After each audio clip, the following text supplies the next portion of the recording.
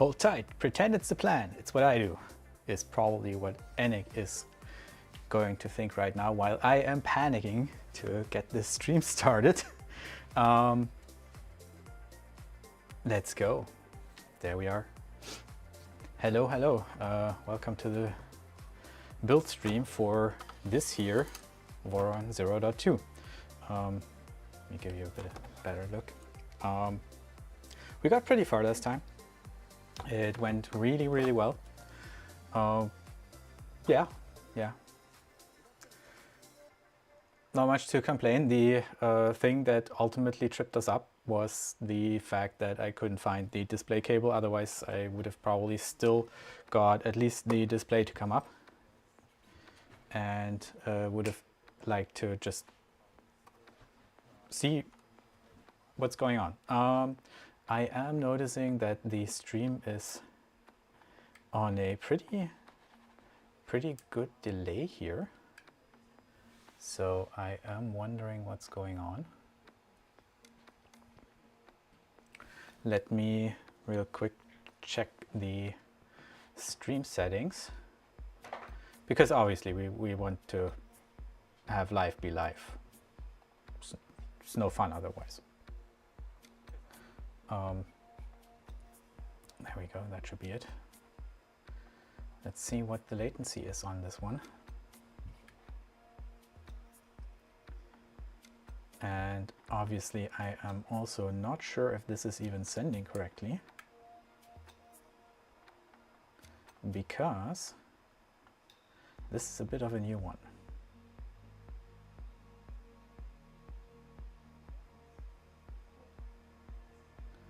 This is a bit of a new concept.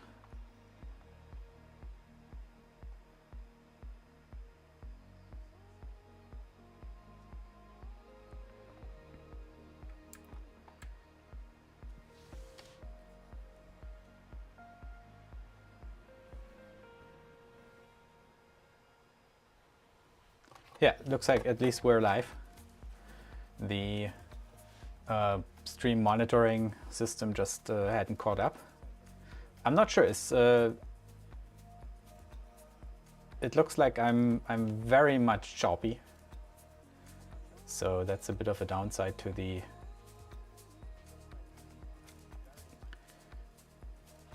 the higher resolution we're on. Let me see if I can improve that a bit.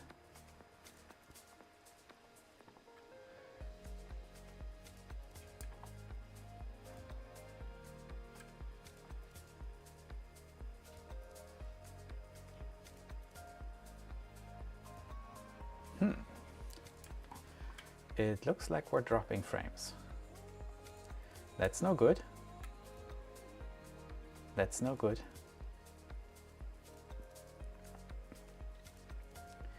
And here I was trying to do something nice.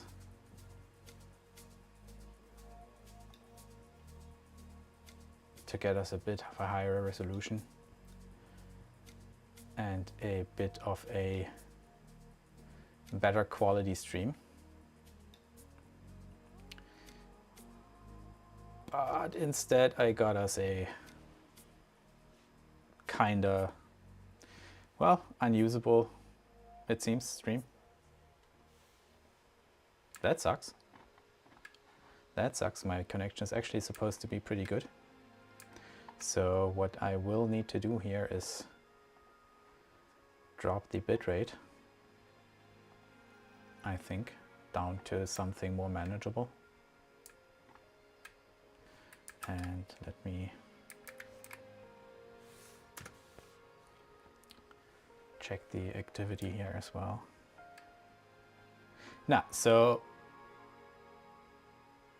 I think my laptop can still do a bit higher. It's not ideal, but 400% is just about nothing for CPUs on an 8-core. So we should still have some, I'd say, room. Yeah. But yes, this very much sucks.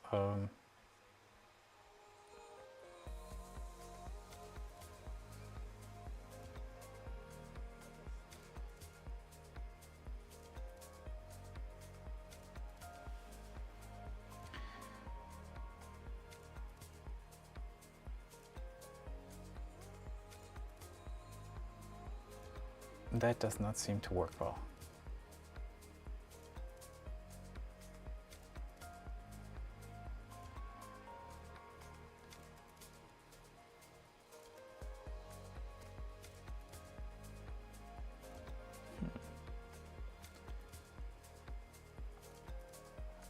Let's see if we can glean something from the stats.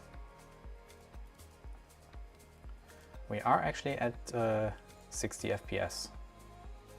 So I am wondering if I need to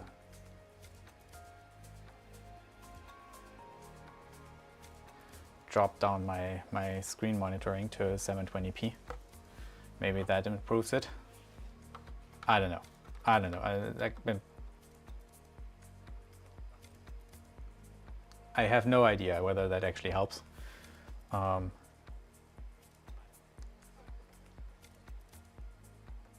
Supposedly we're dropping 3.3 frames. So let me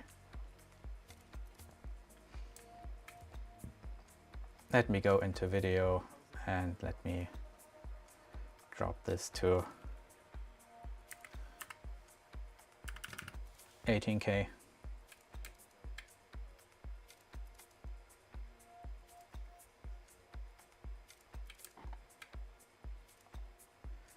And let's see if we can improve that. Wow, that was some detour now. I have no idea if this really works.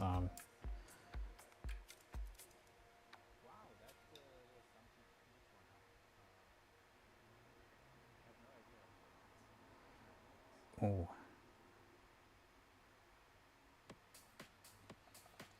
Skipped frames due to encoding lag. Let's see here. Let's ask Google.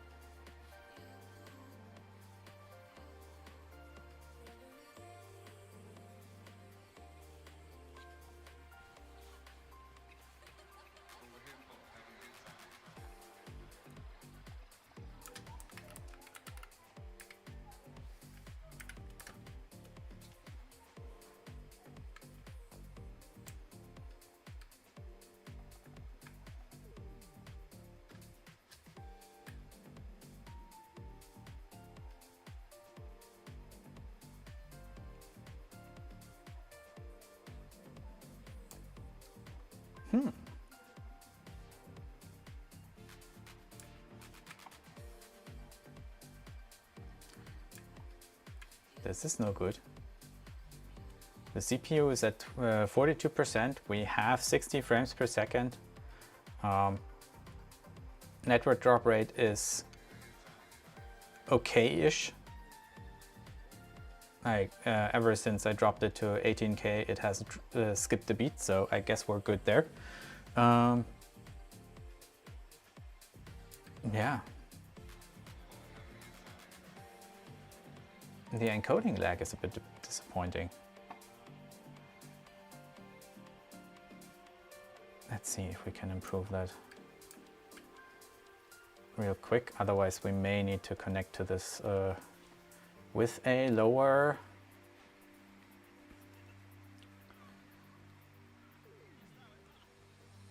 screen size. That would suck.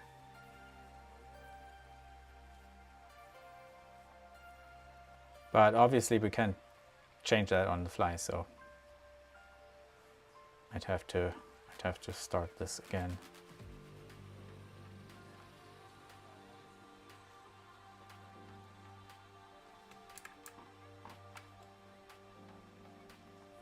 Ooh.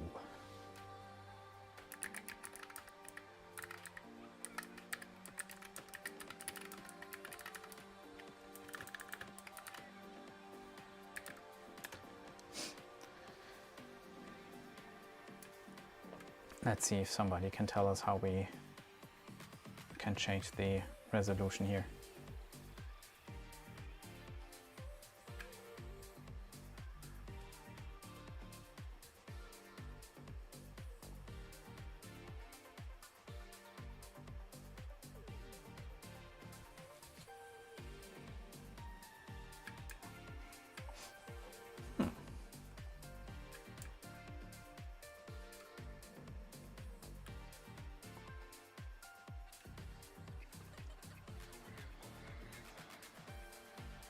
And here I was thinking I had a pretty good system that should easily be capable of this.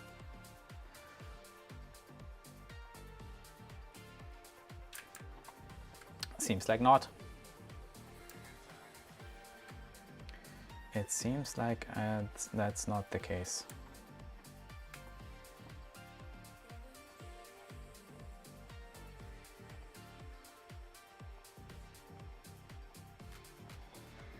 See if we can improve that somewhat.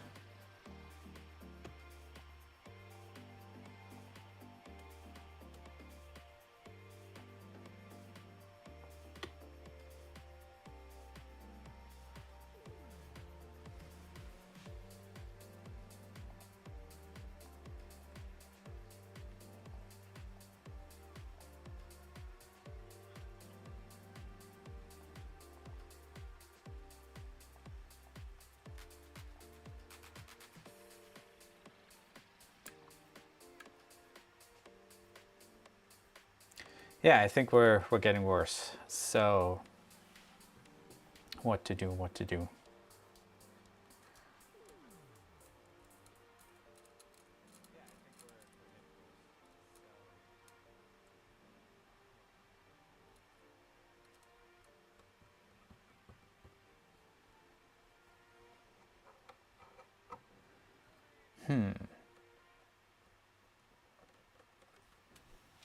Okay, so what we're going to do is we're going to end this stream.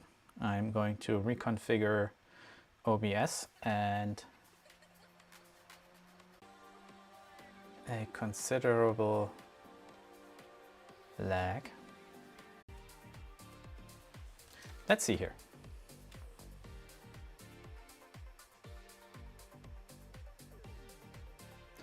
Oh, this is such a joke. This is such a joke.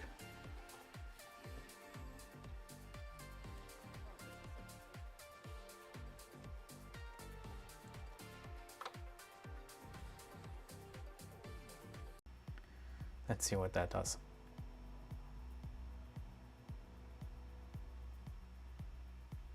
Nope, that doesn't work either. I am sorry, I am playing around here a bit.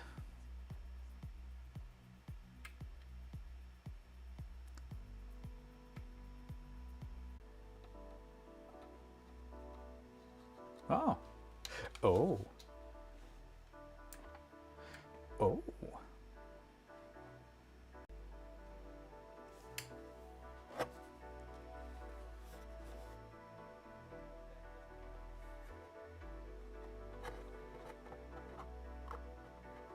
That looks good. Let's see if it does the trick. Let's see if the stream monitoring can reload that and show me actually do things. There we go. And that looks like it's a winner. That is a, yeah, that is a winner. Nice. Nice. I'm going to drop the latency as well, and then we're going to get this started again. I am very sorry for anybody who tried to jump in here and watch before.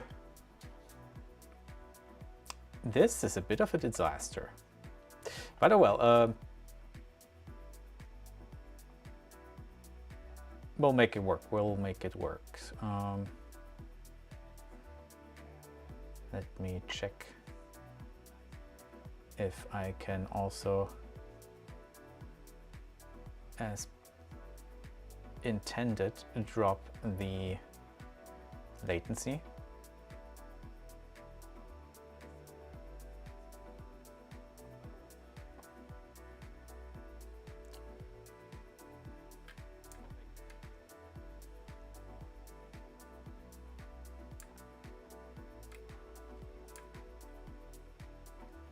There we go.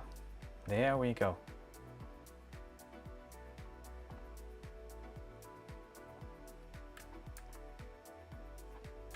Well, that was a pain. That was a pain, but just so you're aware of why we went through this, this is now a 2K stream. So quality should be way better. The audio, I hope, is as well. I'm looking at the numbers and they look good, but you know how numbers are. They lie. Yeah, pretty satisfied with this. This seems to work. So yeah, let's get this started again. I don't want to fiddle with the stream. I want to fiddle with the printer. Also, Enek is waiting for his meal, so let me quickly get that out of the way. Hey, Enek. Okay, Steins. Yeah, there we go. So Enek can have his meal, and we can have ourselves a good printer stream. Whew. I do not see any participants, but that doesn't mean there's nobody here. For some reason, YouTube Studio thinks that at least one other person is here, so I'm guessing somebody is. Say something. Let me know you're here. Say hello in chat. And yeah, anybody who joins this post the streaming, if you see something you like, drop down in the comments. Tell me what you don't like. Turn that red button gray. Subscribe. Ring the notification if you want to be part of an actual stream. To ask me anything you want. I may not answer, but you can definitely ask me anything you want. I'll also be doing clips again because it seems that clips were the driver for any engagement with the past streams and recordings. So that was a kind of fail that I didn't do that for this stream, but you know how it is. You know how it is. Yeah. Let's get in here. Before we get to continue our build, we do need to take care of a few things, and we need to, well, actually we need to correct a few things is the more appropriate term here, I think. Because there were a couple of things I missed during the last stream. The first thing we need to do is we need to actually go in our slicer and we need to print this. These are two parts that we missed last time. I didn't print them during the week. So this is the cover for the power supply, so nobody can actually touch the contacts as per regulation. And this is a pad that we can glue onto the acrylic, or ABS I think in this case, to then mount another piece we need to replace, and that is this. And this is an actual line splitter for our earth connection, because our earth connection at the moment is using a Wago. And what I did not check with the Wago that actually needs to happen with any, or needs to be present with any properly designed part for a electrical system in Germany is it needs to have the VDE sign. And if we look at this,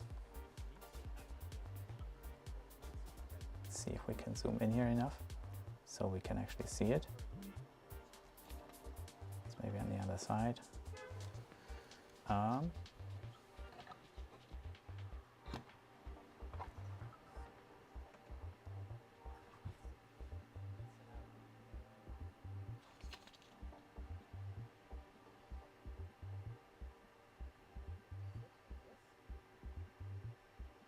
Nah, it's not really visible, but it is here.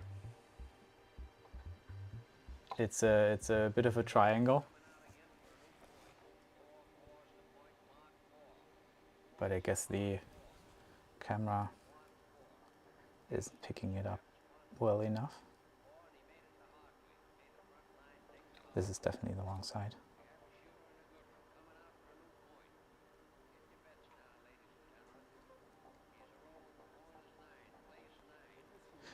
Can't find it. It is definitely there. Oh, wait, I think it was on the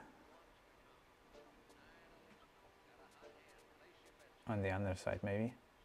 Yeah, there's definitely a CE logo, but I can't find it, or at least I can't show you properly on the camera, but this one definitely is VDE certified, so we need to exchange our Wagos to the proper part.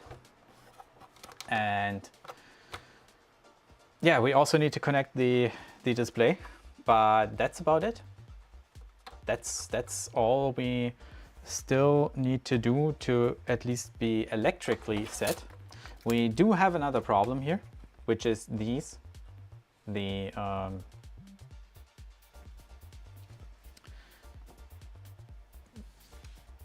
drivers do not have a heatsink, and because they don't have a heatsink, they might overheat on us, and that's obviously not what we want. I am not sure if the kit actually came with heatsinks, and maybe let's do that first. Let's check our kit, let's get those heatsinks, and let's apply those. And while we apply those, we can maybe also talk about some more changes I made to the stream.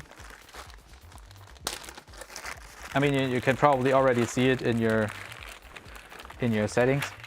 One of the major changes I made to the stream is the resolution.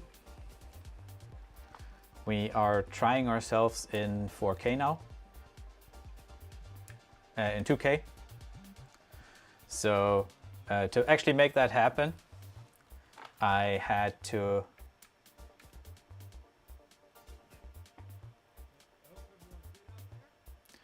oh, and I see that this is not working as well as I thought.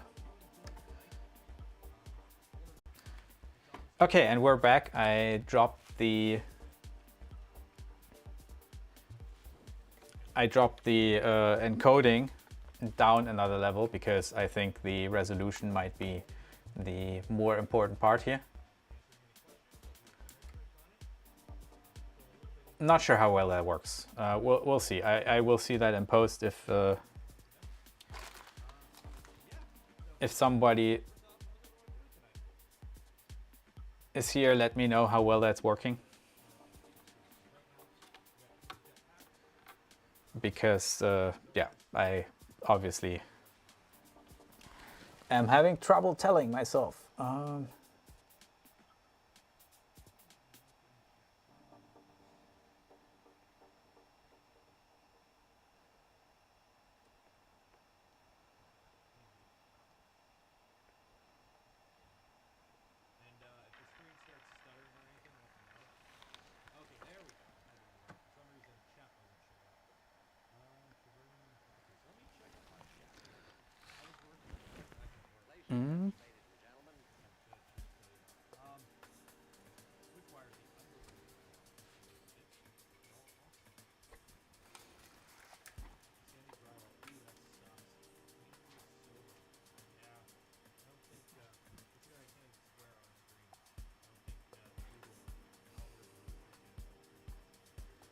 Yeah, we'll figure it out. We'll figure it out.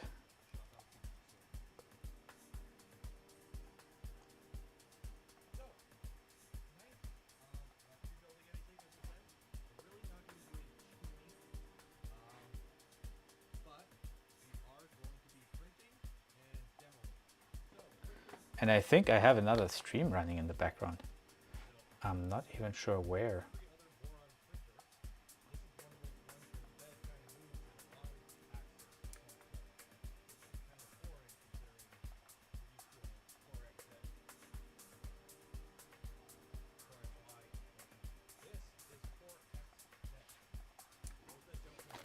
I am not even sure where.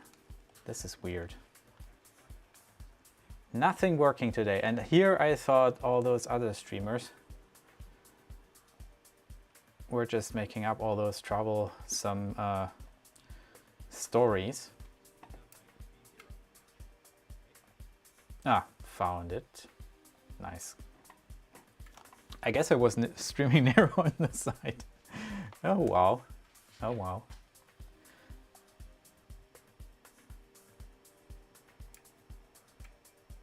So yeah, this seems to be working now, at least for the moment. There seem to be a few things we still need to figure out here around the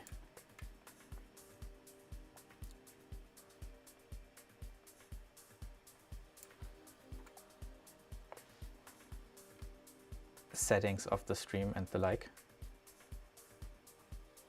But we'll get there. We'll get there. I'm glad we have a configuration that now works in 4K. Or with the 4K cameras at least. It's not actually 4K, it's 1440p.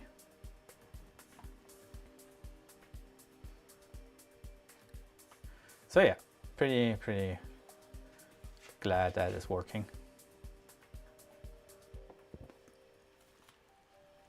But let me maybe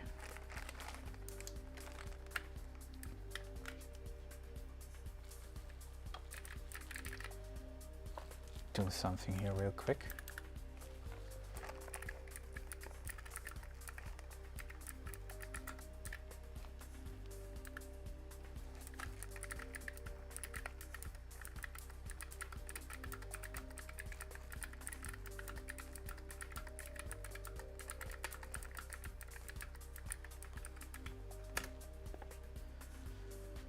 And there we go.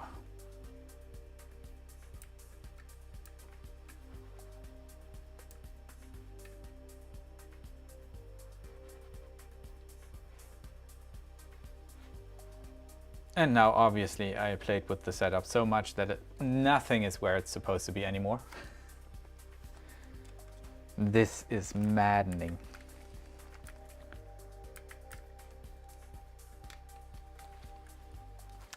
But we will get there. We will figure it out.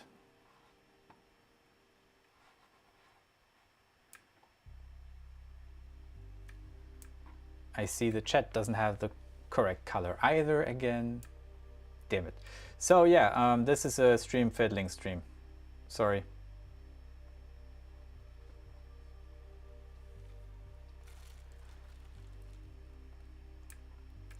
I guess that was coming.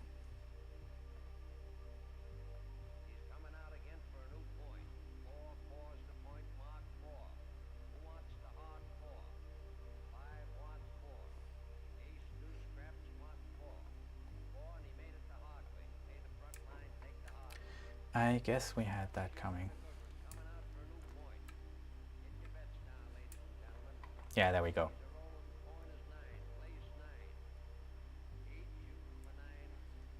Let me fix the chat then.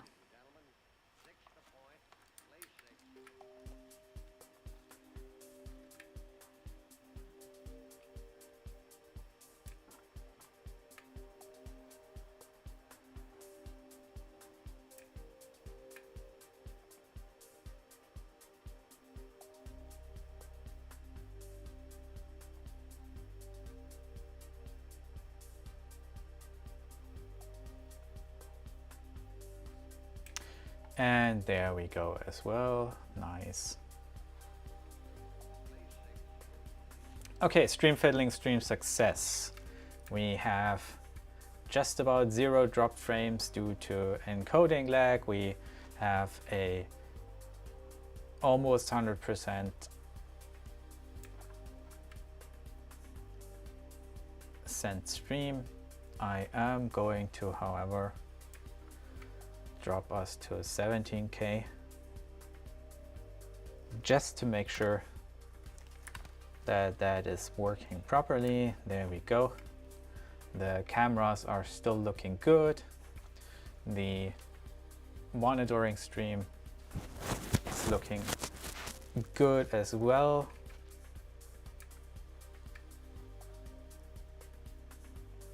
There we go.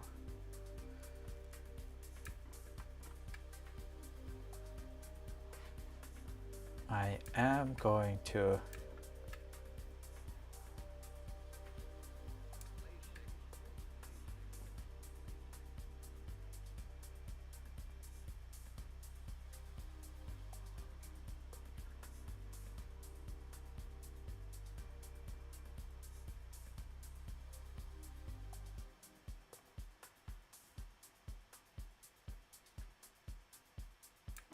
yeah. Let's leave it at that. Let's leave it at that. Let's get going here.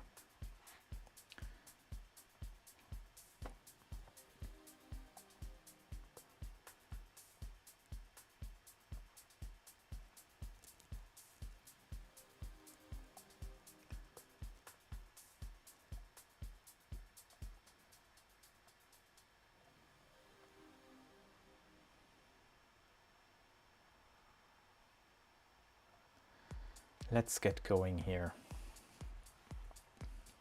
Okay, again, we were at the point where I was explaining that we need to still add our heatsinks. We need to find those in the kit, and we need to replace this with the Wagos we added previously to make this device more safe. We also need to connect our display, and that's that then. I will check the kit for the heatsinks, but there may not have been any. So yeah.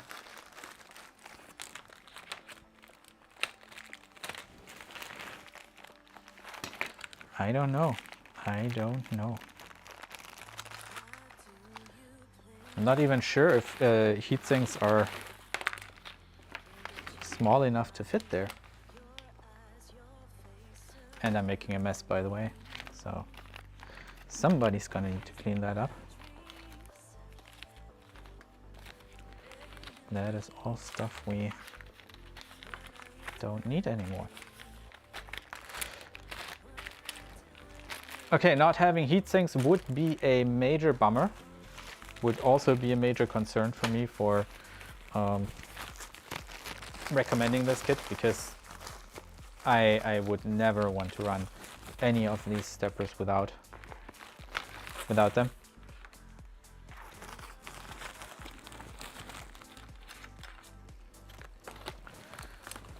Yeah, so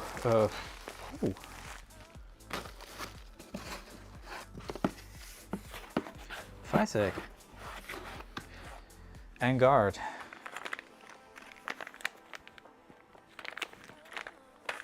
What is going on here? Why are there no heatsinks? And I guess I can put that back.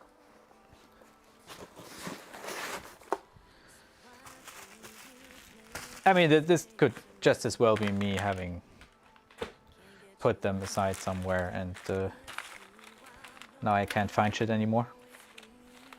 That is completely in the realm of possibilities.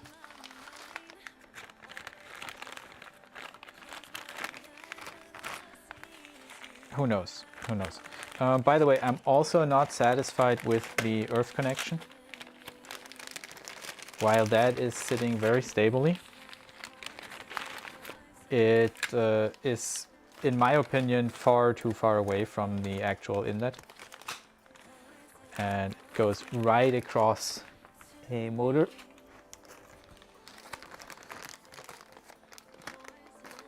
So yeah, I don't like that. I would rather have that on the other side. That's actually something we start with. That's the thing we start with. We are going to take off this foot.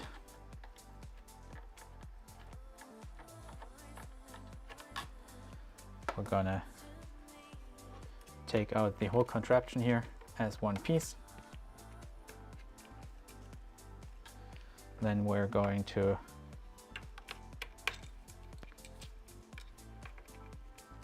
loosen this and this, so we can slide our inlet around.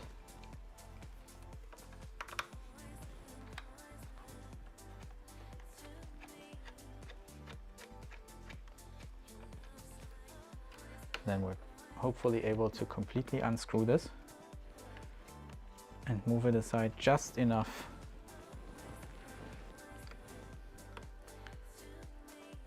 to be able to insert that nut.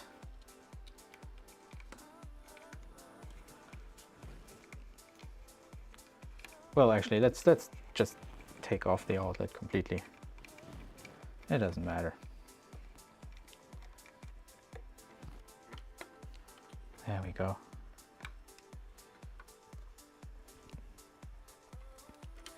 And since we have that off anyways, we can also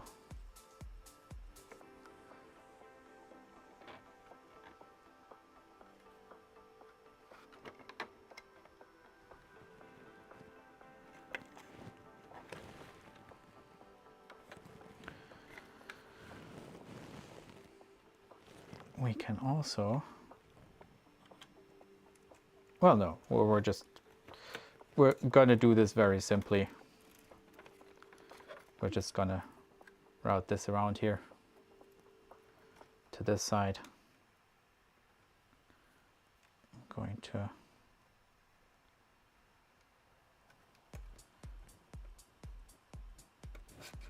slide that in there. Get this back on.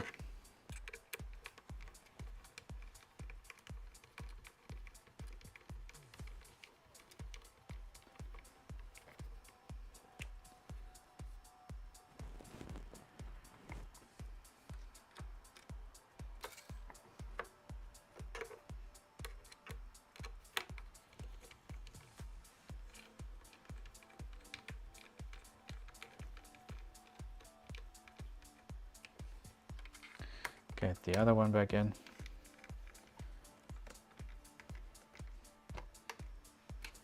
And screw this back in. And interestingly enough, since we have our foot out now, we can also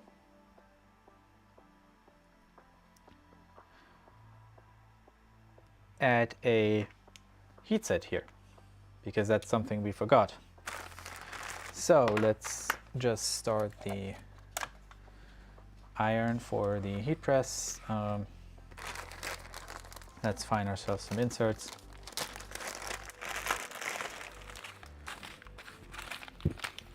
And I guess the printer is getting a little more perfect every day.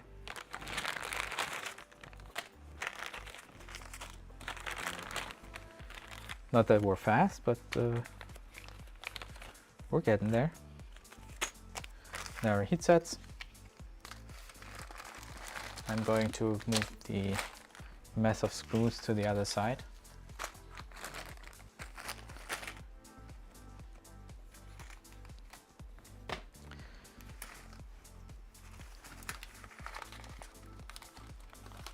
Yeah, and then we are going to press in one lonely heated set insert. Just one of them.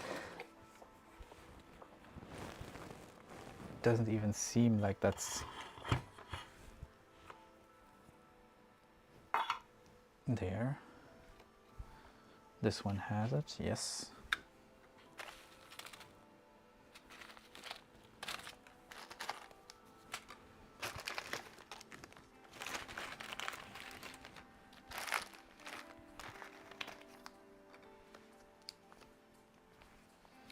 These are too big. I actually had ours already in hand. Move them aside. with the remaining mess of screws.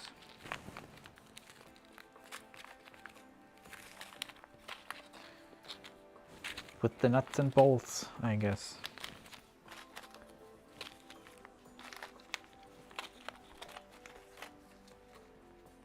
There we go.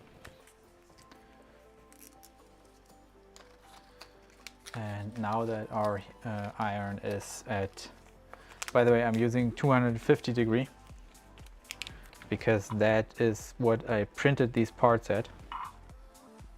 And I figure that if the heatset reaches that temperature,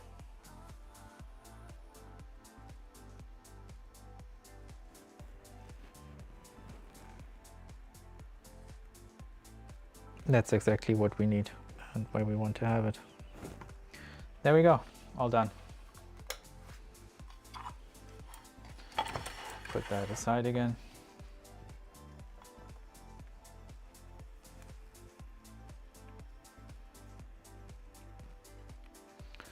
And I guess we can screw that in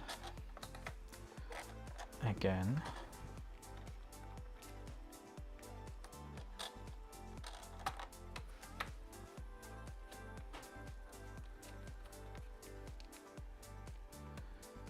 There we go. And we wanted to print something, if I remember correctly. Actually, really important. Before we can print this, by the way, we need to scale the mounting bracket for our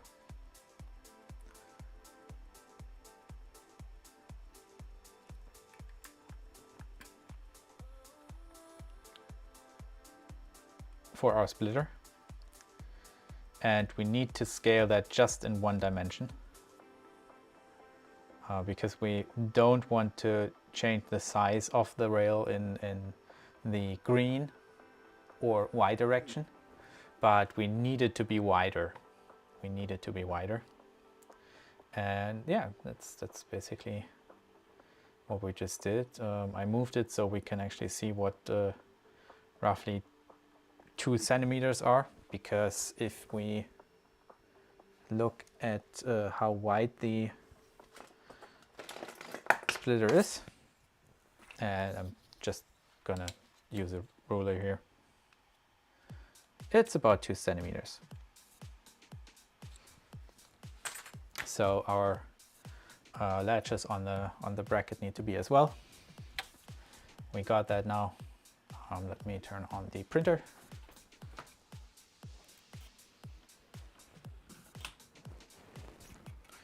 There we go.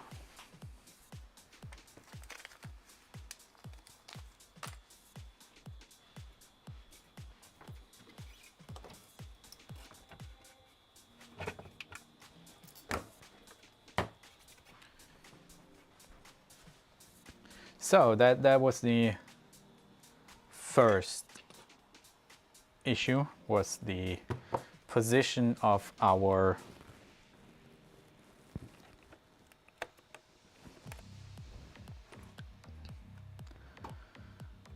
earth terminal. This is still not all that good, because you want your earth connection to be as close as possible to the inlet.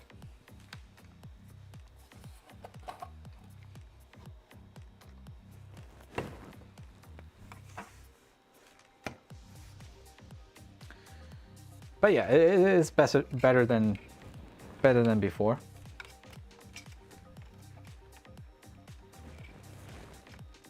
I think it's actually somewhat acceptable.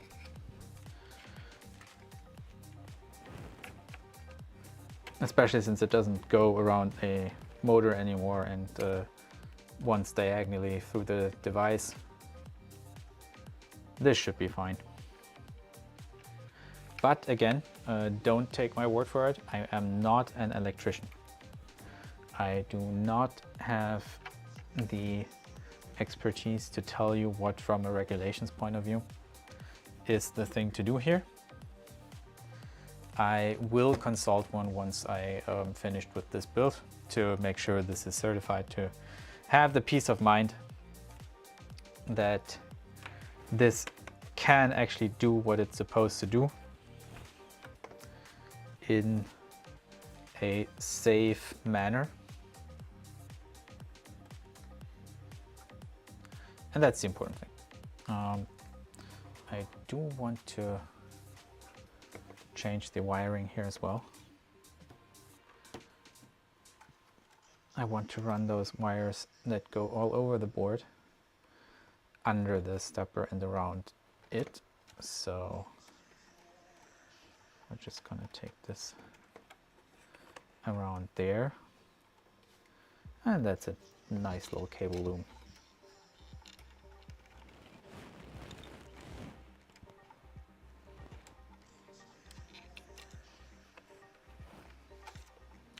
Yeah, that's fine.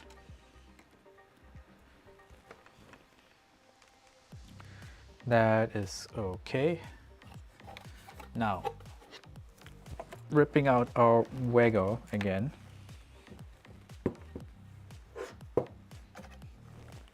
It's going to be a bit of a pain in the ass. Sorry for cursing. Because we VHB taped that on. And this time we don't have as much space to work in. But we'll make it work. We'll make it work. Maybe I can show you this a bit better. There you go. There you have our Wego mount. And that is roughly the location where we later want to fit our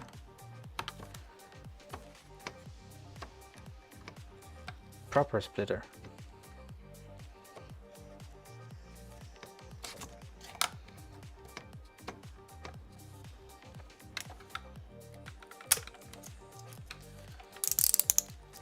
And our very high bond tape did a very admirable job in resisting me, so I don't think this would have gone anywhere.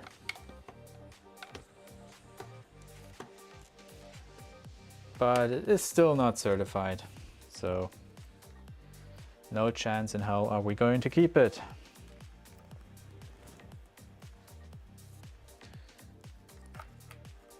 I'm gonna put that aside for now. What we can already do, and by the way, also why I like these, is they clamp twice. They don't just clamp on the actual conductor, but they also clamp down on the isolation in a second part. So you get a very, very good, very strong connection.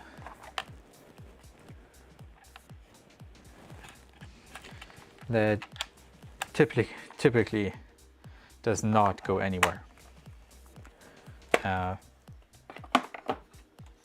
Also, you get the safety that you have this additional point where your conductor is clamped with its sheathing.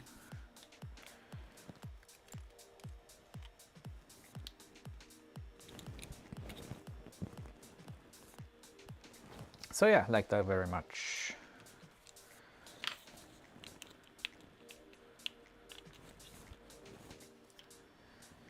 What I don't like about these is the fact that they have a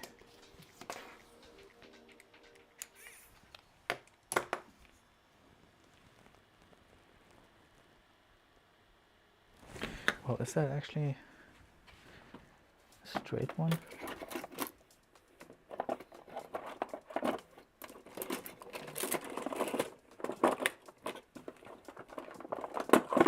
Let's see here.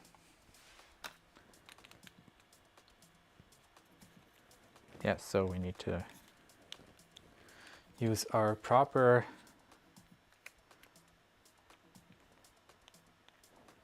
electrician's screwdriver. to manipulate these.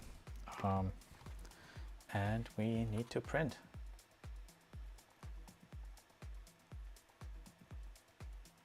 And I guess to print, we need to restart Orca Slicer. Oh no, oh no, no, no.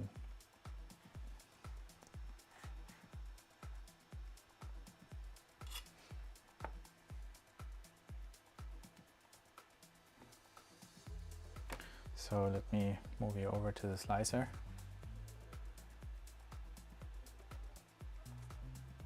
And we want to have the VHP DIN. We have a connection now. Should have saved this. I should have saved this. There we go. And we also need the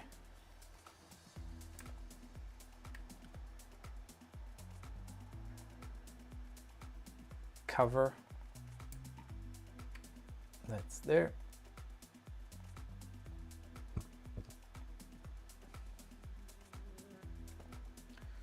Move that aside, slice that. 21 minutes. Nice. Did I ever tell you that I like my Vorons? And by the way, 21 minutes means 21 minutes plus 20 minutes heat up time. But I mean, look at this. This is 40 minutes for something I forgot to print. That's pretty good, I would say. Now I would want to have this in there.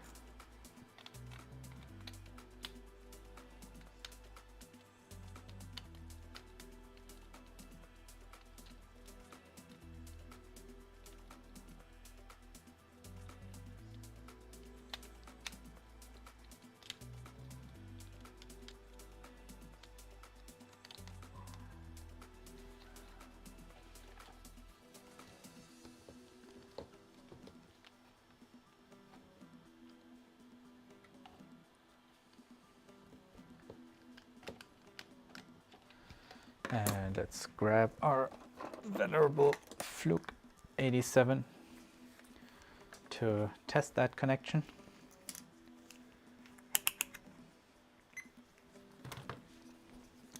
And that's the other nice thing. You can actually test using these very safe test points.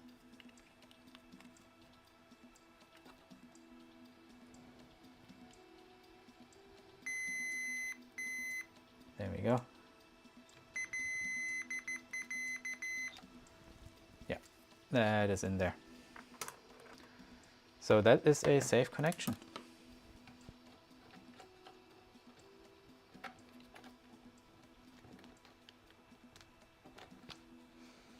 We're also going to push this in from this side.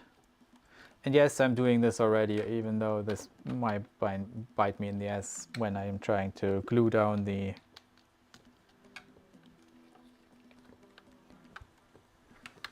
bracket, but I don't think it's going to be a problem.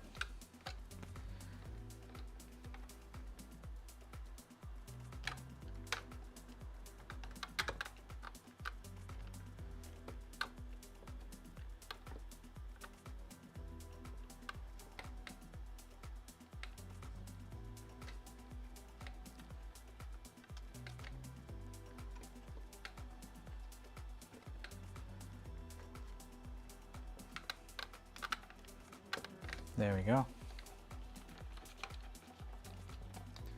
That is in there. And now it's just our actual earth cable left that I think we want to strip some and remove some length from. because it is now way too long, which is a good thing. It means that we saved ourselves another couple of centimeters, like 5-6 centimeters on that connection.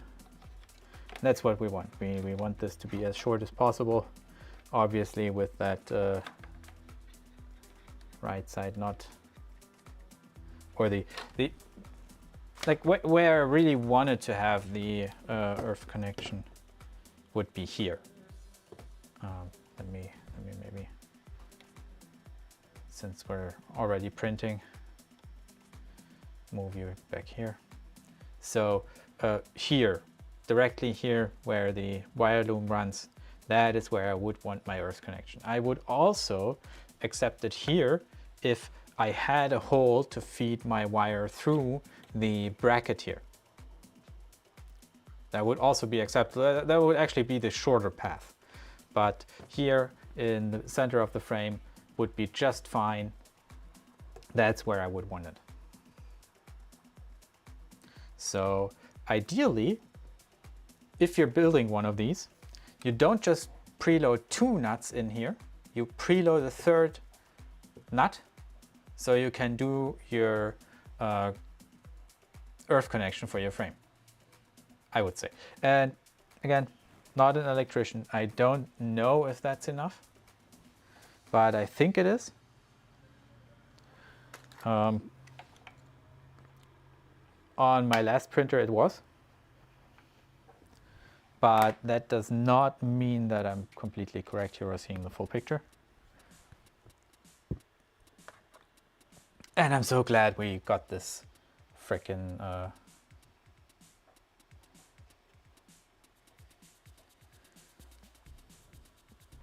4K thing to work. I'm very interested in the review, which I'm usually doing after the stream. Anyway, let's knip that off, and whoa, that flew everywhere. Enek will find it. Enek will find it. He's good that way. He brings me trash when he finds it on the floor. And we're gonna push that in there.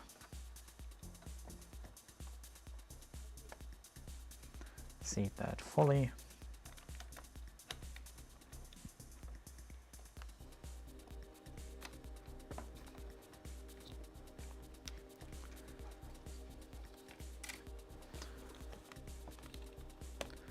I guess we could have used a simple Y junction here. We may not even have had to secure this down. But I like to have it secured down. And by the way, doing this also, in case I want to add anything else that needs to ever be grounded, gives me another terminal. So that's actually a good thing.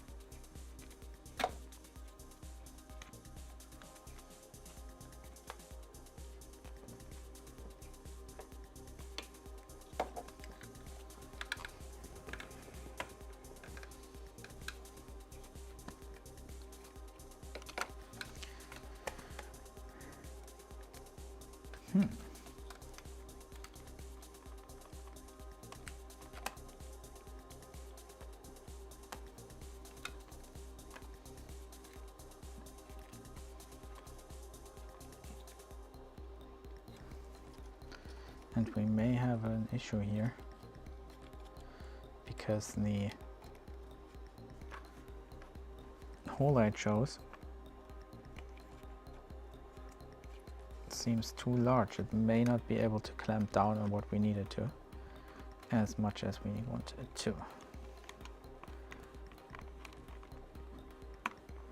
let's see here.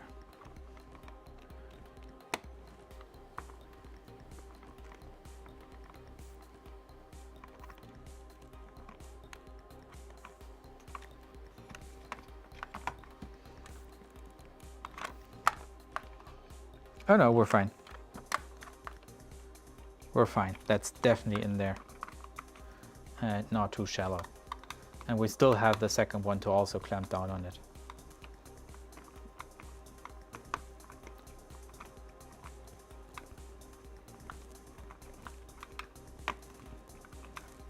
And again, whoops, this is not good. That is not good as well. The reason why it's important to earth your printers, again, is because this is your lifeline in case anything goes wrong electrically in your printer.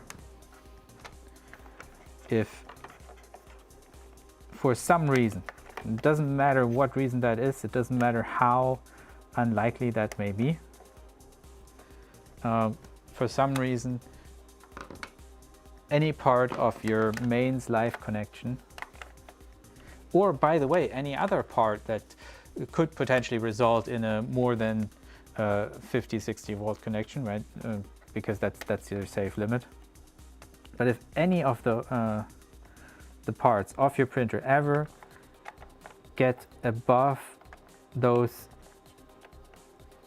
voltages, they can result in currents in your body increasing to a level that is not safe for you. And because that's the case, if you have an earth connection, that makes sure that any energy that connects between your failed part and your frame is sunk into the electricity network, I guess, and not through that earth connection, and not through your body, and trips the wire, trips the breaker through your earth connection and not through your body as well, which means that this can be the deciding factor between life and death for you. So please take it seriously. I definitely am.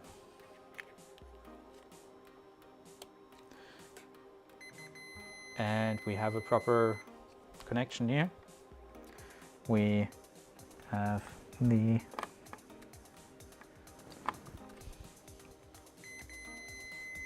power supply.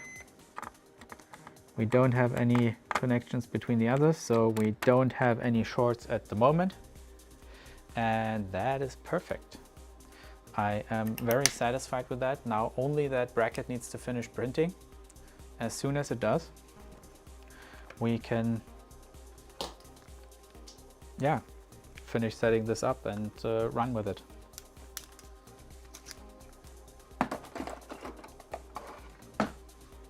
In the meantime, we can have a look at the SD card.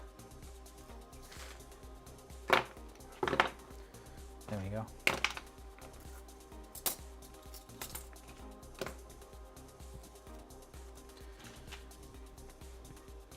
See what's up with that. And before that, we can finally wire our display. But we can obviously not turn on the printer before it is properly wired up. So we'll need to wait for that bracket to finish printing.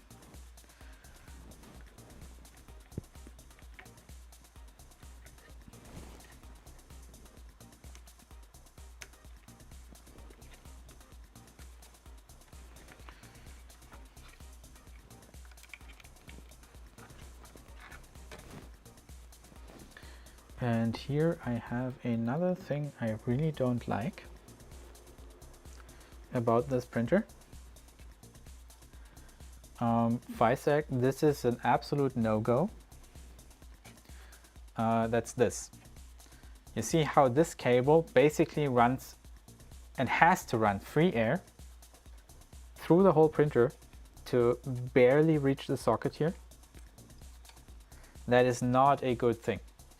this cable should be routed to the side, should be routed up here through that same channel, around or under this board, and then come up here.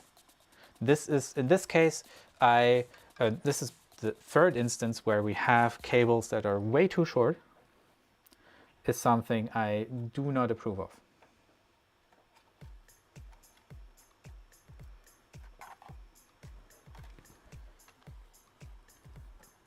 That really isn't good.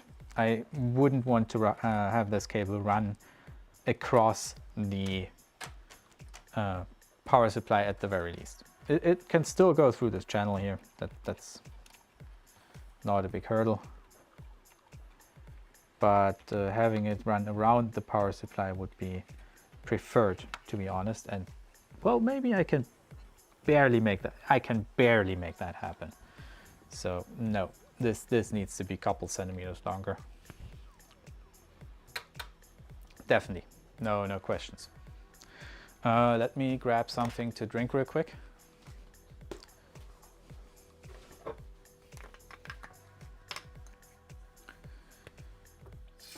Yeah, but this is basically the third instance of a cable in this kit being too short. Though, so that's definitely a topic we will have to address in the review. And in this case, it's not even easy to replace, because it's such a IDC cable with such an itty bitty pitch. I'm not sure how common those are and in what length you will get those. So a longer cable would be much appreciated there. 5 centimeters.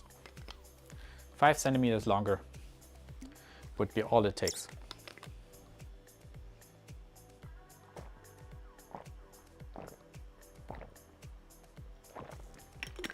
And it would be just as well routable.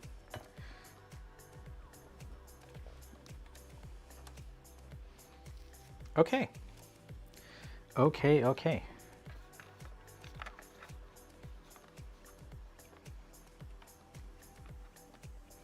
Satisfied with that though.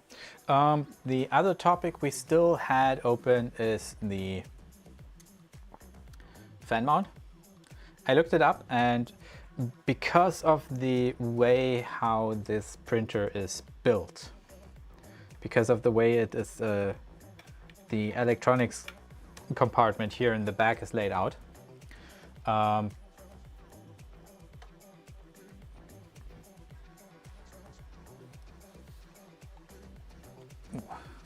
think the stream is hanging again.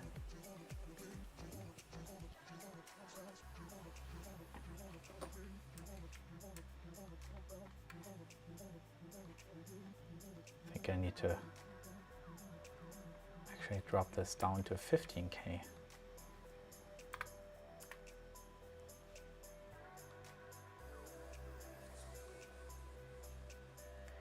And I think I need to have a word with my ISP.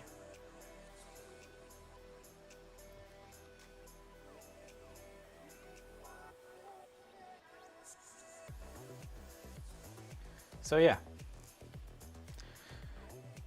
as I was saying, this needs to be mounted using VHB tape, basically here against the rail, or well, against the back plate, but using the rail. There would be 2 holes here to also mount something, but there are no heatset inserts or anything else here. So to me it makes sense to just mount that against the back plate and have it sit on the extrusion, not rail. I promise I know the difference. I promise, even though I screwed that up from day one, but babbling here and not native speaking, so please bear with me.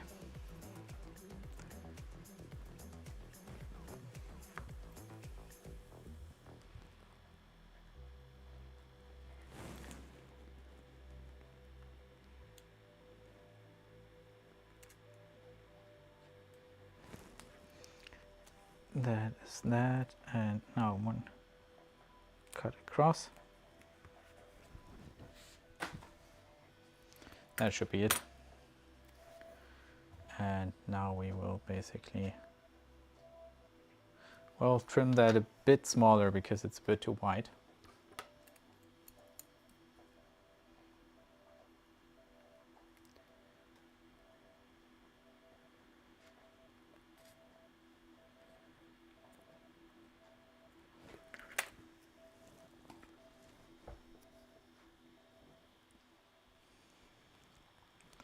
And Enek is doing dumb things on the ground.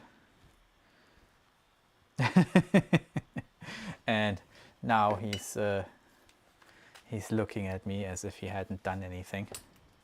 If you, for your viewing pleasure. There he is, the devil incarnate. Yeah, there he is. He, I think, wants to take a look out the window now, just to make sure that nobody's coming near us. And yes, I was kind of surprised, but border collies are really protective. And they do have a drive to want to exert their will on you, which is not a good thing if it's not handled properly and managed. So yeah, interesting dogs. Very, very interesting breed of dogs.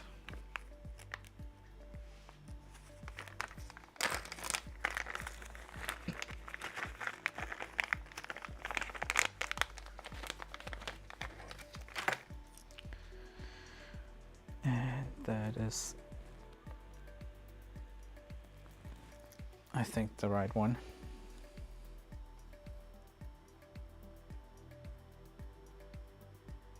That says fan 2. Now we need to consult the manual to see what the screw size is going to be. And that manual was freshly opened, obviously. So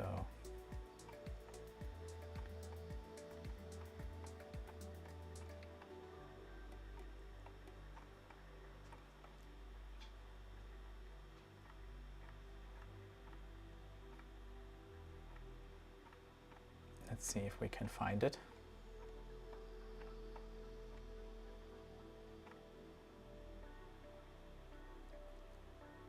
And 3x6 is in that location. That's good to know because we're going to do that as well.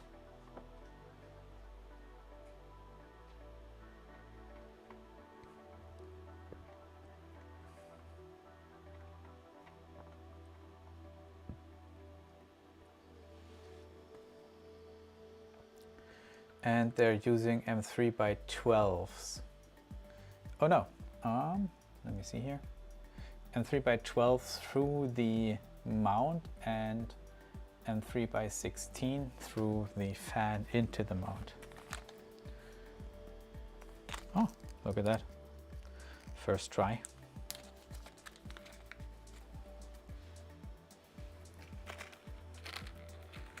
We need 2. We need our good old Weha screwdriver. And now the fan direction matters.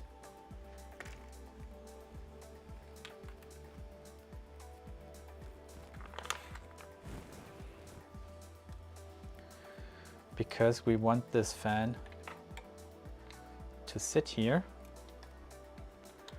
and I think blow this way.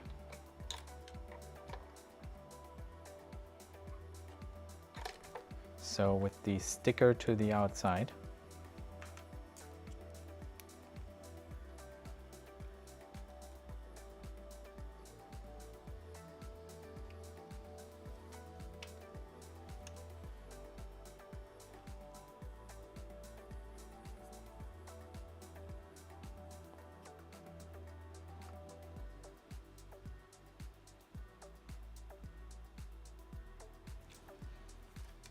Yeah.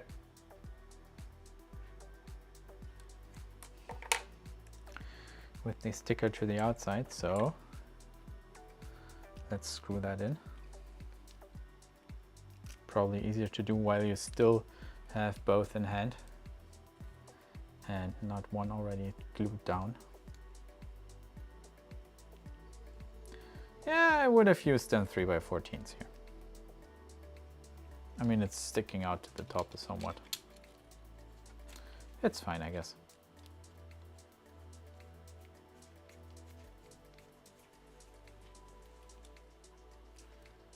There we go.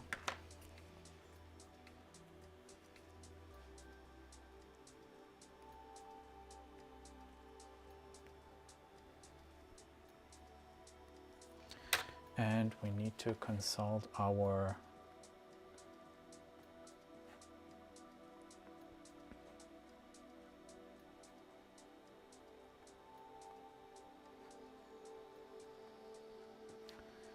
web browser and the diagram in it to see where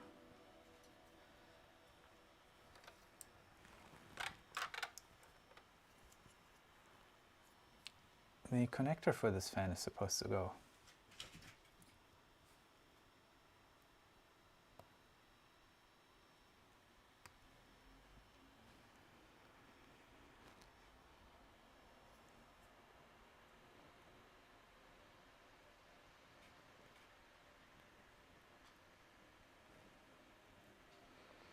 And I can tell you this much, I really don't like how the protective film does not want to come off that VHB tape.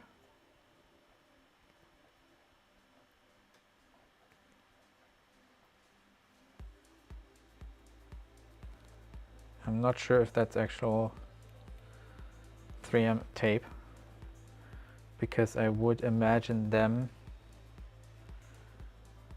making this an easier, better experience.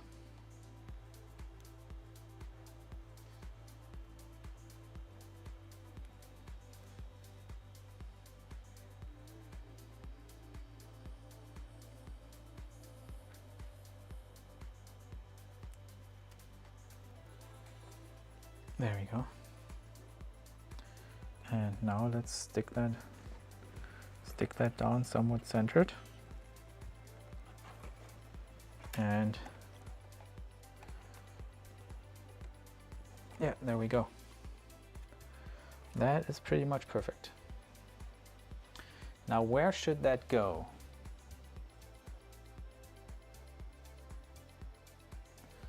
Fan 2. All right.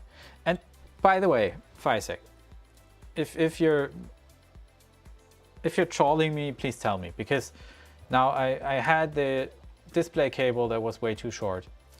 I had the stepper cable that basically forced me to disassemble the C lead screw and stepper assembly again, just to turn it half a turn, well, quarter of a turn actually, to have this cable be long enough. And now you're giving me this much of a fan cable to go there from here?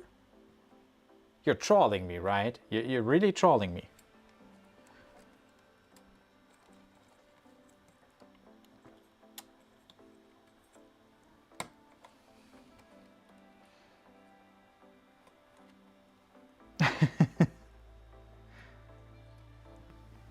I don't get those people. Well, actually, I don't like that. I want to take that fan off again to turn it by a quarter turn.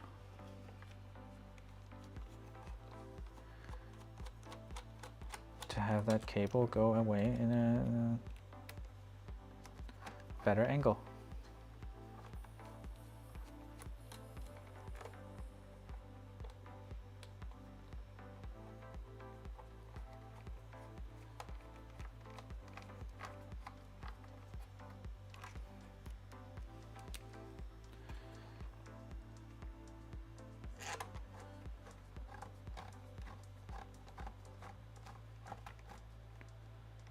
There we go.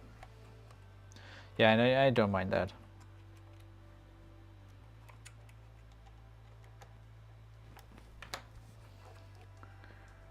This is fine-ish.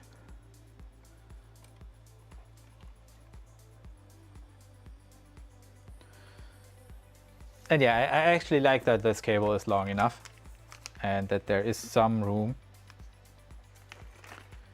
because cable management is not about having short cables. It's about having managed cables. The length of your cables, while it does have some impact, and the higher your amperage is, the higher your current is on a connection, the shorter you actually want it to keep losses to a minimum. But in general, who cares? You're likely, well, actually, if you're doing things with 3D printers, you may get into situations where that actually matters. But in most cases,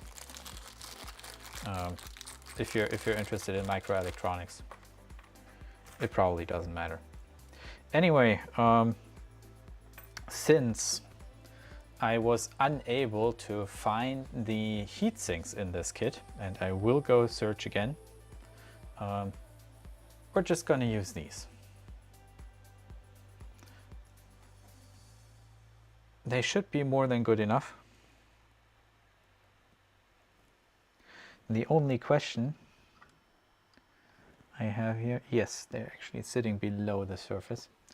And just for reference, you want the fins to be parallel to your airflow.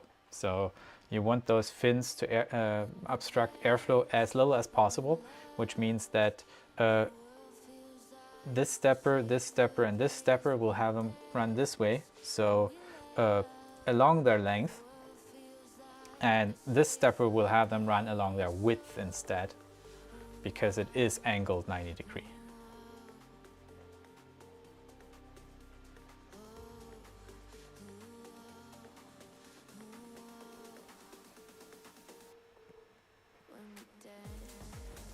It's a bit weird, but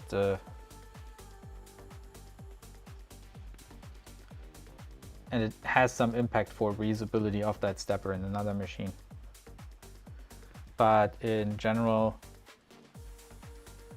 well, actually, the main impact will be dependent on what kind of board you're using, because and how you're orienting your boards. But in general, this is actually the direction I have seen more commonly. Although thinking about it, that may not actually be the truth, because I do know the Octopus Pro, the Manta M8P, they have the steppers oriented in a way where you usually want to blow air this way through them. But I have seen instances, the M5P, I think, where they may be oriented differently, and then, well, you'd still want to blow the air sideways to cover as many of them as possible. But you'll just have to see. Worst comes to worst, you have to buy new heatsinks.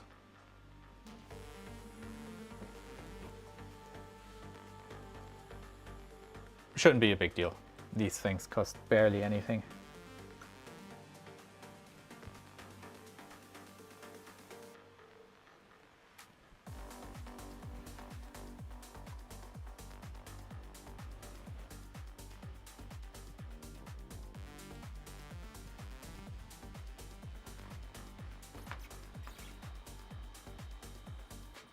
And I think our printer is almost done with his prep. So nice. And we're still dropping. This is somewhat frustrating, to be honest. I hope this improves. I need to check my settings, but my connection should have an up to 50 megabit bandwidth.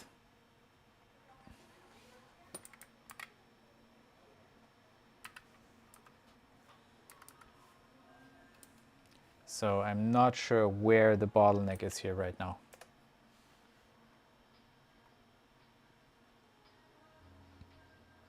This should be way faster. This should be way, way faster. Especially since this computer is actually wired directly into the connection.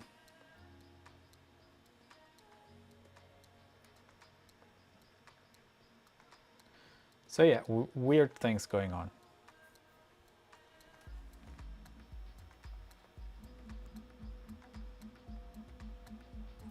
Very weird things going on.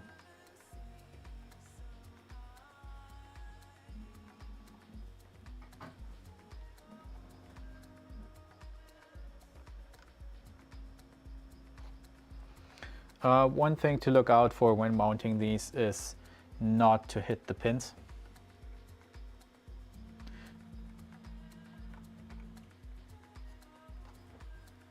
Because if you connect through the pins, these heat sinks are conductive.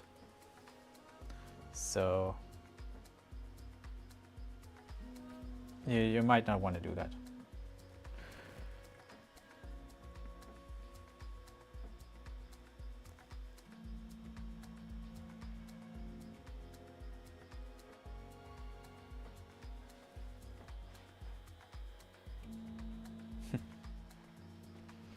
I was wrong. The printer is just doing its initial setup right now with the Auto Z macro. And I really don't know what people have, why people have issues with Clicky and that macro. Ever since I found out that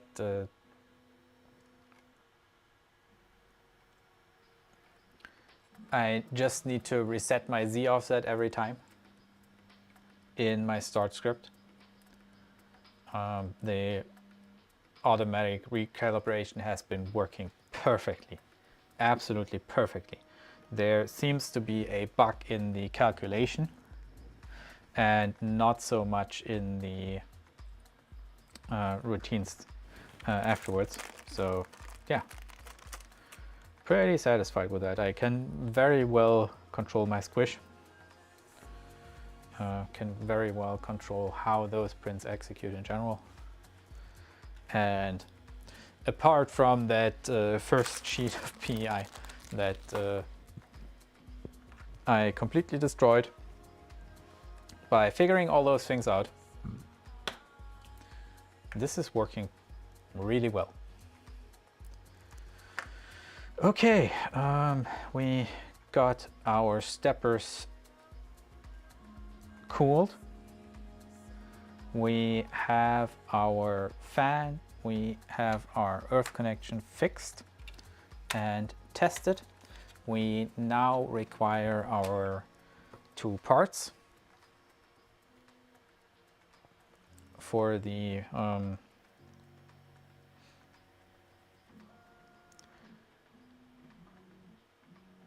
our 2 parts from the printer for finishing up the electronics. And then we can, I guess, run a first test. See what works, what doesn't. To do that, we will, I actually want to screw in the skirt there now.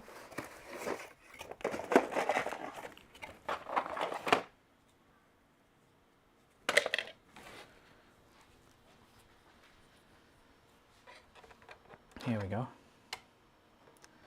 And we need to find our M3x6s. Exactly those. Wow, I'm on a roll.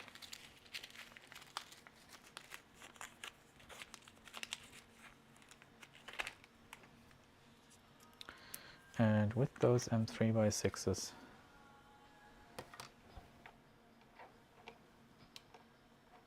inserted here.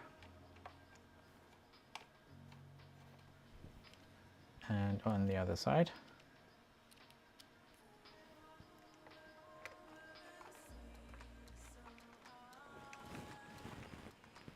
we can drop in our back skirt.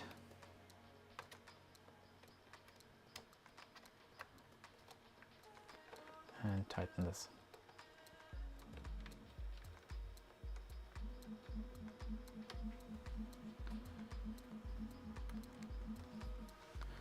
That's the first side.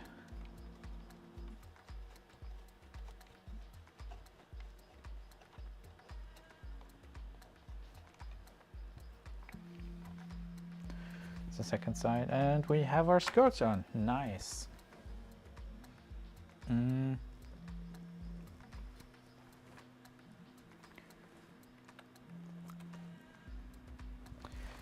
I'm also thinking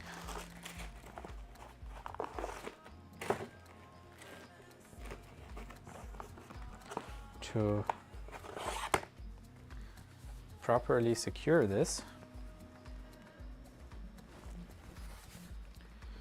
We're going to have ourselves an ASMR peel.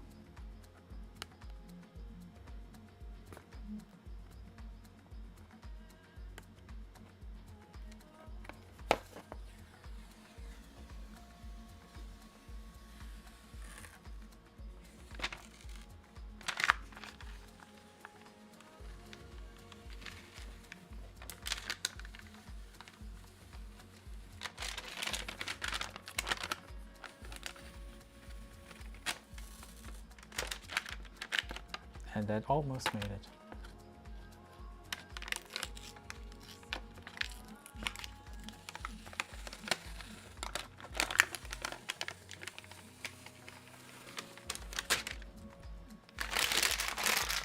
There we go.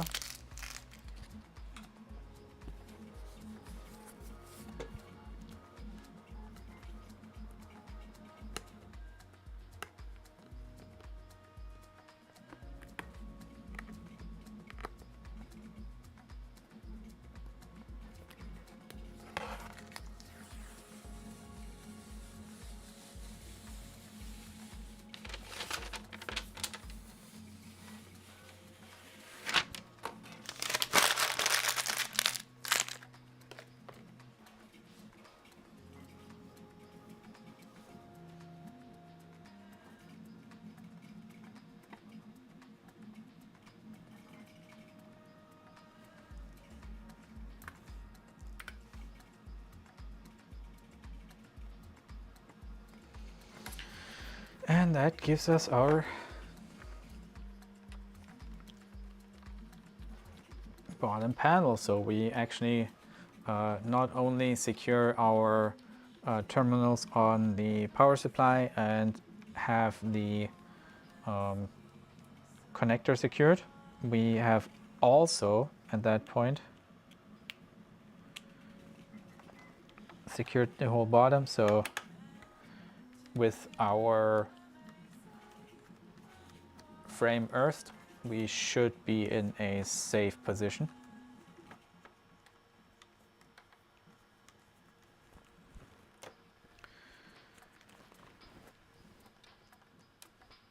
Even if something goes wrong here. Also note again, when I last disconnected this printer from the initial functional test, I stuck tape over this. Usually you're again supposed to properly secure these switches. They have holes in them, so you can actually put a lock through them and secure it with a key. Sadly, or well, understandably, these do not. So since that's the case, I tend to just put tape over them, which gives me additional resistance when I'm trying to turn this on. It gives me an additional indicator of how it's supposed to be off, and a warning so I don't accidentally turn it on without checking exactly what's going on, which is pretty important if you leave a project for a week. And again, I'm not working on this during the week. I have an actual day job, and Suffice it to say, this week I didn't even have time to prepare a bunch of topics for us to talk about, but we'll do that off the cuff. We don't need anything like that. I am pretty stoked though that we are finally seeing an at least somewhat stable stream. I'm hoping that that improves and that I can actually get some better, even better performance out of this as time goes on. At the moment, my 50 Mbit connection is, however, sadly underpowered as it seems.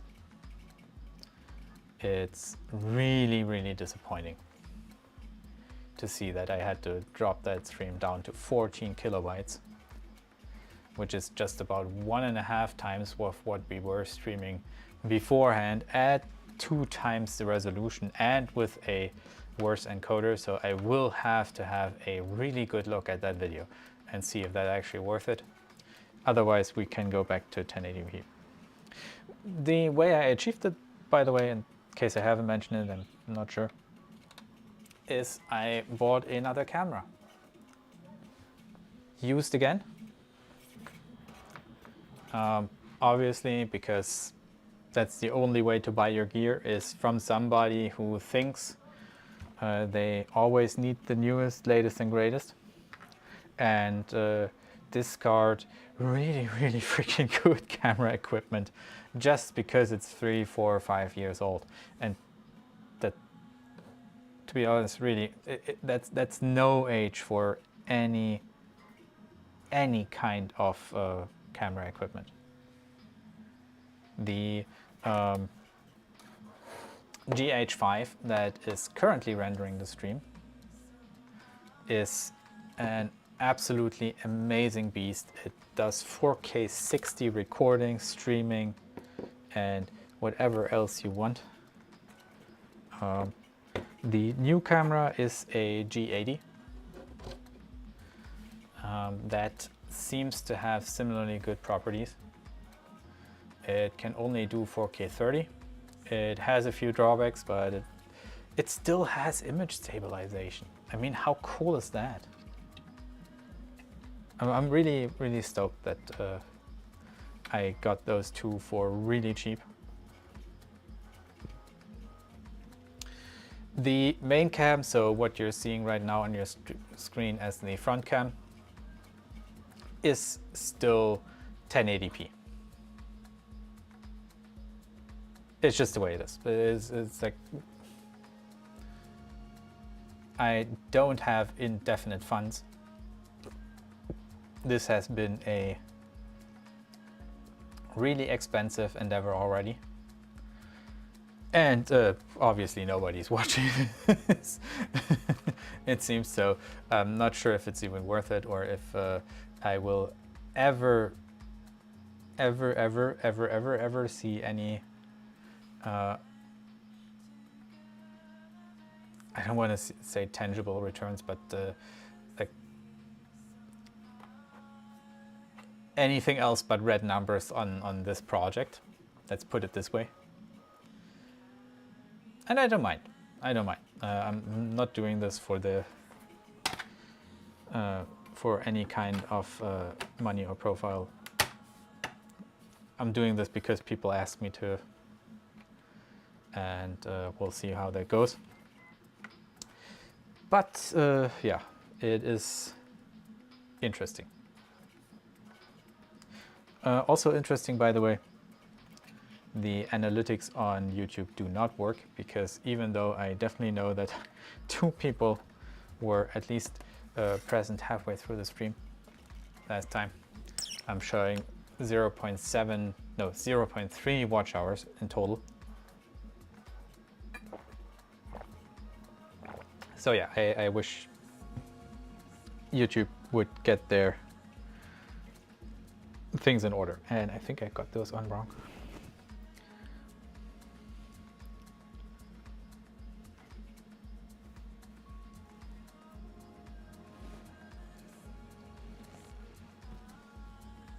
Yeah, way to go, Paul. Way to go.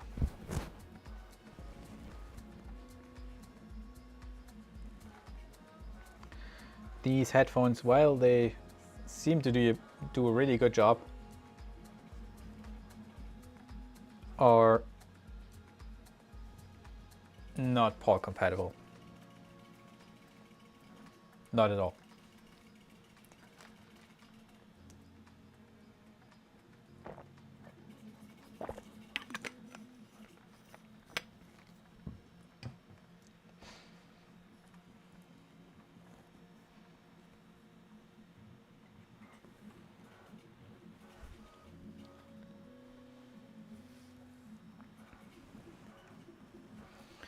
All right, so this part's the only one that we're still missing things from. The back we're going to keep open, I'd say. Oh, can we actually close that up?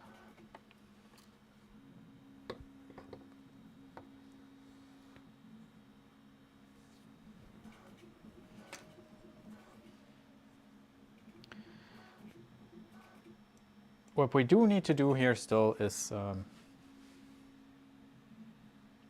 wait, let's use that.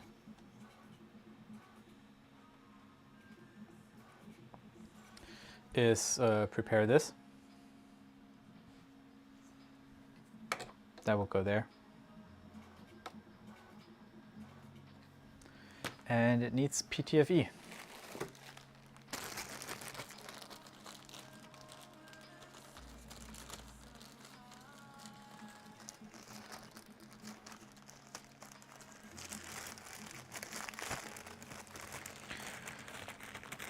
We need to add the PTFE tube here.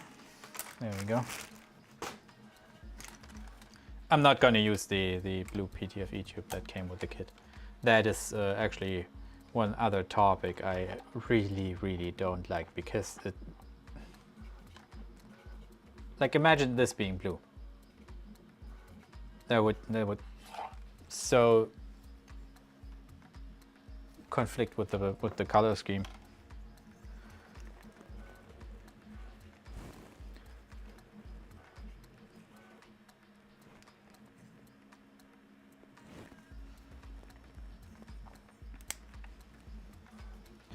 So number 1, and let's put in number 2 as well.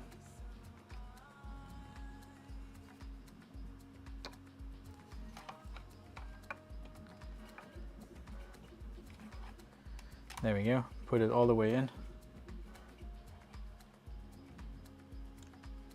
Rotate it a bit so it lies flat. Pull it out slightly. Cut it flush. And then push it back in, usually with a screwdriver. Easy peasy.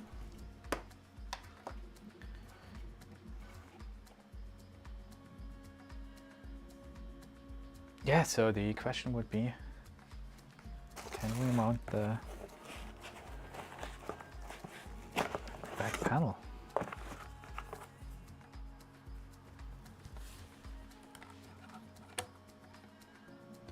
This does not look big enough to be the back panel.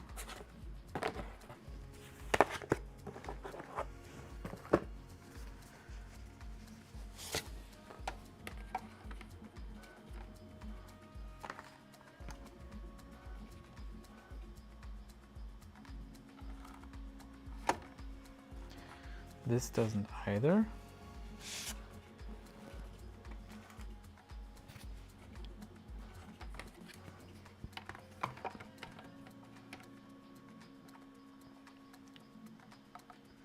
Interesting. This is the biggest plate, and actually I would...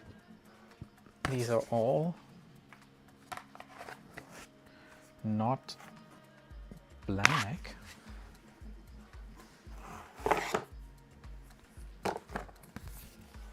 So I guess this would be our back panel. That looks too small.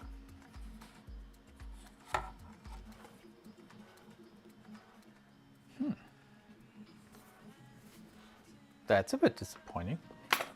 Let's hope that's not actually too small.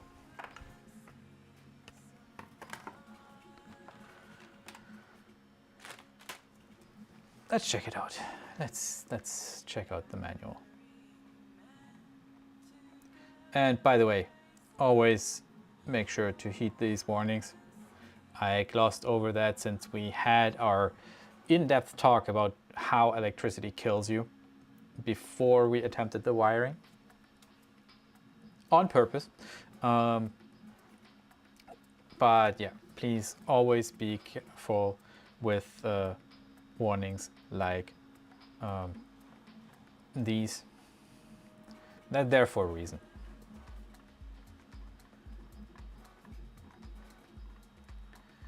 Let's look at the manual a bit closer here.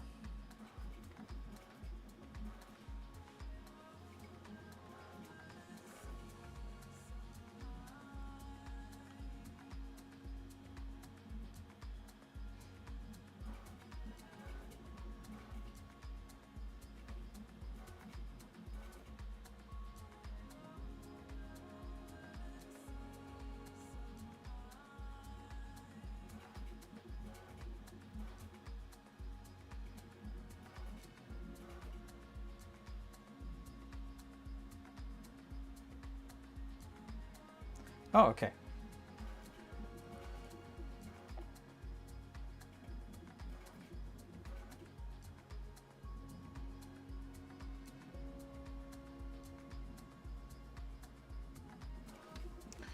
So basically what we need to do is have this sit here, have another piece sit further up.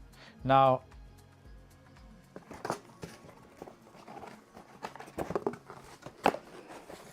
the question that would be running through my mind is, why the hell? And that is a perfectly valid question.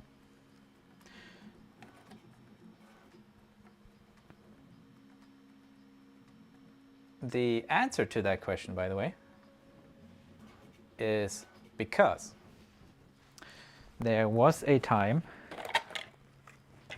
when the Voron 0.2 was Voron 0.1. And during those dark times, things were already established, like, for example, a basic layout for the printer. At the same time, oh, I know where those are. That printer already adhered to the original release of the Voron 0, I guess. And all releases since probably needed to have as little change as possible. And by the way, those are M3x8s, 10s up there, and 12s.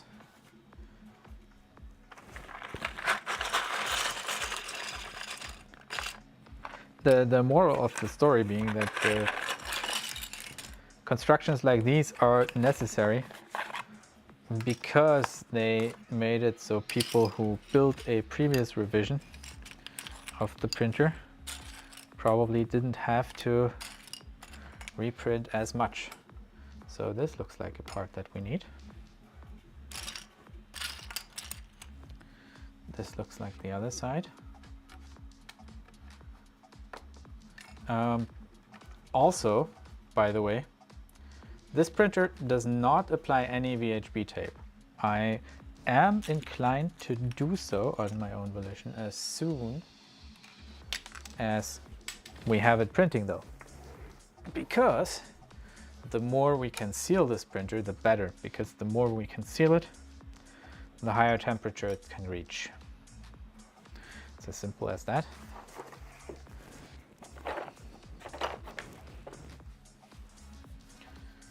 And these would go up here.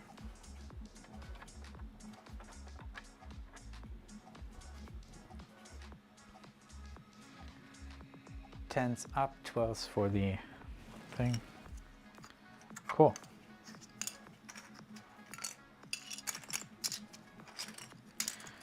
And by the way, I noticed one other thing we can still prepare before we move on to the to screw in the, or to fasten the back plates.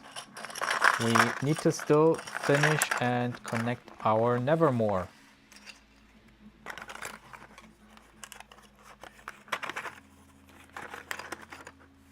I already grabbed that.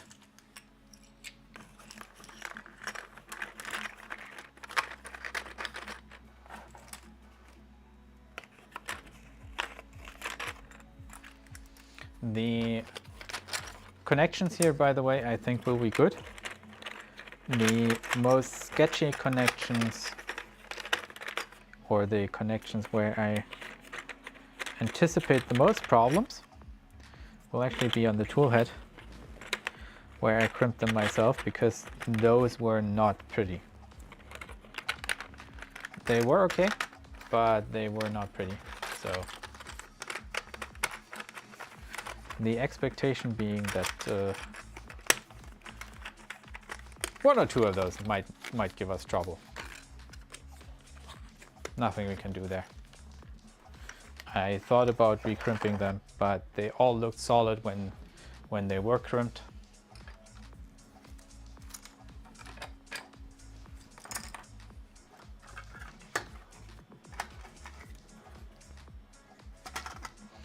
They should be good. I'm gonna put these aside for a second.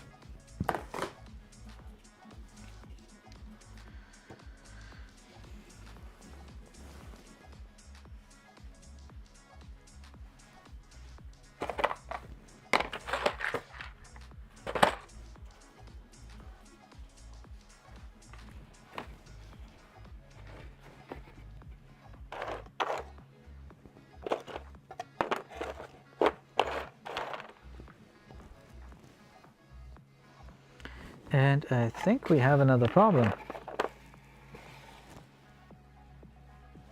I think we may need to print another part. That's fun.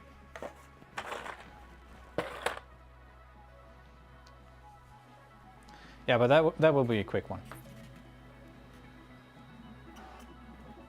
The Trident is almost ready. The problem is that we still need the mount, I think, for the Nevermore. So as you can see here, I already pre-fit the fans. These are Sunon fans with about, what's it, 13 cubic meters per, I don't know, 13 CFM, I think was the value.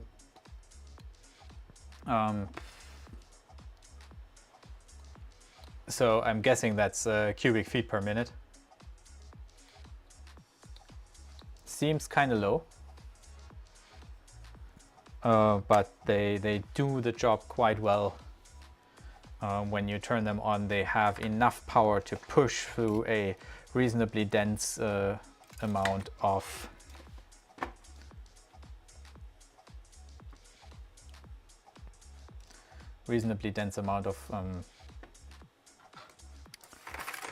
charcoal. But again, I may be even exchanging the charcoal for actual HEPA cartridges, which would benefit from higher pressure as well. Anyway, we printed these. Can put those aside now. And we're just gonna print the Nevermore mount in yellow as well.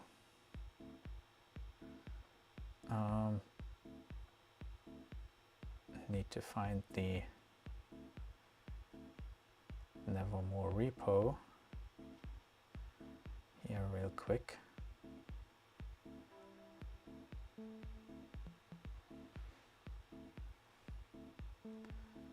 There we have it. And by the way, Nevermore version 6 is a bit problematic.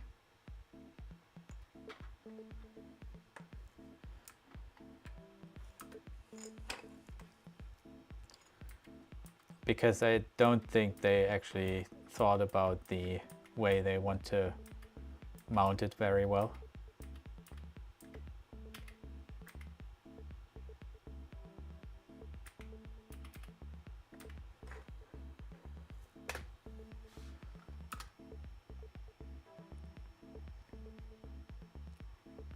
There we go. And if we move that all the way there, no, we can't actually leave the other prints on there. Damn it.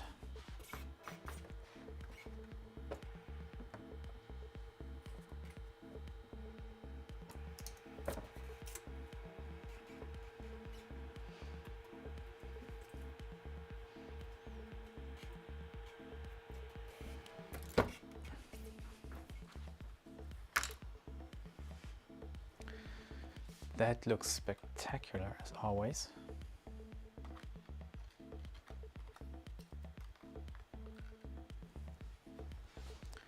The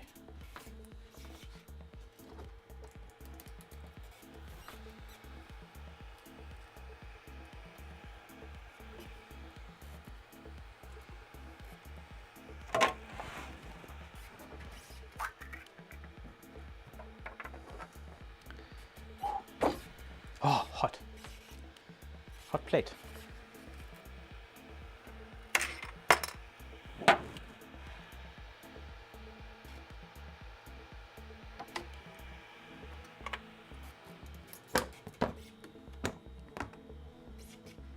There we go.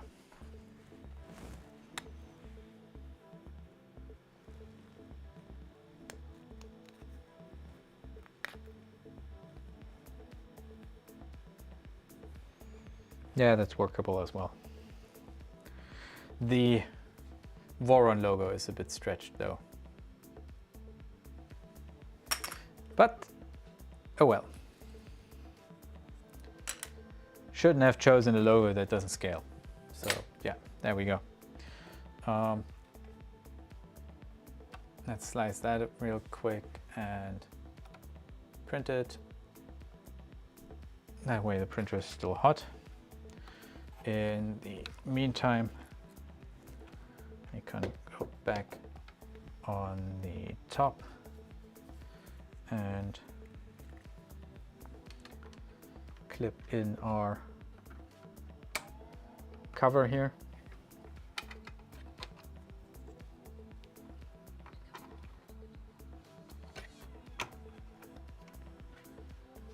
That looks really good.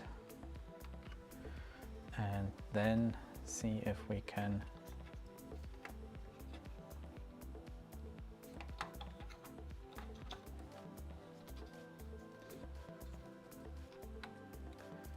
test fit our part here.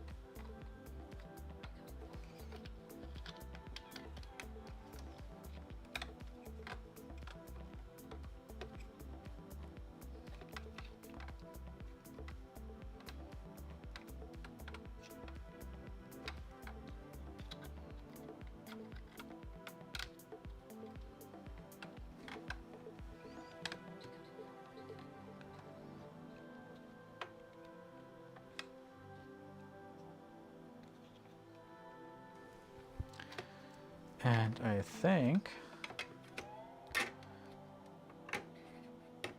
to make that a bit easier, I'm actually going to unscrew this from the power supply.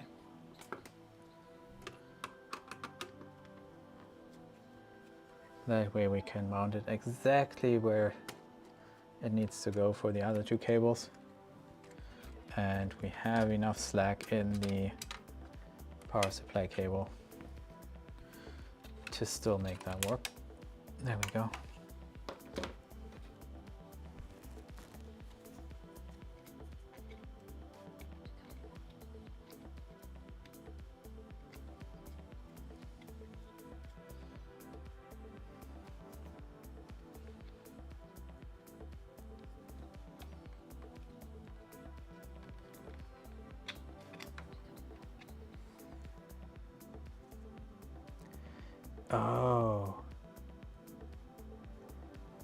Oh, and this doesn't work because your DIN rail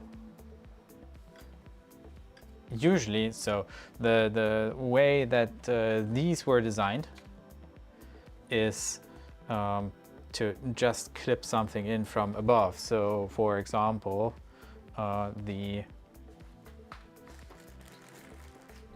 clips, the DIN clips that the Voron team designed themselves. But that obviously does not work if you expect your DIN rail to have a profile to it.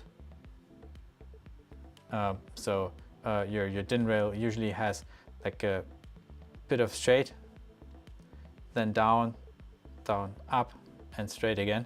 And this is what this clips to. So this needs a real DIN rail. That is disappointing. That is disappointing. What we can do here though, that's the trick we're gonna go with, is we can snip these feet off.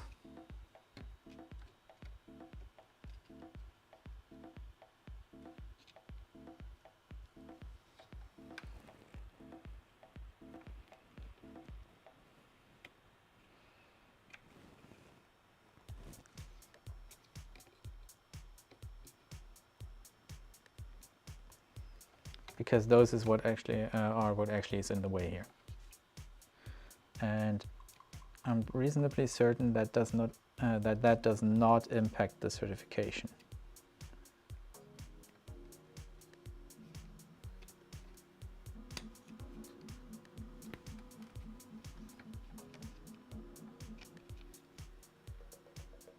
Although who knows?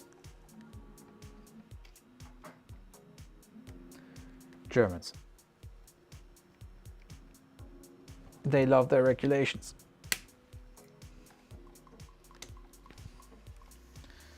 And at this point, nothing would surprise me, to be honest.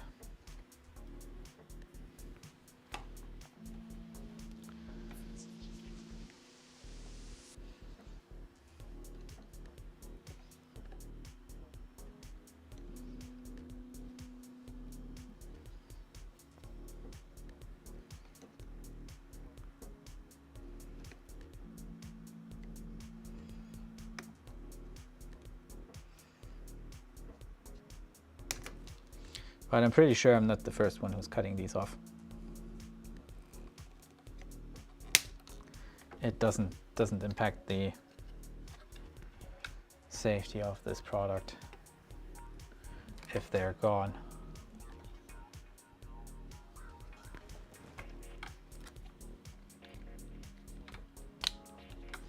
And this gives us a proper mount. There we go. There we go. I feel much better about this than about those Wagos or Wagos, or I don't know how to spell that, how to pronounce that properly. Tell me in the comments. And while you're down there, like, share, subscribe, please, because I would like to see you on the stream here. I would like to have a conversation. Especially if you know shit, well, or if you want to know shit, or if you just want to have fun, or if you're bored, or if you need something to binge watch. Basically, find a reason to be here, and I will be ecstatic if you show up.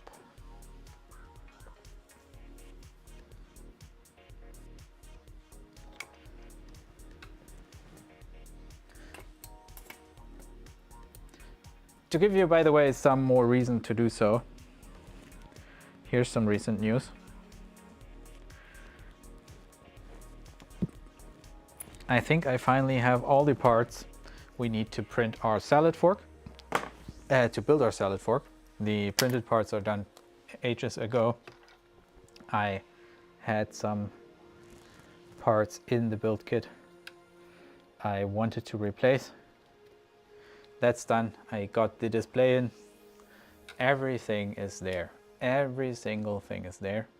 So we could start that, or and let's maybe consider this for a moment. We could also print the absolute most baller printer ever that was the Annex K3, because I just ordered one. Well, I ordered a kit from this time a reputable manufacturer. So while this printer kit was $340 plus a few extras you need to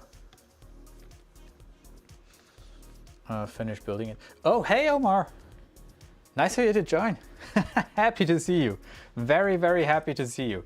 Let me make this chat a bit bigger here.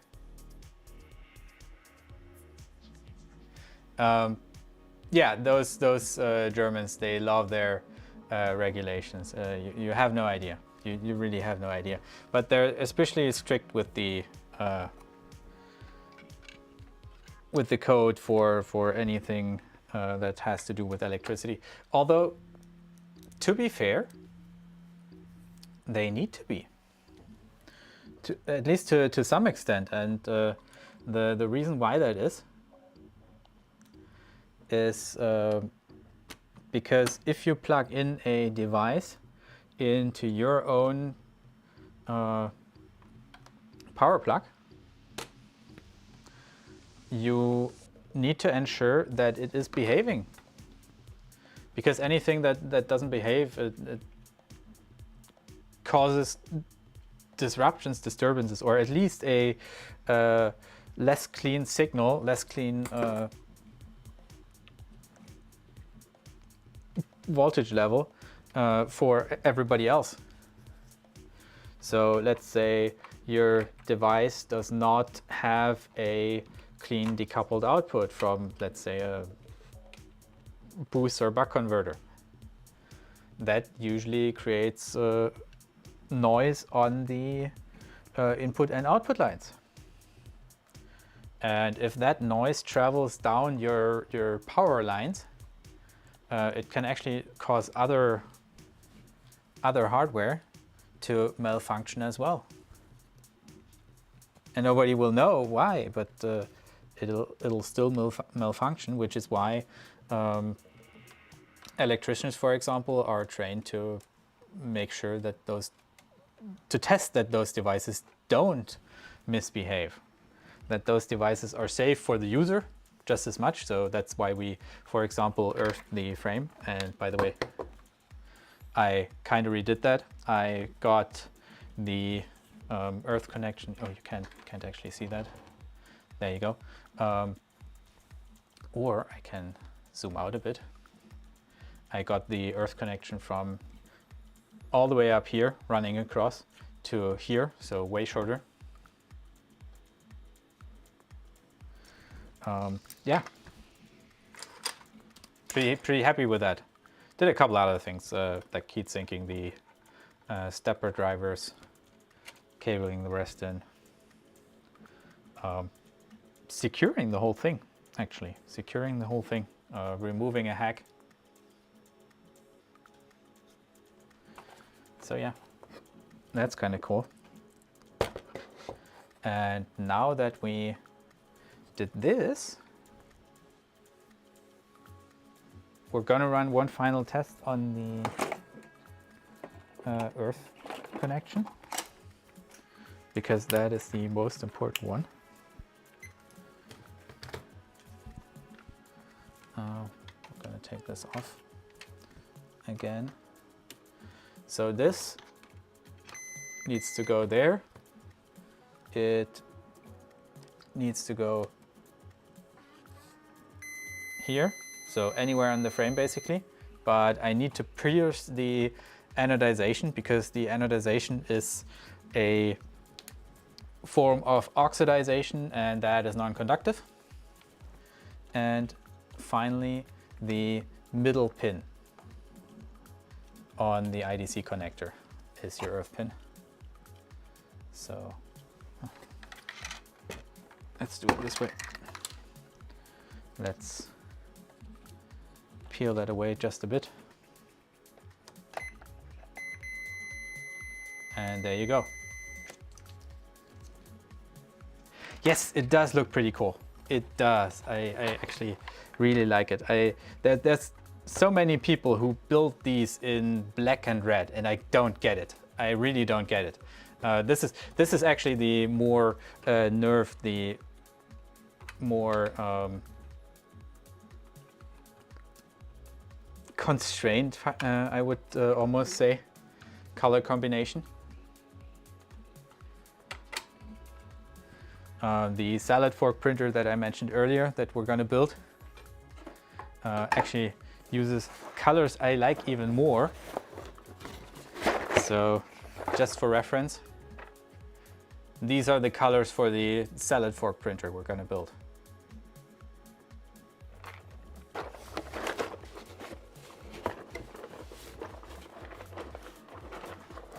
So if I'm building a printer myself, I don't get why it needs to be black and gray. It needs to look like basically it's a toy, and then it needs to destroy all previous records, right? It needs to be in colors that are way underestimated.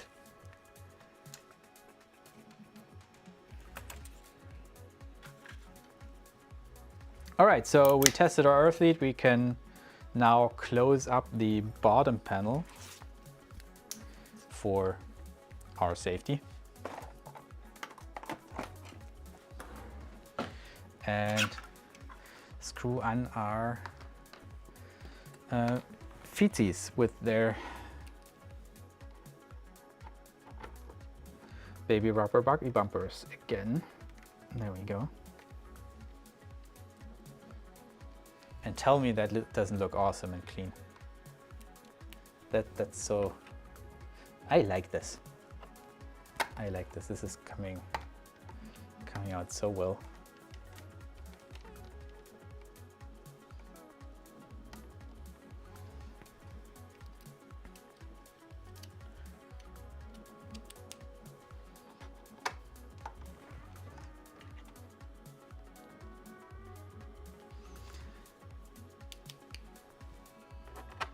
There we go.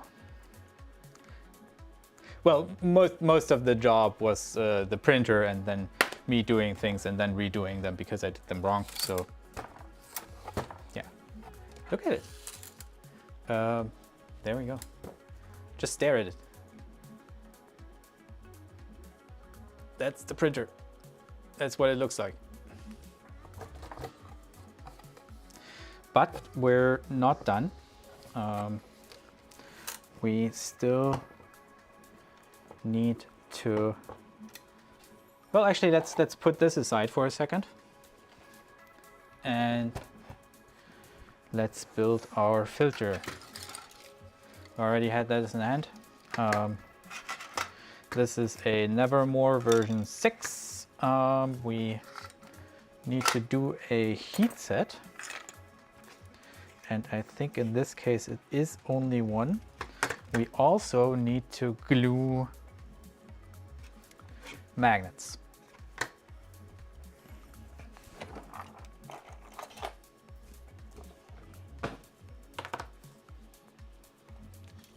Yeah, we're gonna try printing something today. I'm not sure if it's gonna happen in the next hour or two because I started really late due to some, I'd say, streaming issues.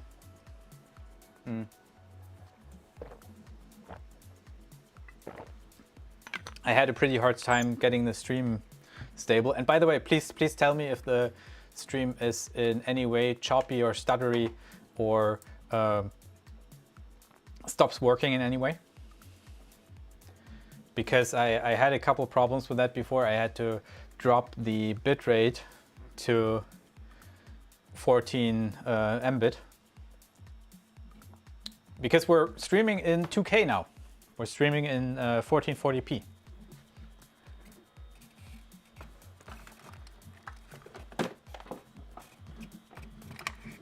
That, by the way, being a common trick for game developers as well. Like rendering in 4K is actually pretty hard. And the trick being that if you can render to on 2/3 to 75% of that resolution, then you're already getting pretty much all the gains you want.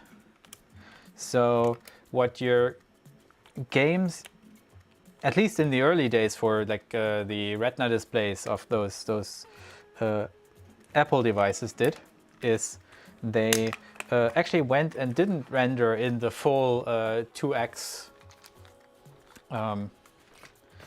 resolution. They rendered in a 1.5x resolution, which gave them way more performance. By the way, this is wrong. Gave them way more performance, or way less pixels to render, like half of them, and still take advantage of the bigger resolution and the user still being able to see a difference. That's actually why it's pretty hard to quantify nowadays what's true 4K and what isn't, because it's a trick that's still being applied. Not at the very least by me right now, because I'm pretty sure that YouTube will interpret this as a 4K stream for its recording, and will potentially play this back as 4K to users who look at the DVR.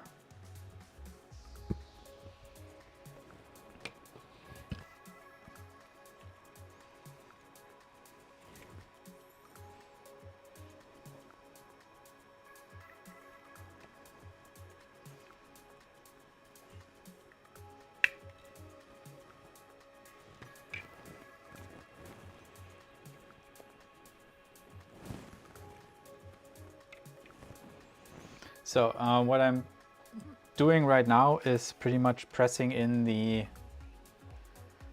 magnets here. And you will have maybe noticed that I didn't do all of them in the same direction. But I actually did, if we look at this, right, this attracts, and this other one, this here, this further to the bottom one, repels, and this further to the bottom one repels as well. The reason why I'm doing this is because I want to key this by way of the magnets. So you can only close this one way, which is the correct way.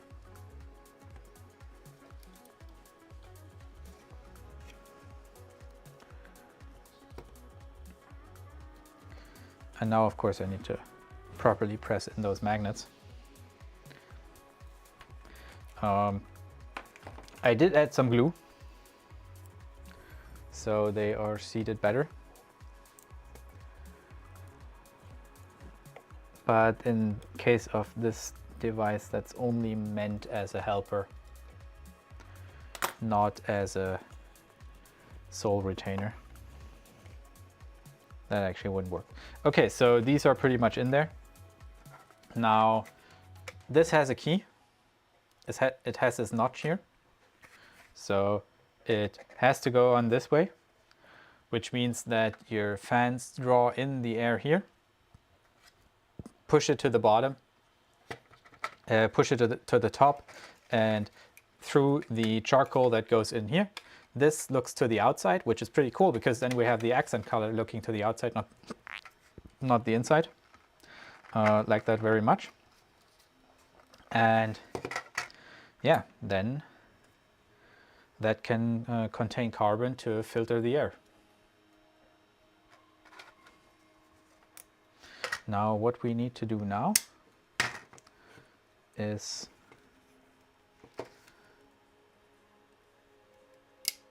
add a magnet each here and add some glue in this side.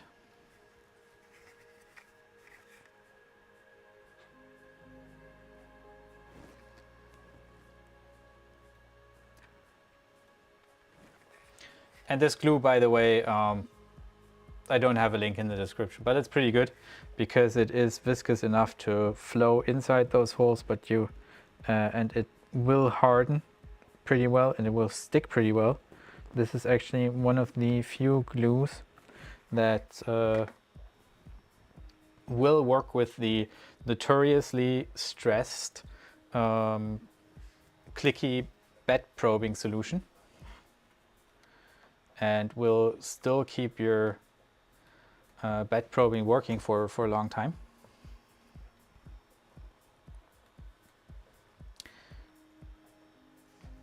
Yeah, so check that out if you ever need something like that. But we can also leave it for a moment while we grab our part here. Ooh, nice. There we go. This is our mount. This is what we've been waiting for. And now we can take this key, put these together, press them in,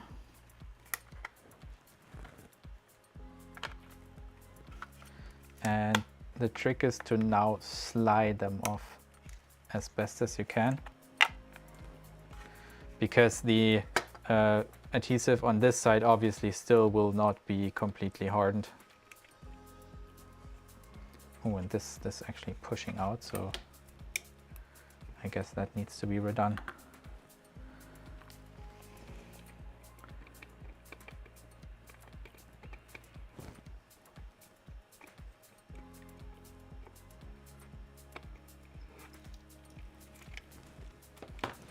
Let's see if that helps.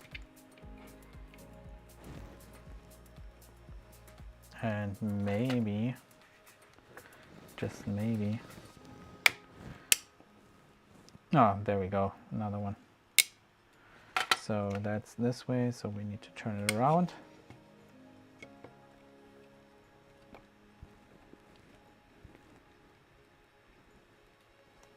This just doesn't want to go in there.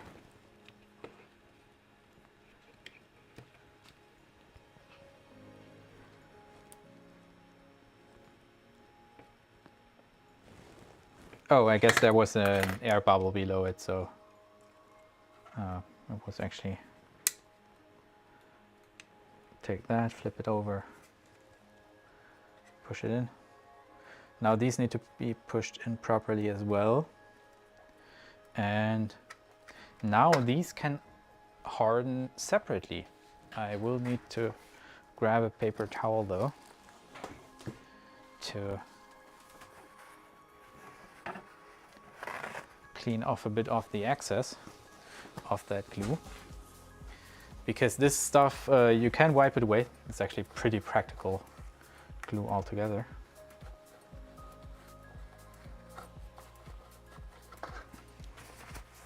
You can wipe it away, but only as long as it's not hardened.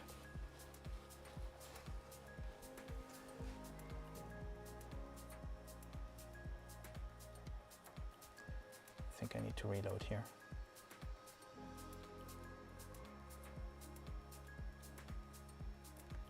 Yeah, my connection to the stream monitoring seems to cut out sometimes. So there is definitely something going on, but that might be purely on my side.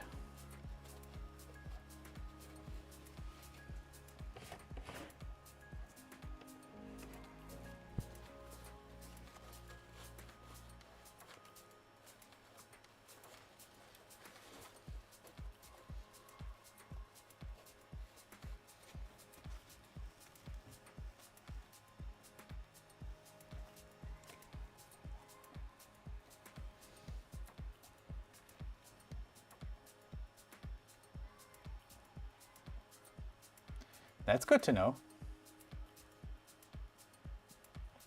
That is actually really comforting because I was really panicking that this new setup wouldn't work out.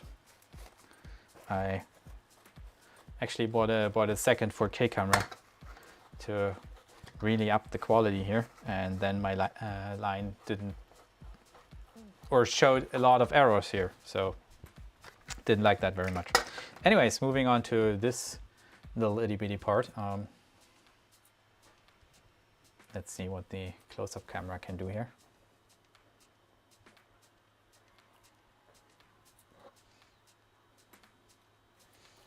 Oh, nice. There we go. So this is what just came off the printer. It is our mount for this filter device. It mounts via this key here on the bottom. There is a bit of a problem though, because the way this is designed is not at all good. It's not at all stable, and we will need to do a little dirty hack to make this work properly. I'm actually noticing another slight problem. Let me fix that real quick, because this part seems to have slightly warped, which means it's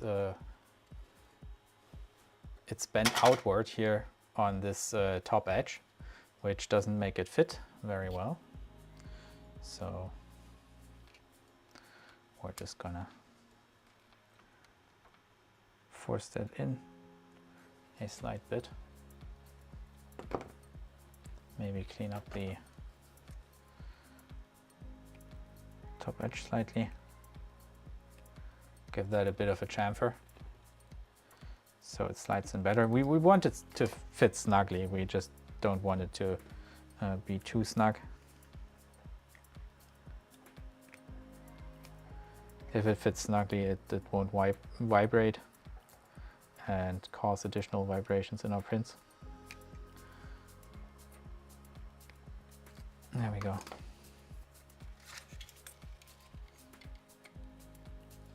And that now slides in here and sits in here pretty well. This way around is the correct way though, because these have ridges down here to fit into these grooves. And they obviously need to have a continuous ridge here. Anyways, I was saying the problem with this is though that we're supposed to put a heatset insert in here somewhere, because we need to screw into here. But if you look at this side here is far too narrow to fit a heatset insert. For reference, just so you have a size comparison, I had these earlier. And by the way, we need one anyway, so I need to check where these are.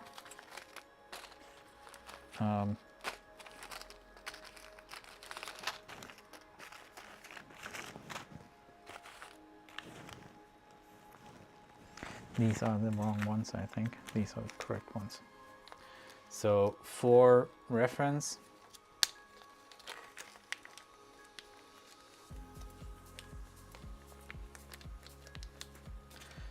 whoa,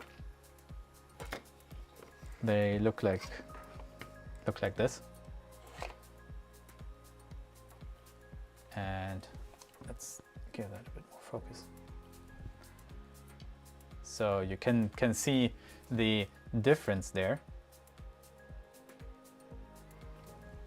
And putting it in on this side will just not work. It's just not gonna. This side is where we want to put it in, but it is so badly reachable that I'm not sure it's the right thing to do. I actually haven't put it in there on my Trident because that hole is also way too small. We can't put it in the yellow part because the hole is too small as well.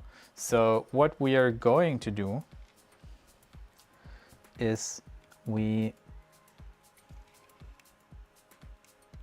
will try to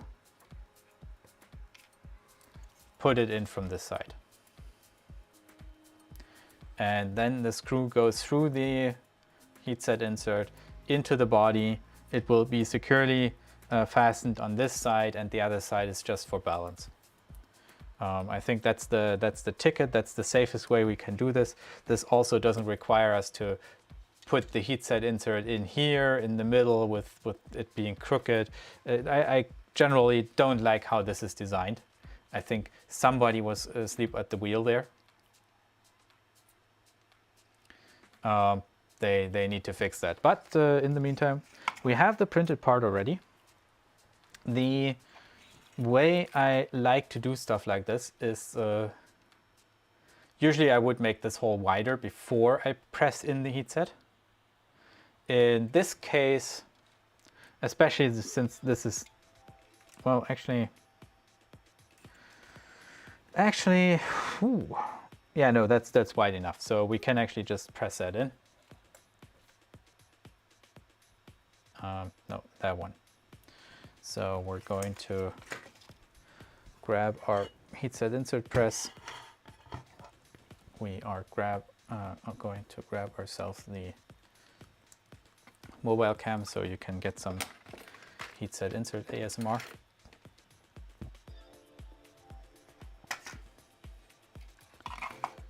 Put that there. Move this closer.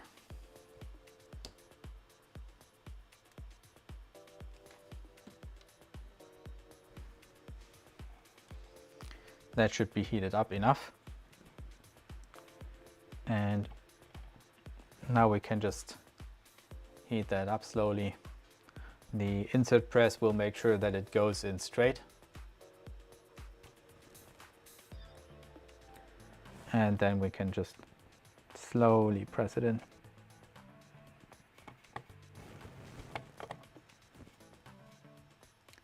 We'll need to wait for that plastic to heat up a bit more, get soft, because we're working with a hole that's slightly too small.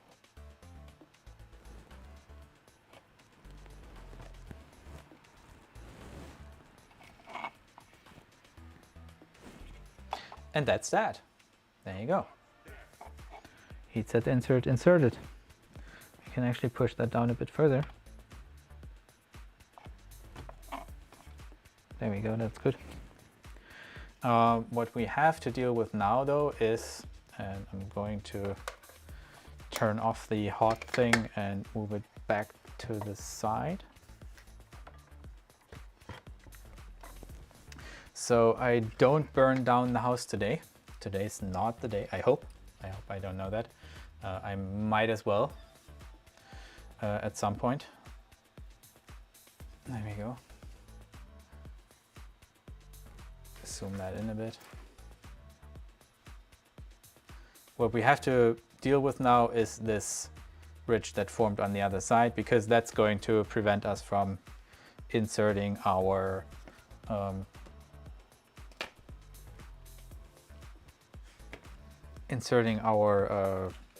mount here, right? Because it basically collides directly with that ridge. So yeah, that means that I need to find my precision knife again.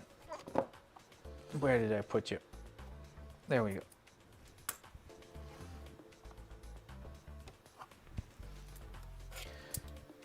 And by the way, this is all not difficult. Not at all. So if you're ever in the market for a 3D printer, building these can be very therapeutic.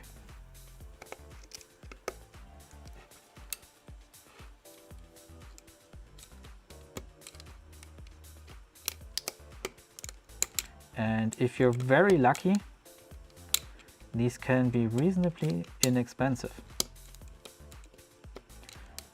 If you wait long enough, if you get one at the right moment. Like I said, this printer I got in a post-Christmas sale for 340 euros. So that's actually considering that from a Chinese vendor, of course. So this is pure China. There are a couple of things I will have to do a combined review at some point.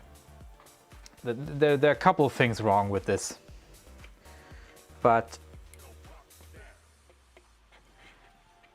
not enough, I think, to warrant skipping on it.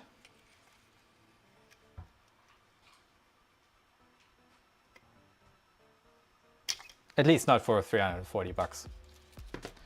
Anyways, this looks good. This looks fine. So we need to mount this.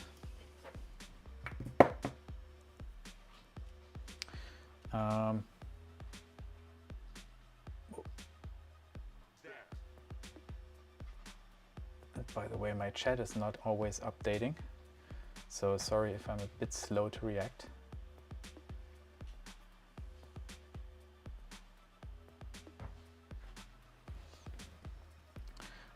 We're going to mount this, as we discussed in the previous stream, on the right side. I'm actually going to turn this around so you can see. We have a nut inserted. He actually can't see, that sucks. We have a nut inserted on this side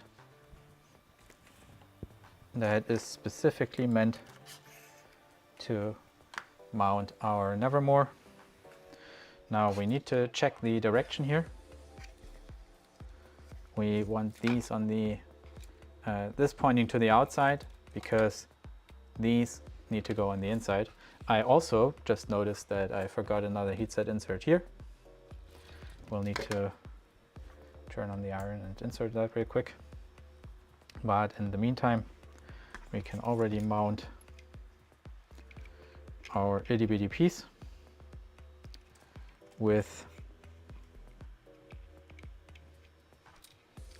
this going to the outside.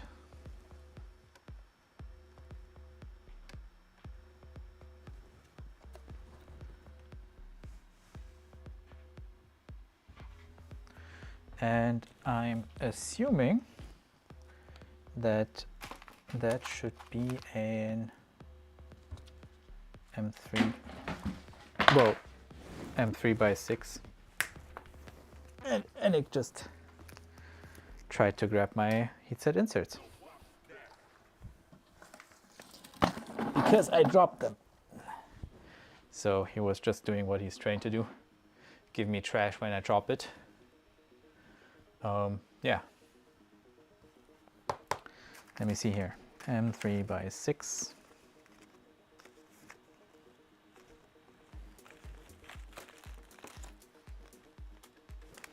M3 by 6.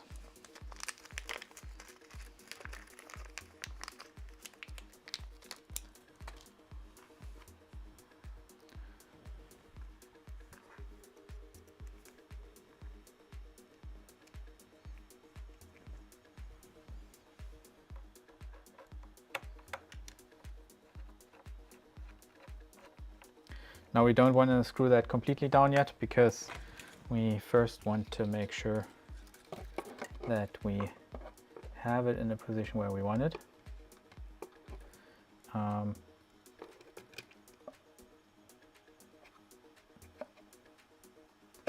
So that looks just about right.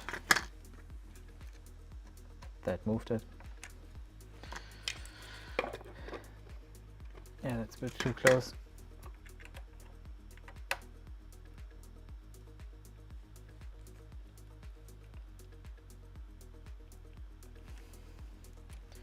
There we go. Actually, one thing I do want to do here, because it makes this connection more reliable, is I want to get that screw a bit wet and wild. So we have some thread locker on there.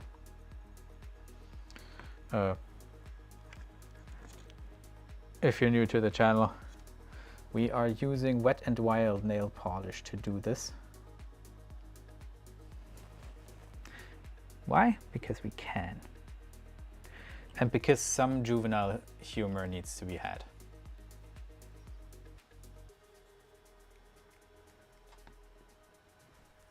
And who doesn't like some Wet and Wild screws, right?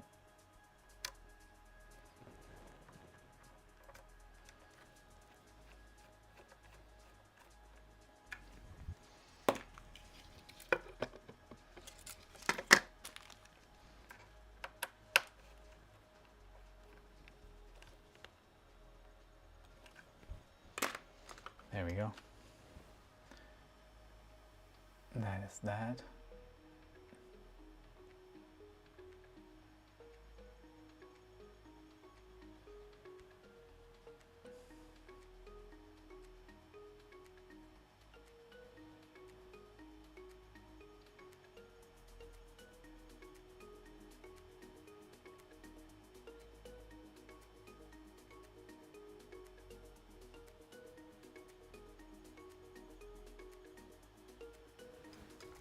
There we go.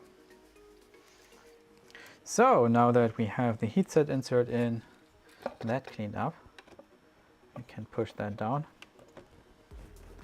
and onto that rail. Get that straight and put in our remaining heatset insert.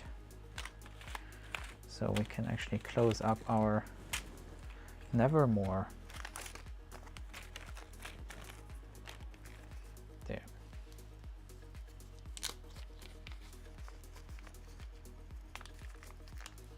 I'm just going to do this on the side so I don't have to move the printer.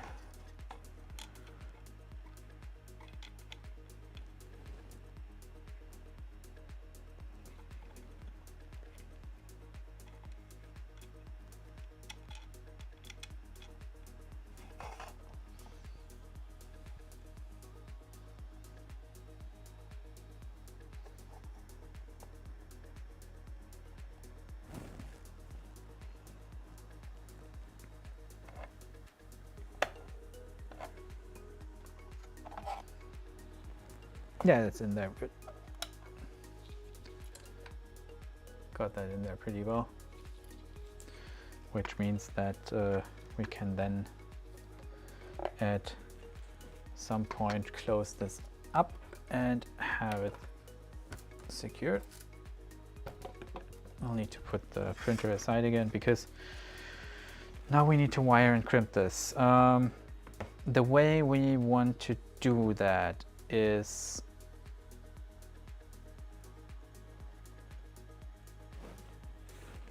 oh, somebody left some glue. We want to use Wago connectors to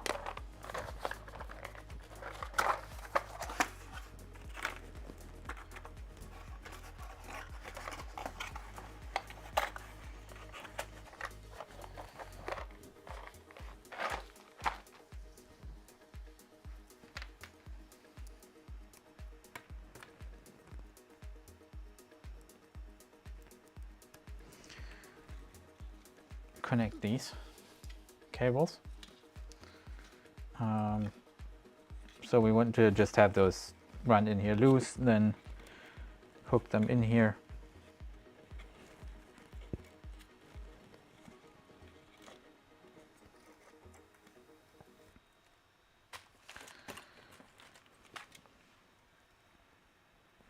Cut those off.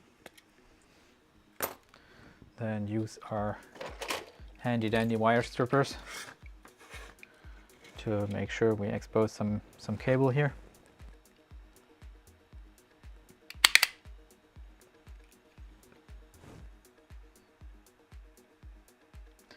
That may have been a bit overzealous. That looks good. That looks good as well. You can actually twist those a bit, although that usually doesn't necessarily mean that they're twisted together well. No. I wish. This is somewhat of a finale to the wiring, because this is the last part we will need to wire up for now. But there is a bit of software still to do, and we still haven't tested the Toolhead, for example. It has cat ears, but that doesn't mean that it's working.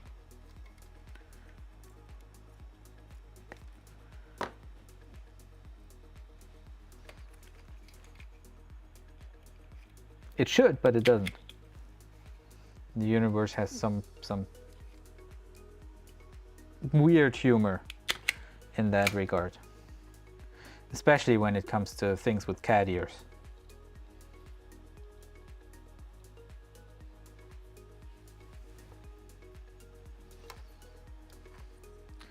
So, putting those in there, and now we can actually use some thicker wire, because I think this is just too itty bitty tiny. Going to use, this is good.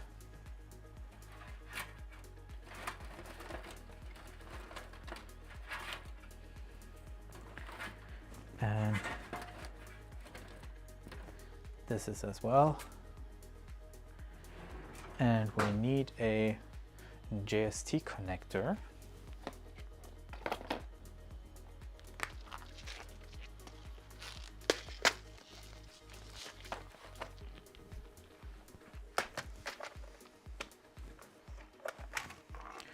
Because what we want to do here is we want to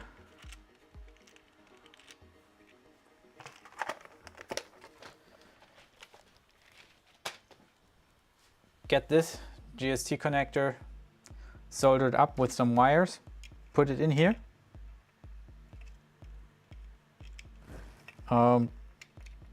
glue it in place so we can later remove this properly, and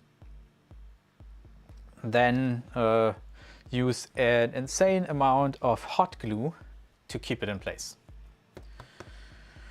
Now, I realized just now that to solder something, you need a soldering iron. So let me grab that. You're getting the full service today, Omar. The full service. You're seeing all the things.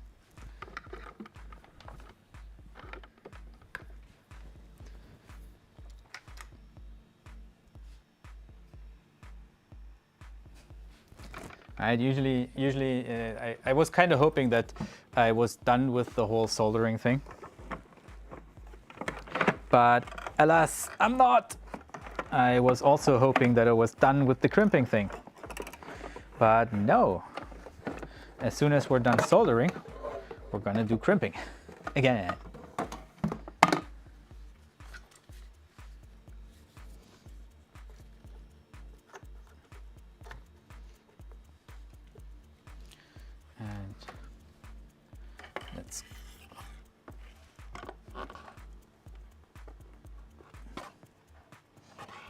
This to here. I am so glad I recently cleaned up. Oh wait, we actually need to connect the iron. I am so glad I recently cleaned up the desk wiring, because otherwise this would be even more of a pain than it is already. There we go. We can even put our antenna up so our soldering iron can get all the signals. And I realize you can actually not properly see that. Oh well, anyways. Soldering iron there. Can actually put this aside for a moment.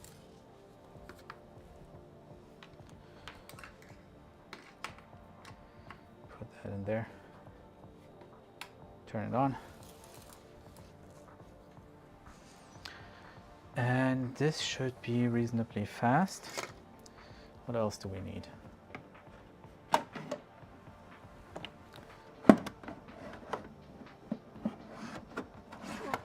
The PC byte kit.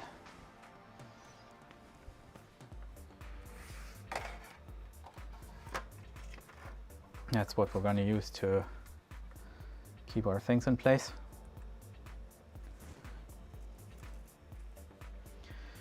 We don't necessarily need to isolate things here, I think.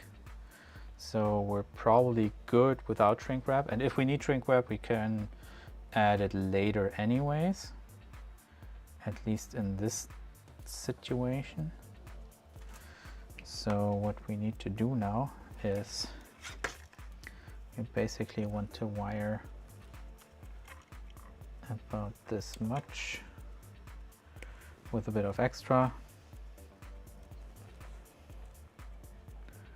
Same-ish length on the other side with a bit of extra. That on one side.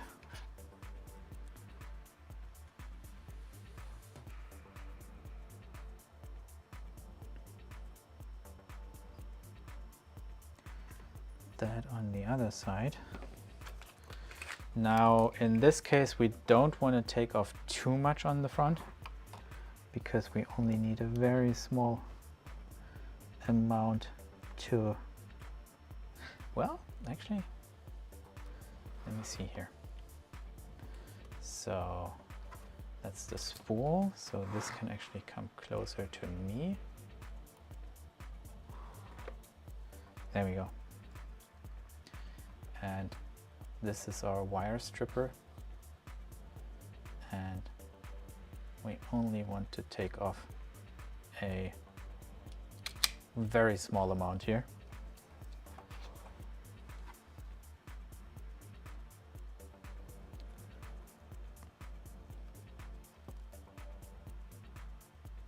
Oh, that's a good image. Oh, that is insanely nice. All right. Turning that around, moving these into place, because now we need to solder these on here.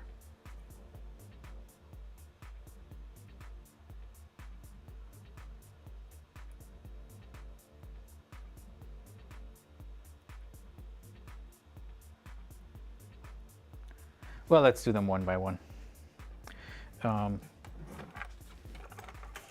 No use trying to force that in one go.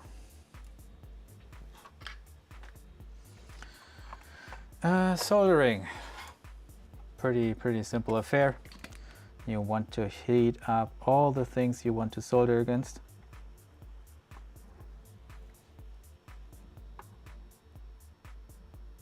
While not deforming them ideally. And once they're hot, you want to get the solder on there and you want to connect them. That is not a particularly good solder joint, so we're gonna heat that up again.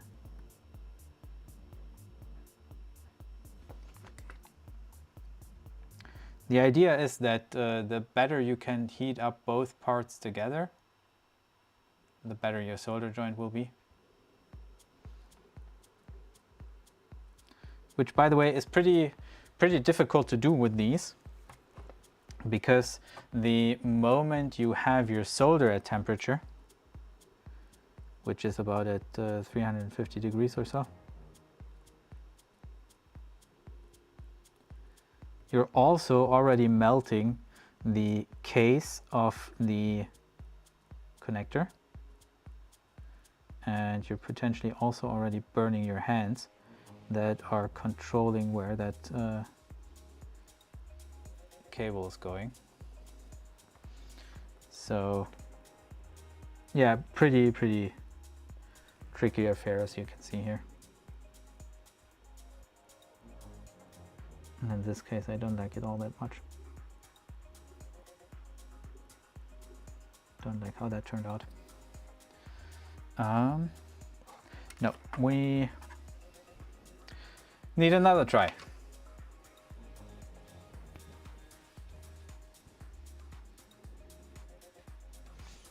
We need another try. It's a good thing that I have too many of these connectors and not enough of the plugs. So we have a couple of attempts.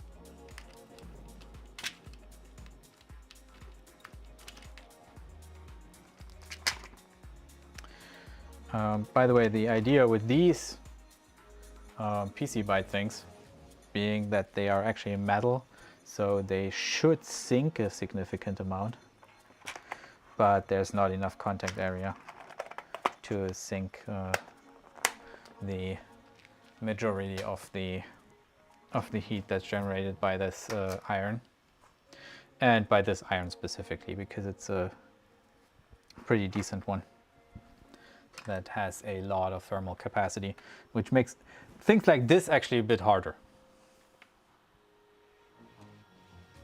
Because the moment that this iron realizes that things are not rising in temperature as they should to get a good solder connection on anything else, like a PCB for example, it will massively increase, or like significantly increase, the power going to that iron to keep the temperature and to make that solder joint, which is not ideal in this situation, I think.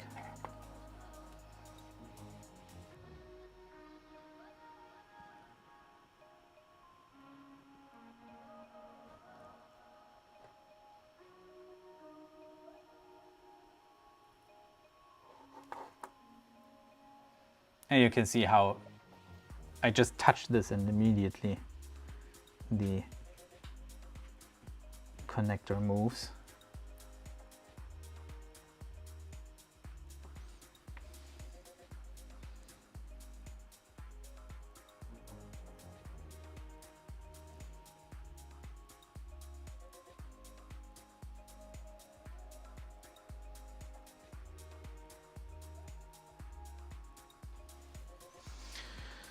Whoa, I did this twice before, by the way. I'm still not used to it. Actually, I did it more often even. And it's always a pain. It's always a pain. I guess what we could do here though is, since we don't want that connector to move, we could, this, by the way, going in the area of bad ideas that might just work.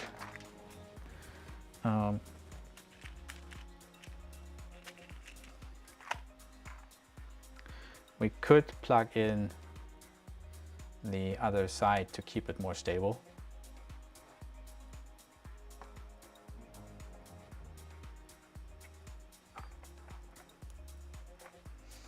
Not sure if that helps, never tried that. I literally never tried that. But ouch, I don't think I like how this connector looks already. So I'm going to use another one.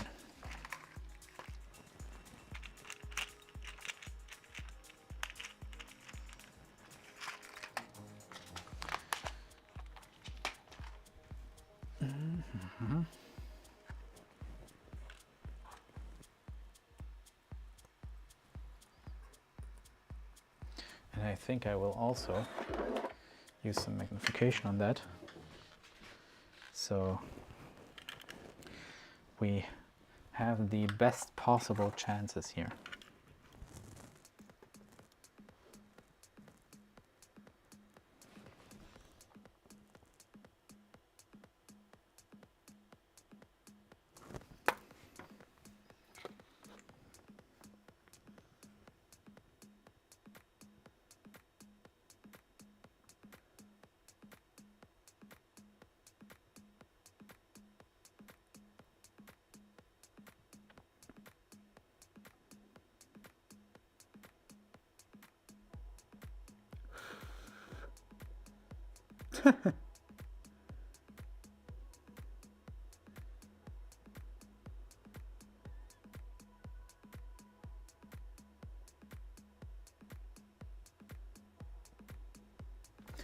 Yeah, I guess that's on there.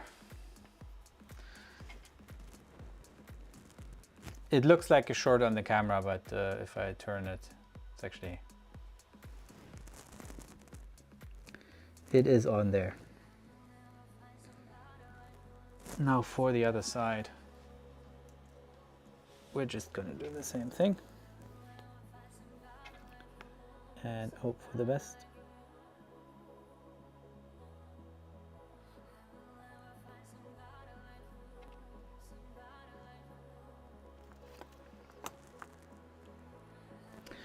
It's not pretty, but it will do.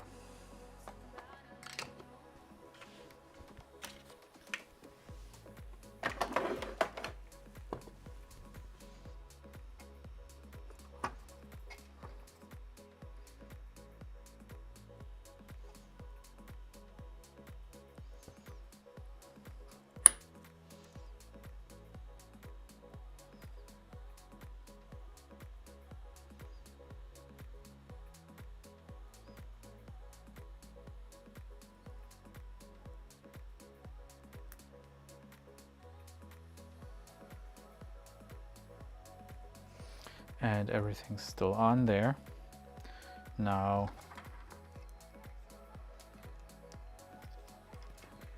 you can get this through here.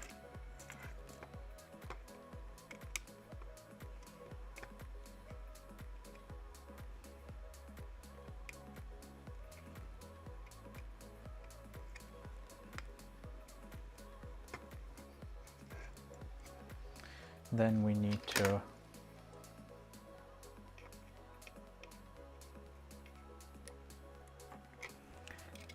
bend the one pin out of the way.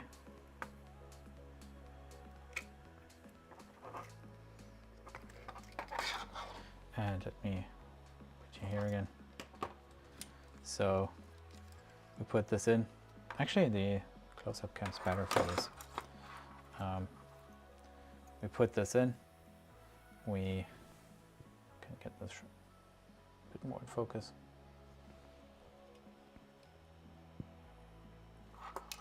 We're going to bend this one pin away here a bit.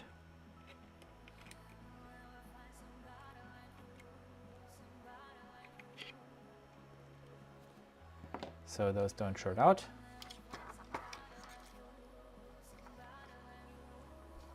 Press that in fully so it's as flush as possible with the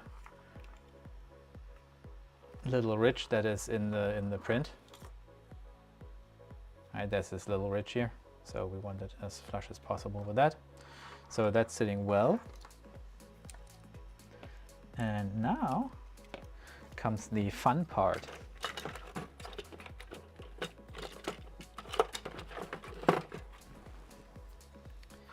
Now we get to snot hot glue all over it.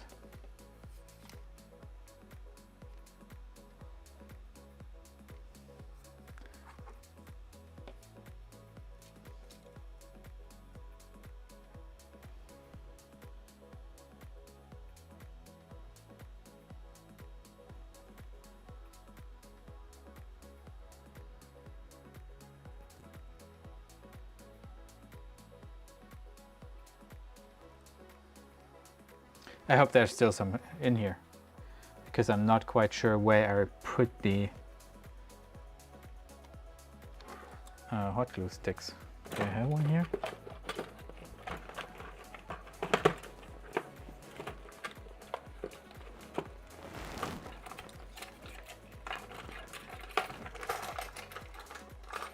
That would suck.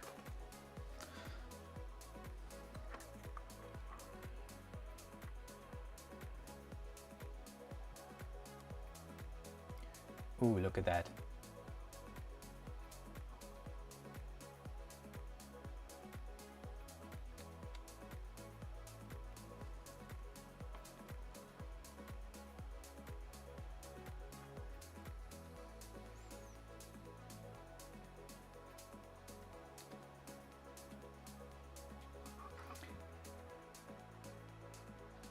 And yes, we're just gonna snot hot glue all over this to keep this in place.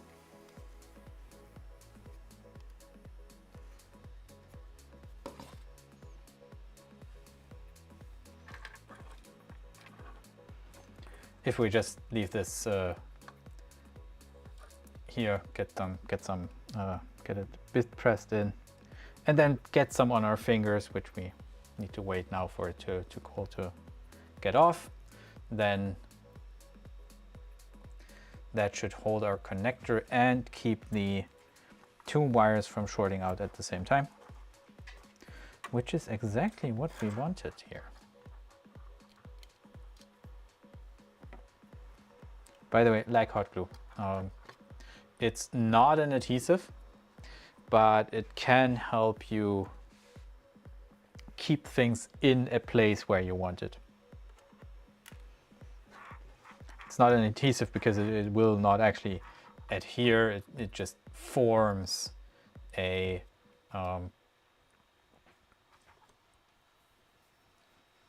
like it encloses whatever you want to fix in place and provides friction against it, but you can always loosen a hot glue connection.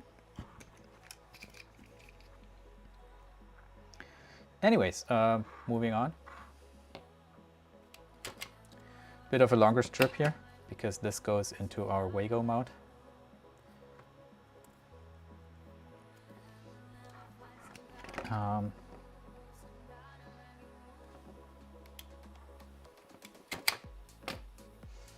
That one as well.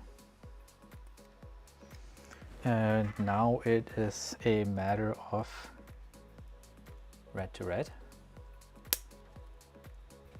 Clip and nothing happens. Okay, let's try that again.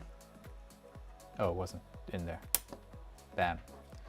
That's sitting perfectly well. This is fixed in place as well. Same thing with this one. Putting it all the way in. Bam, closing that. And then we can just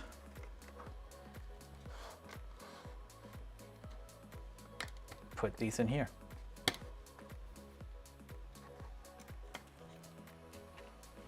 And that's that. Now we need to get our cables in here.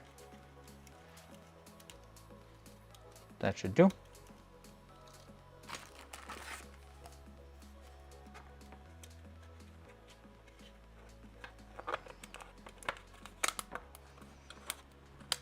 And putting the lid on. This, by the way, the other problematic part of assembling these, getting this lid on well, is a bit of a pain in the ass.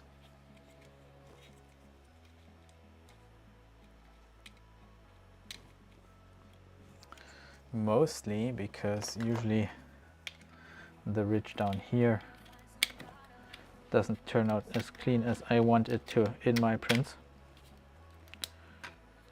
Yeah, there's too much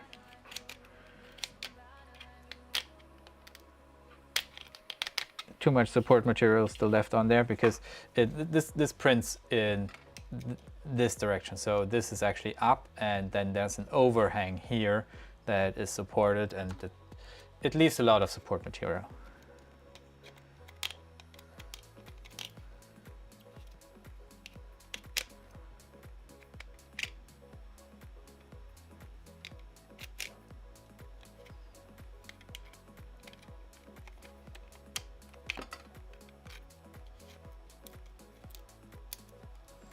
I think we got most of it. There's still some crackly stuff left here.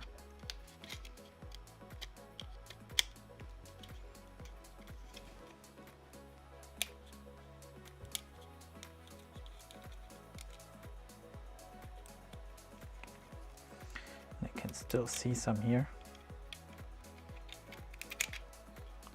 I should probably have cleaned this up before I put in the fans, because that's making it reasonably hard now to do.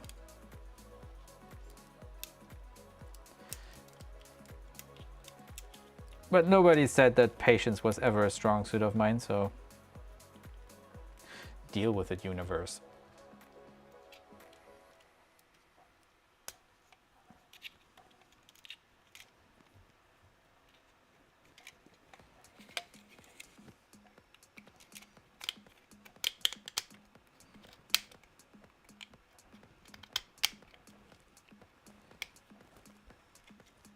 Yeah, that may have been a bit much, but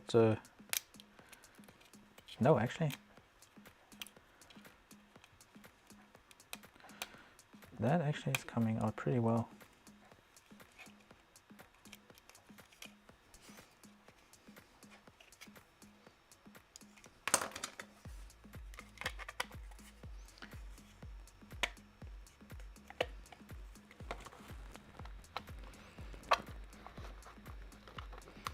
Yeah, it was a bit much, but it's all good. It's all good all the time. Do you know which movie that is? All good all the time?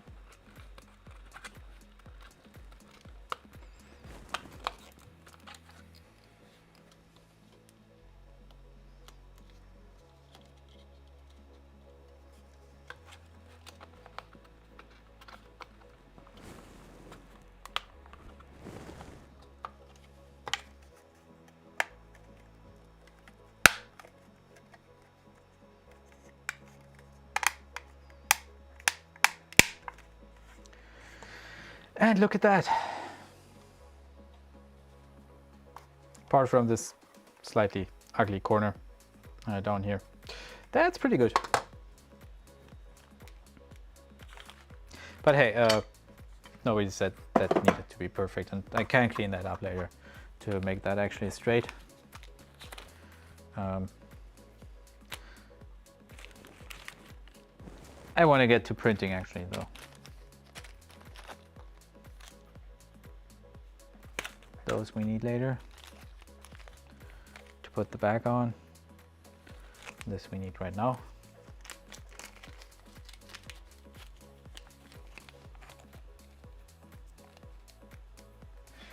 Lethal Weapon, I think it's part 3.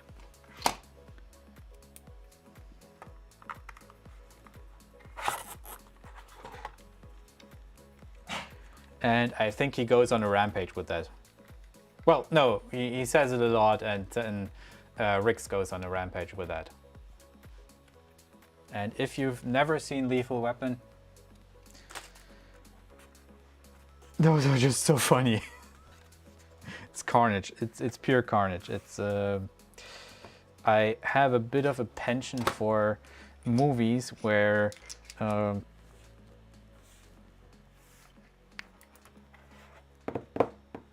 the good guys basically don't have an equal. So they're very much in control. They don't have too many things they need to worry about, and they let everybody know. Those movies, Hansel and Gretel is one of those, for example. They're insanely funny, of just how much freedom of not telling a story while telling a story and just enjoying themselves, having fun.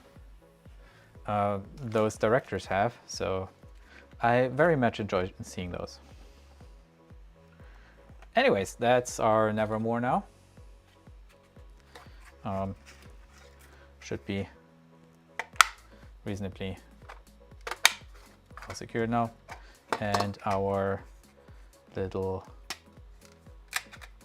door here to fill in the charcoal. Not gonna do that now, but we could. We definitely could. There we go. So that needs to go in the printer, and we actually did that. So not so much so we can use it, because we don't need to use it for the material we were printing in the beginning, but because we need to size our cable and make sure that that's connected well. So we're gonna just stuck this on here, and then we need to crimp ourselves a cable.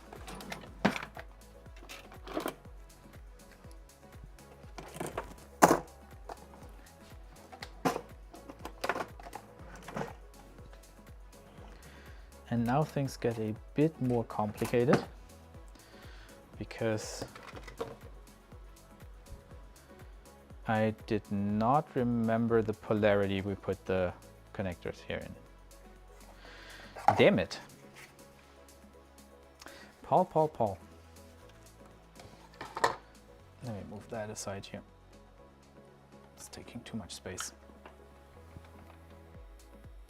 Yeah, that's cool already.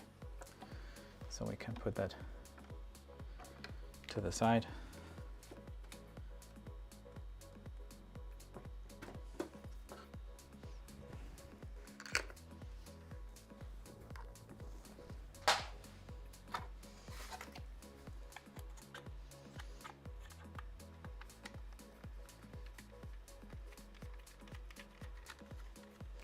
Gonna open up our Nevermore real quick.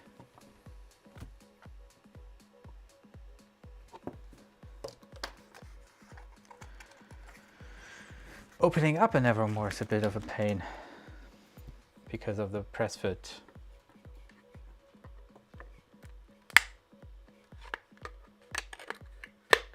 Yeah, although I am actually not watching too many movies these days, sadly.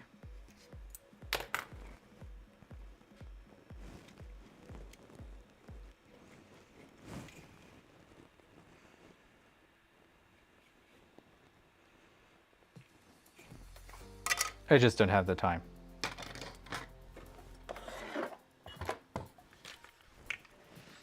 Need to have a closer look at this. It's pretty hard to see. Okay, that's pretty clear. I think I will leave that open for now until we have the side properly crimped.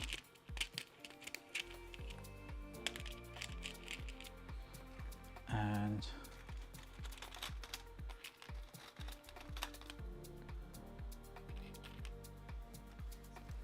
we need the connectors. Let's move this to the side.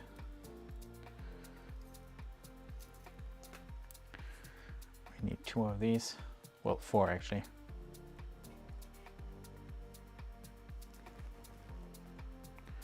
One, 2.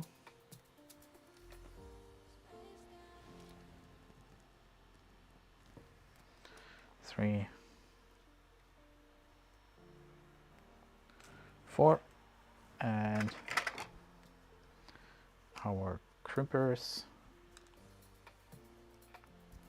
and we need some cable. This is a tricky part. We need to size the cable to hopefully not be too long but also not be too short.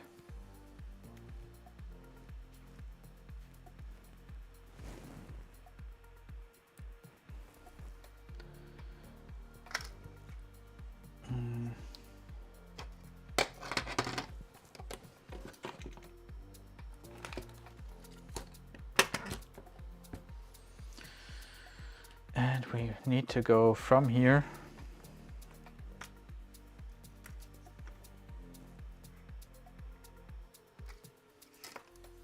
so we want to go through the channel that's in here, up here-ish, and since this is a fan port, and where does that go?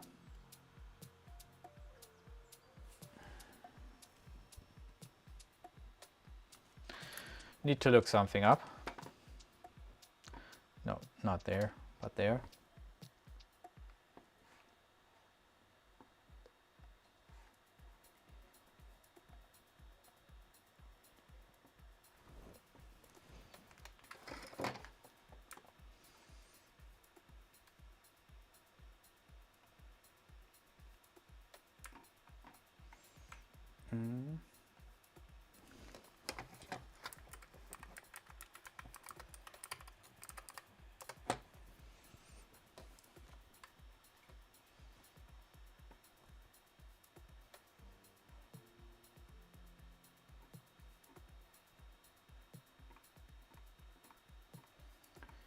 And I need a proper pinout for this. I hope they have one.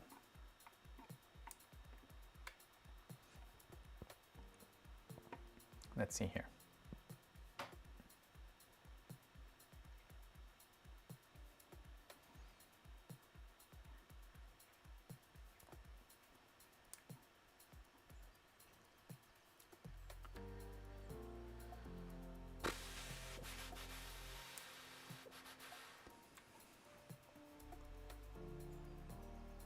And this, by the way, is important because these Sunon fans are 12 volts, so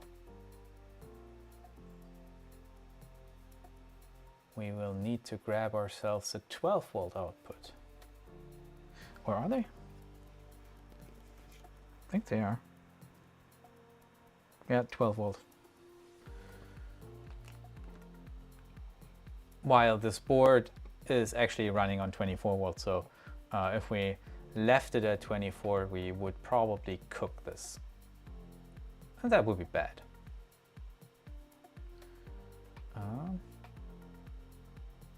So that's fan 224.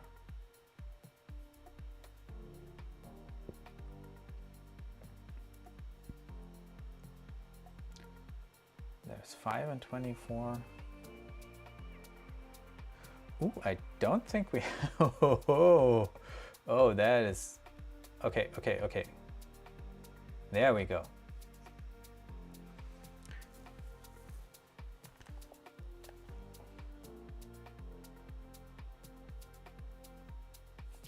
Okay, this is going to be a problem.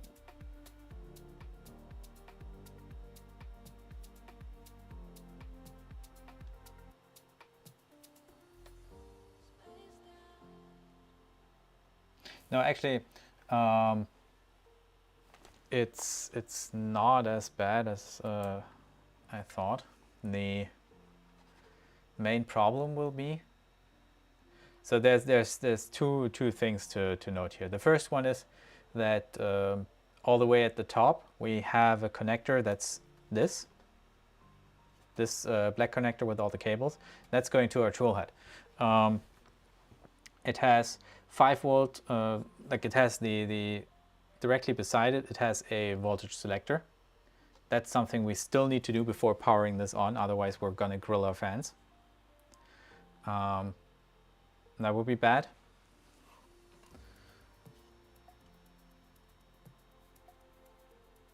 Oh no, it's... Does it only have 1 voltage? Huh.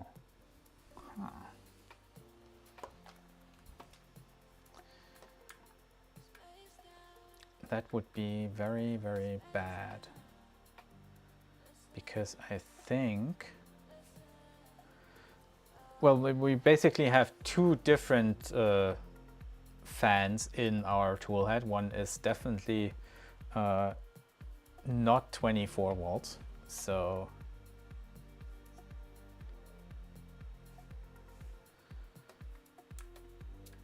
That's gonna be a pain. And we also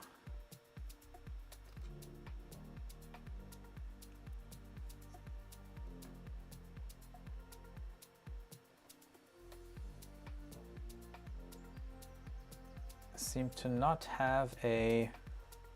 Well, we do have PB0, PB1 here. The question is, do we get to select the voltage of PB0, PB1? And the answer might be no. Ooh, that's gonna be...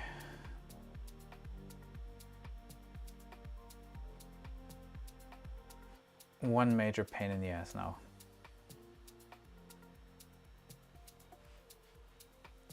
That is not going to go well.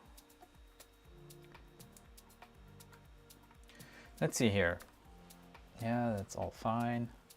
R1 Pro, electrics and wiring, that's all fine.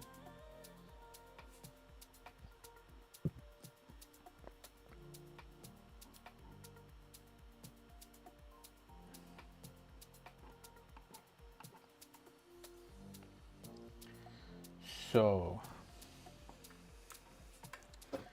the let's look it up. The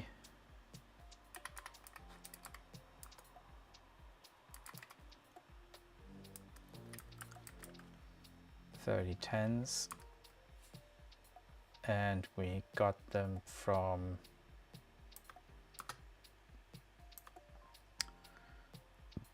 well, we'll probably get some suggestions here.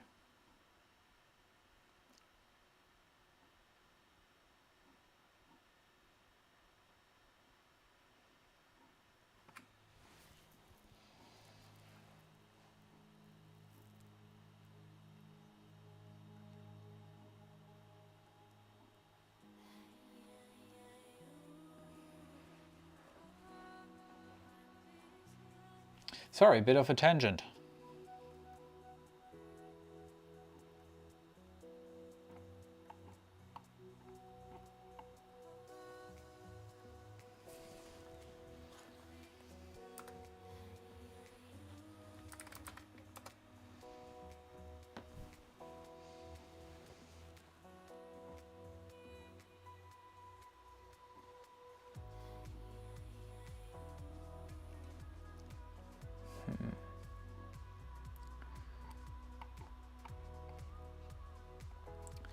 Who did I buy these from?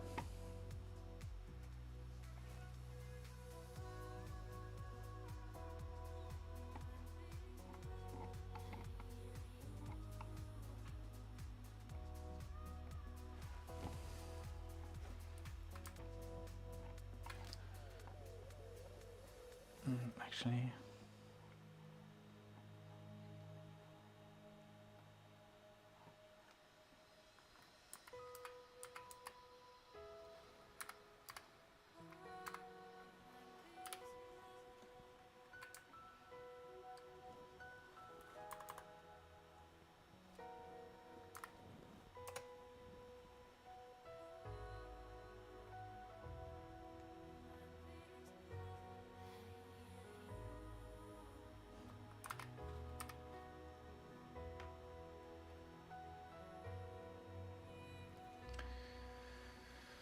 whew.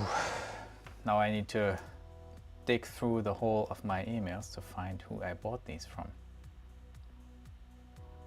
because that is quite some time ago, and if we don't get these voltages right, that's not gonna be a good time. That might actually drive engagement with this video afterwards, because then I definitely blew something up. But it's not what we want. These are precious.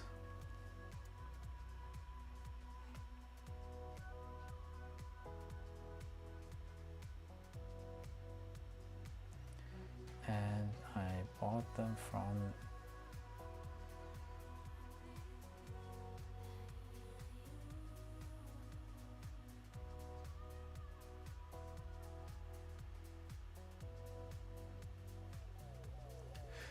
Reptimed Labs. Yeah. Shout out to Dragon Kitty. She has always had the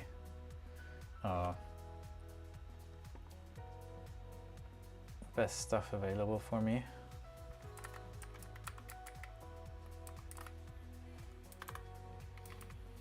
Yeah, there we go. So that's a 24 volt.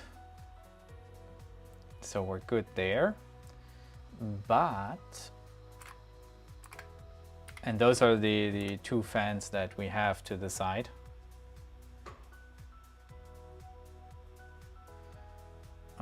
But we also ordered a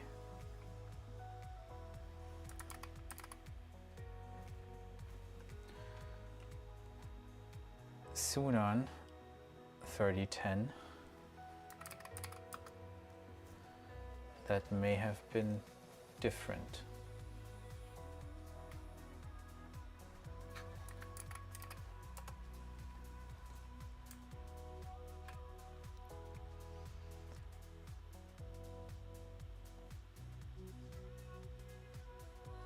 Yeah, that's a... Fuck. Oh, that fan would glow so well in the dark. That fan would glow so well in the dark. That's a 12-volt fan. No, a 5-volt fan actually. So putting that, giving that 24 volts is a bit of a pain. Now, what the hell are we going to do here?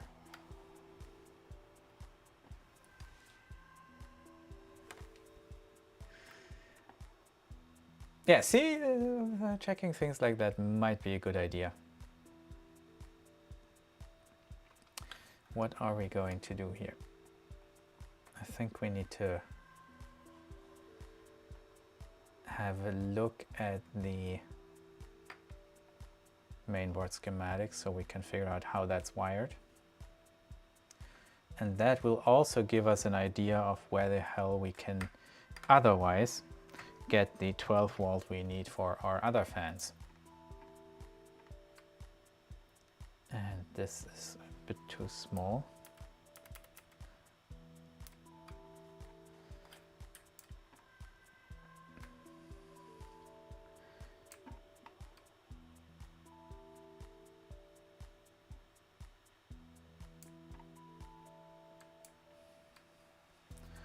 So that's our stepper connections. What we need is our pin connections. So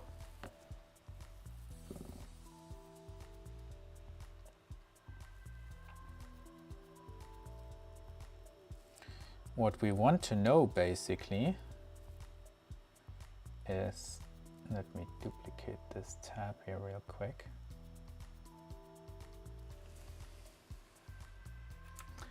What we want to know, and go to the,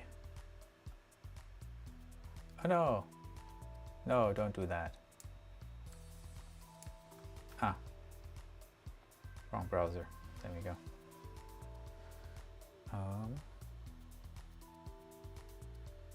What we want to do now with this tab is we want to have the pinout open at the same time. Now, this is just the silk screen, that doesn't help us anywhere.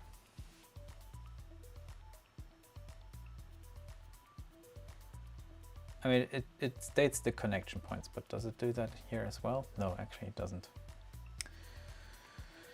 States the voltages, PV0, PV1, those are definitely going to be 24 volt, I'm guessing. So let's look up PV0, PV1.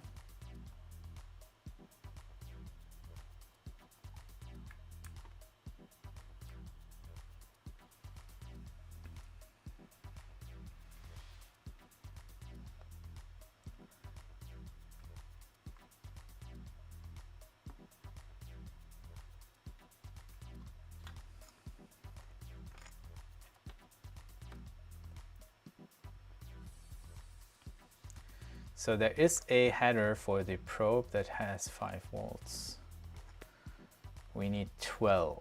We also have headers that have 24, and that's 24. We got a 12 volt point here, but where does that go?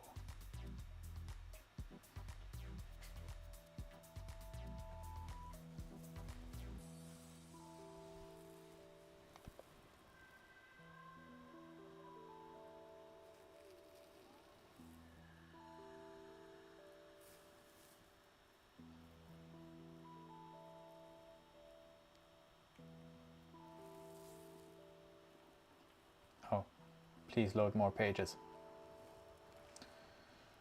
Oh, oh, what fun. Oh, what fun. To put a bit of context to this, I think I'm a bit spoiled here. The reason being that I've until now only worked with boards where you basically had a separate voltage selector for each and every output, for your fans, for your end stops and everything else. And this kind of throws me a loop, throws me for a loop. So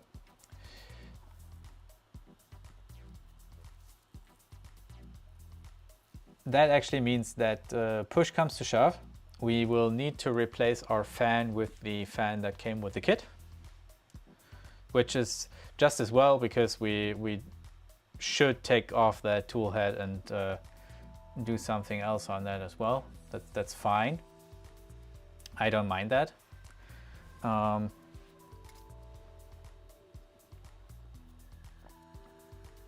The problem with that's going to be that the fans in these kits are notoriously bad. They are so shitty, they basically break after a couple of hours of use. Well, at least if you're not just printing like very low temperature stuff. If you're just printing very low temperature stuff, so for the first couple of prints with this printer, we won't have a problem anyways, which is why I don't mind replacing that fan so much. Although I will have to take off that that cable tie as well. Oh, I don't like it. I don't like it. But the point being,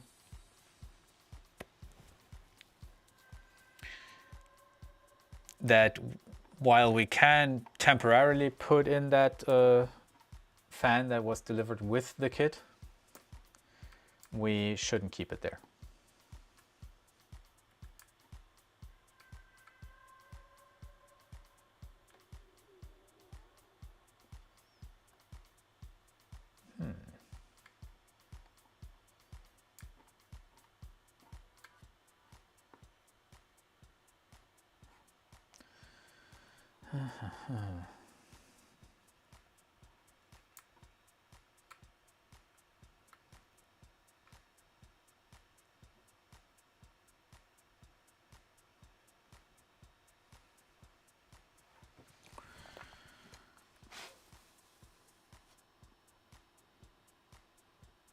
I wish I could select the voltage on T2 and T1 so I could get a controlled fan in there.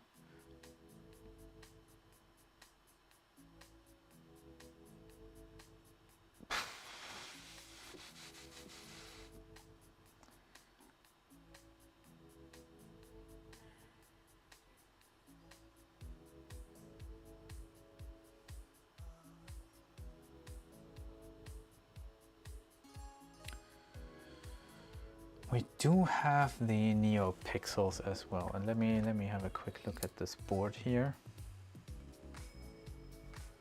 That's the NeoPixel header. What else do we have?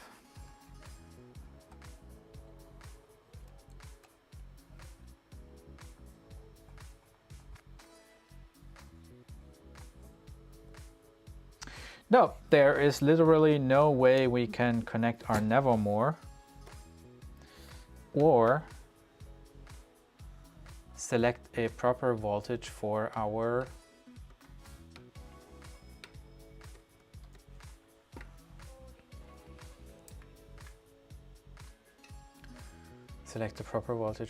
our fan.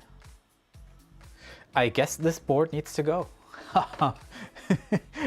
That's actually pretty shit, because the board that's supposed to go in here is still in the other printer.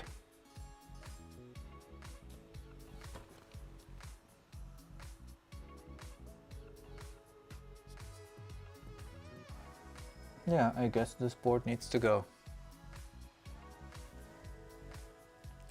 All right, so that basically means that we can't reasonably power, well, just cannot imagine that Fysetc would be this restrictive.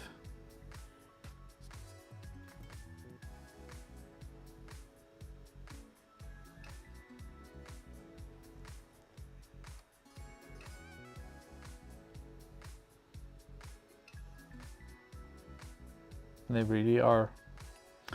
They really are. Damn you, Fysetc.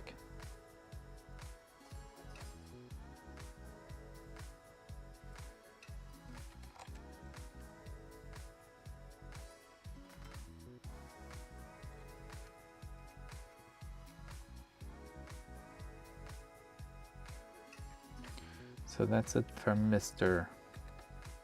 So this is a second thermistor. These are the end stops. That's fan 2. Where's fan 1? That's can, that's not fan.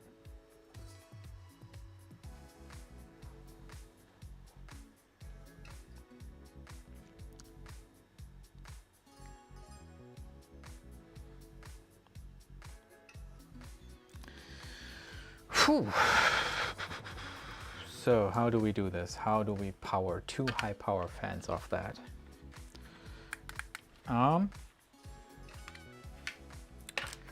What we're going to do is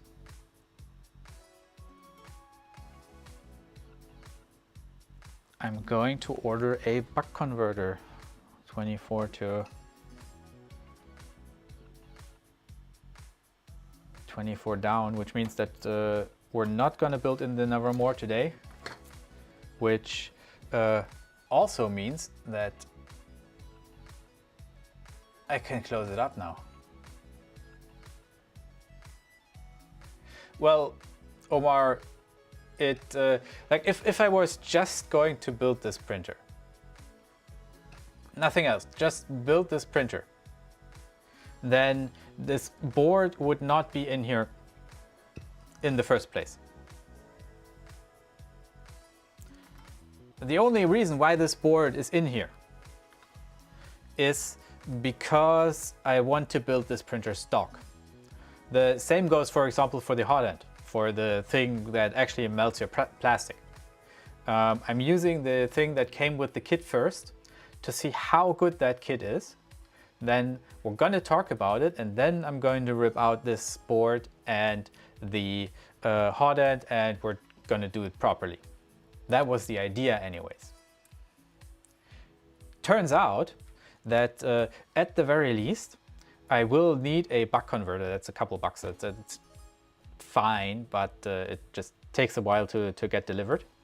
To even run my filtration solution to then make this to make this printer into a good and usable printer. Because if I can't run the filtration system, that's once this is enclosed, cycling the air inside to make sure it removes all the bad stuff, right? Then I can't actually print materials with it that contain bad stuff.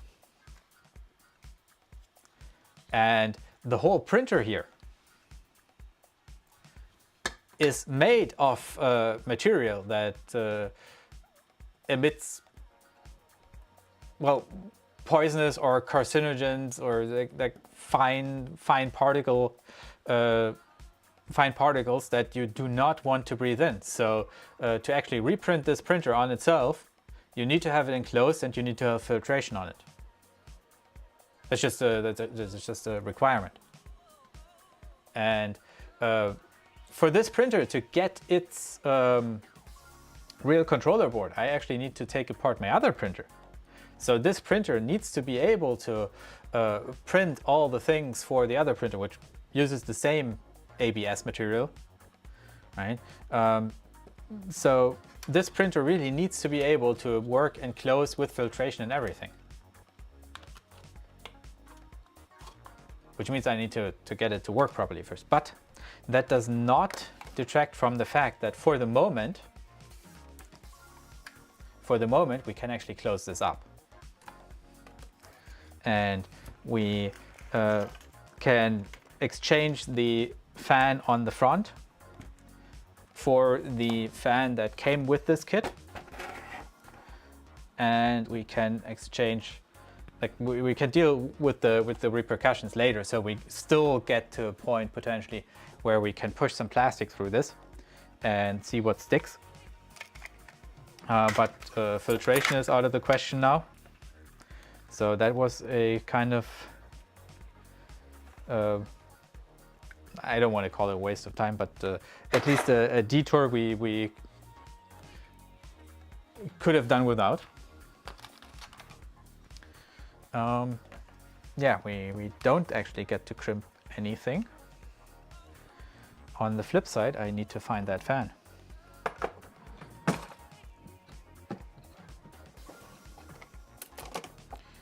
I need to find the other fan. We're going to close this up first. I'd say we're just going to do some ASMR for a minute, so the old man can come down some.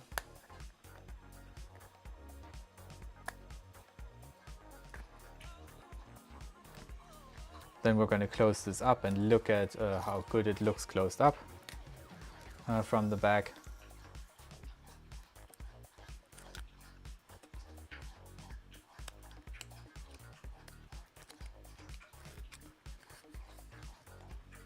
At least for the most part, we still need to look at the SD card before we can completely fix it in place.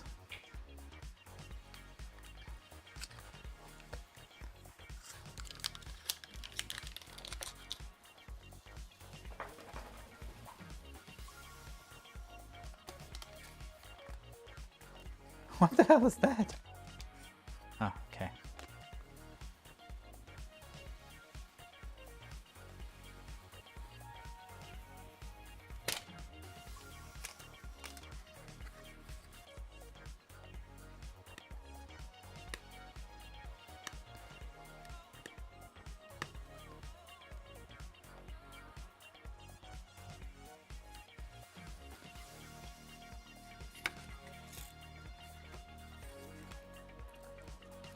Yeah, I was kind of hoping this board was good, but I see a couple of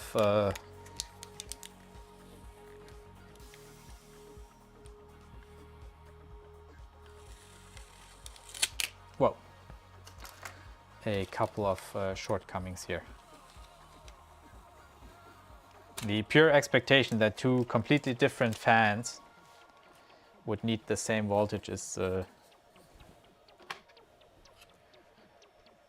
ludicrous, to put it mildly.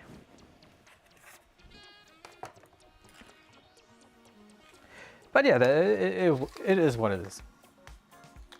Nothing we can do about it. Let's pull up the manual here. And 3x10s with the back hinges. And I mean, it's fine.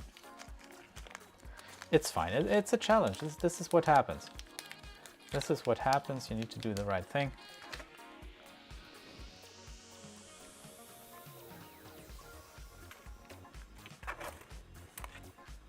And I need to make sure that I don't lose my unused but already broken off crimp connectors.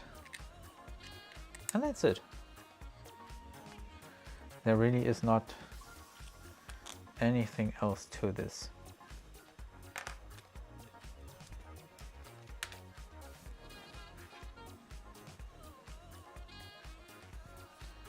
Okay, so we want to have one of these in place first, because the other one is in a fixed location.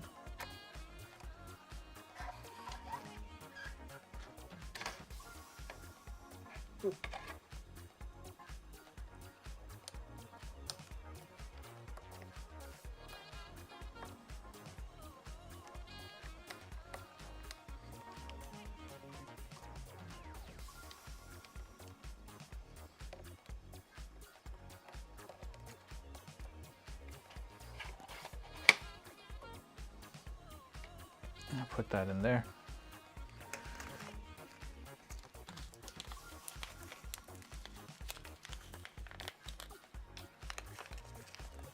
Yeah, but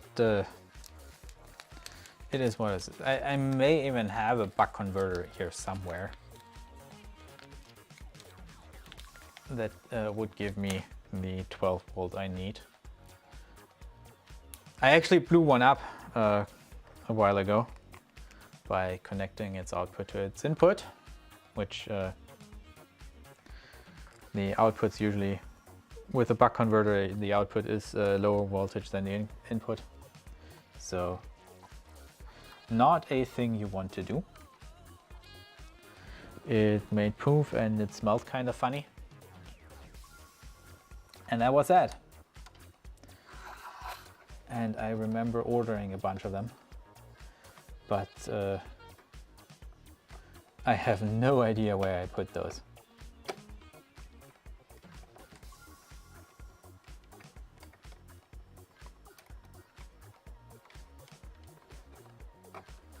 That's actually not biting.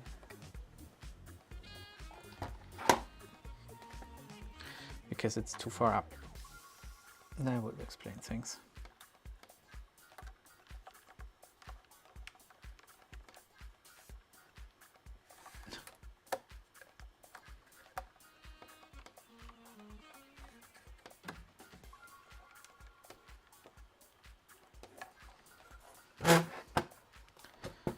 Okay, so we're gonna put these in halfway-ish because we still want to be able to easily remove the back plate, but we want to secure things in place already to some degree. So the by 10s we don't need anymore. We need some by 8s, but these are flat.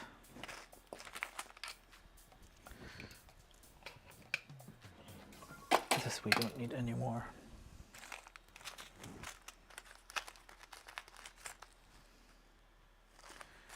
Two by 6 we don't need. The by 12s, nice.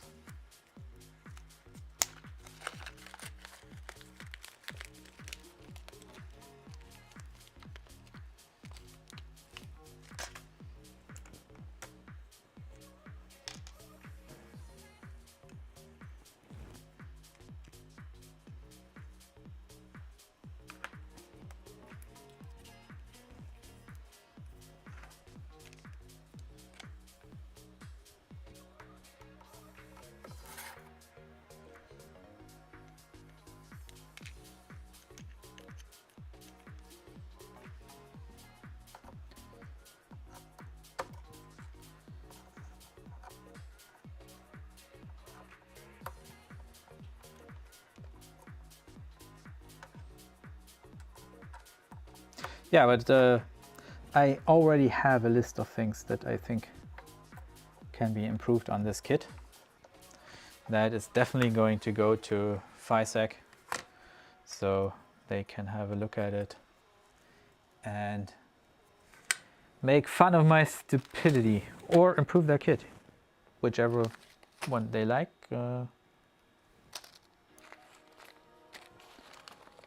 These should be by 8s. Yeah, these are by 8s. But I will definitely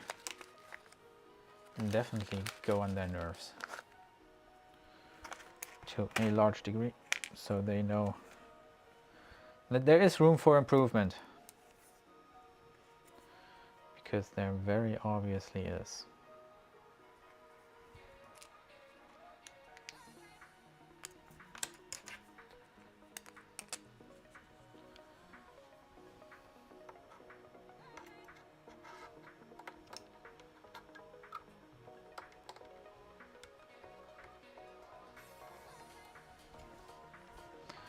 That, and this is going to be a bit tricky now.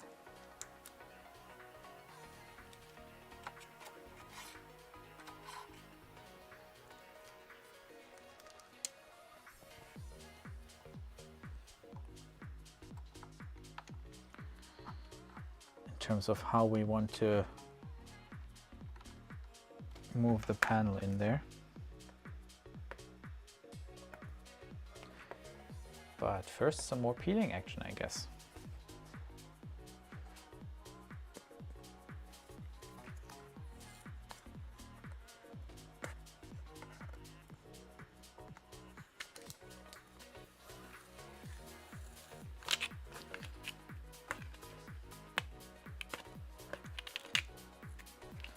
And this one, very stubborn. It tries to rip. So this is probably going to be a multi-action peel.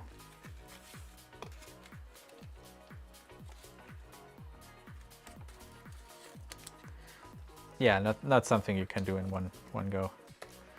This one is very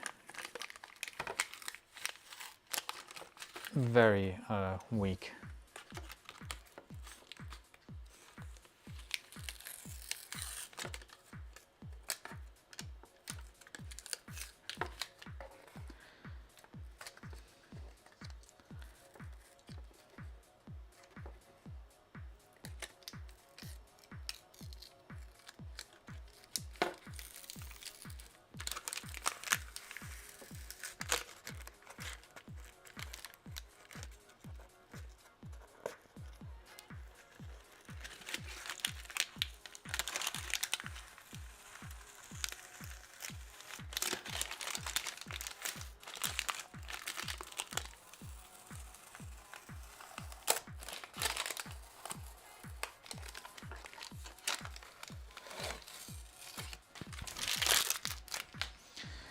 Nice. That worked better than expected.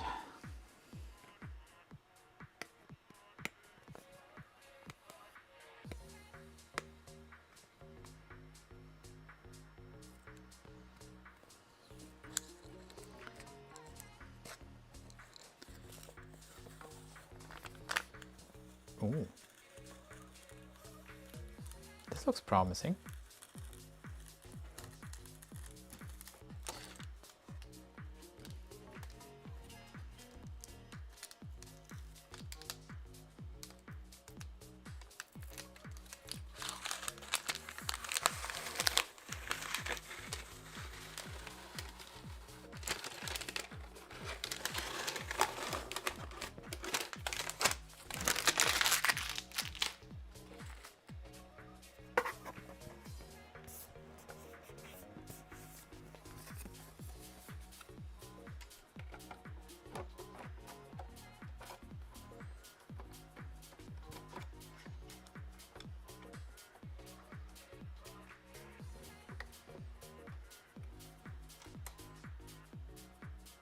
Now, I guess the way to go here is actually the other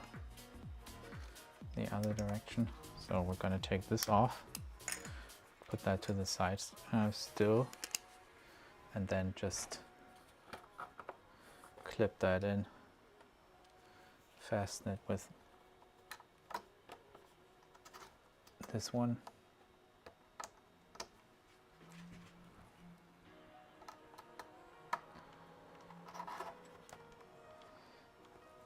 And that's our backplate. Cool. The only thing we need to really secure in place is this, because that will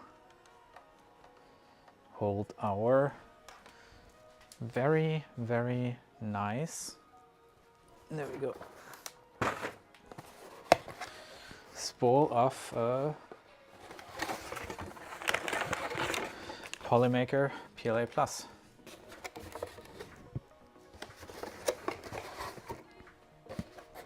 That we're going to use for our test prints, and that I'm going to use to break in this printer.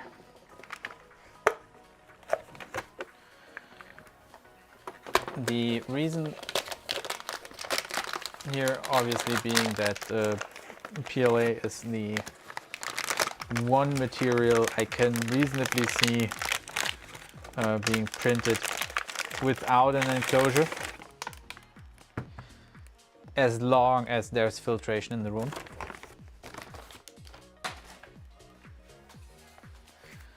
because it is a very low emission plastic.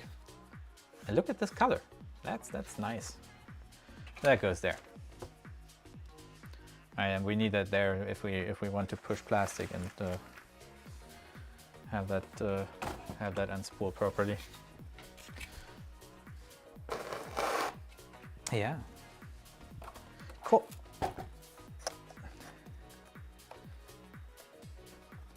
Looks like a printer, feels like a printer. Doesn't yet sound like a printer. Probably isn't a printer yet. To make it a printer,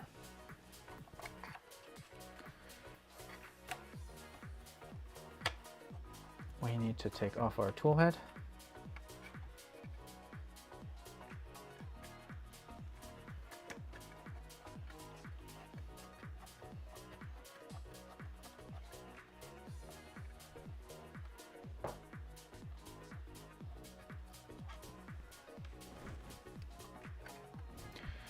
And I think I want a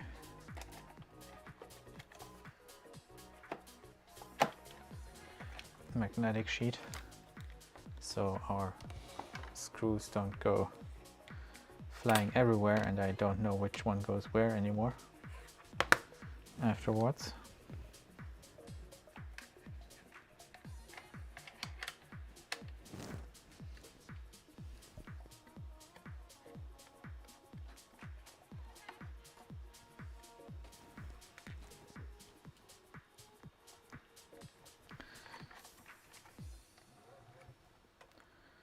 Move that to the front.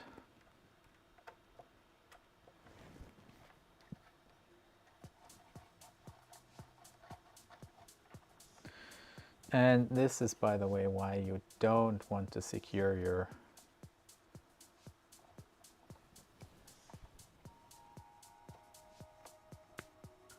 All right, I'll see you soon, Omar. You know where to find me.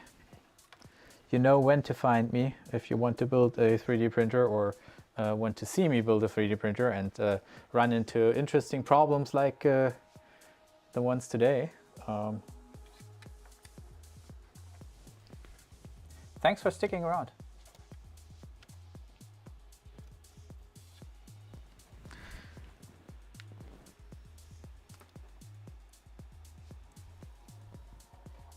I will see you soon. There we go.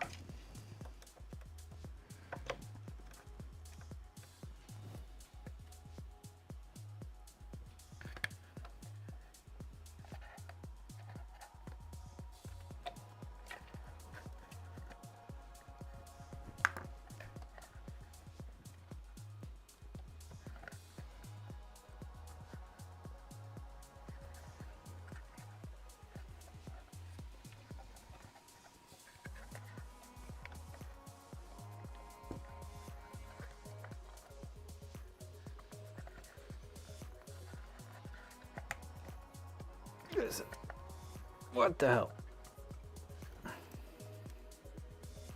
Maybe we just disconnect it here. I mean, that would be too easy, right? Disconnecting it on the tool head. So we don't have to lug it around. These are very firm though. These are very firm. And that's actually a good thing. That's actually a good thing.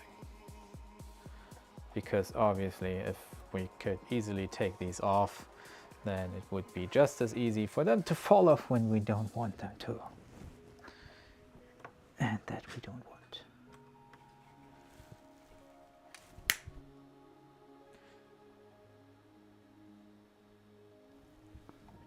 And Enek is having a bit of a fit.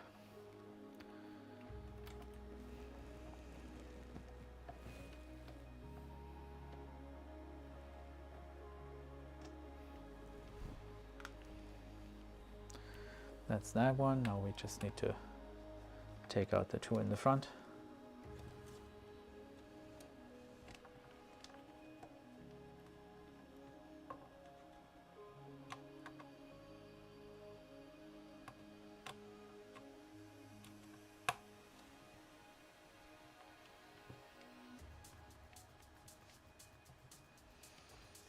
And that will actually loosen our otherwise very good, very well secured toolhead.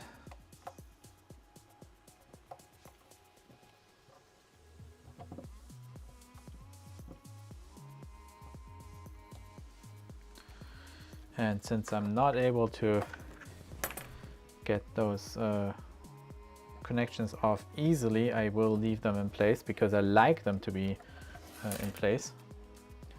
So we're just going to have our printer and our toolhead.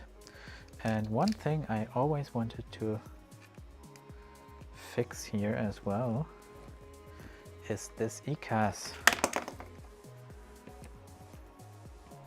binding that does not sit flush. The reason why that's not sitting flush is probably because there's still something in there blocking it from doing so. But we need it to sit flush.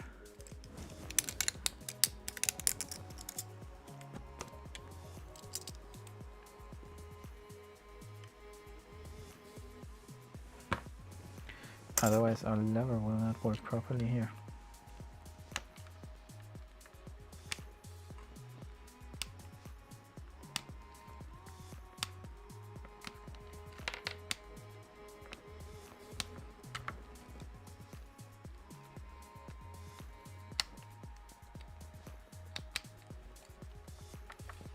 Took some more material off here to give it some more room.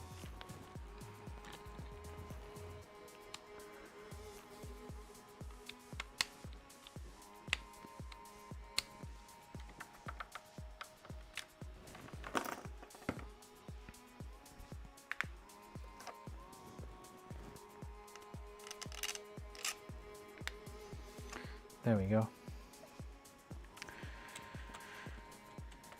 So we can now take out the fan, but what we actually need to do first is loosen this, or take this off rather.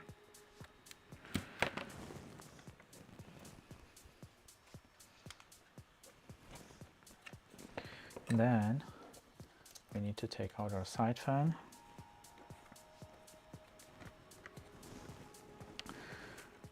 By the way, since I mentioned it earlier, just a heads up for all the people interested in an Annex build stream, Annex K3 build stream, I will be building one of these.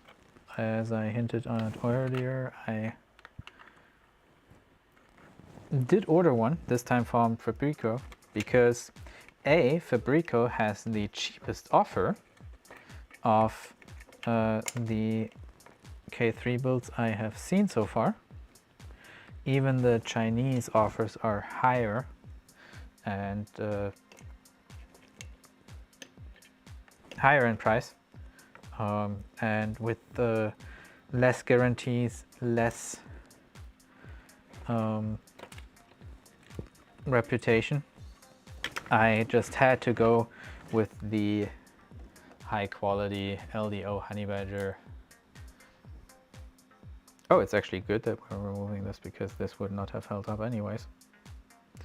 Anyways, as I was saying, we're going to go with a Fabrico kit with the LDO Honey Badger. I think, I'm not sure if there are high wind rails in there. Usually I wouldn't go with something like that because I'm always trying to find the cheapest kit, and then I'm trying to build it well, because I think that's the actual way to go.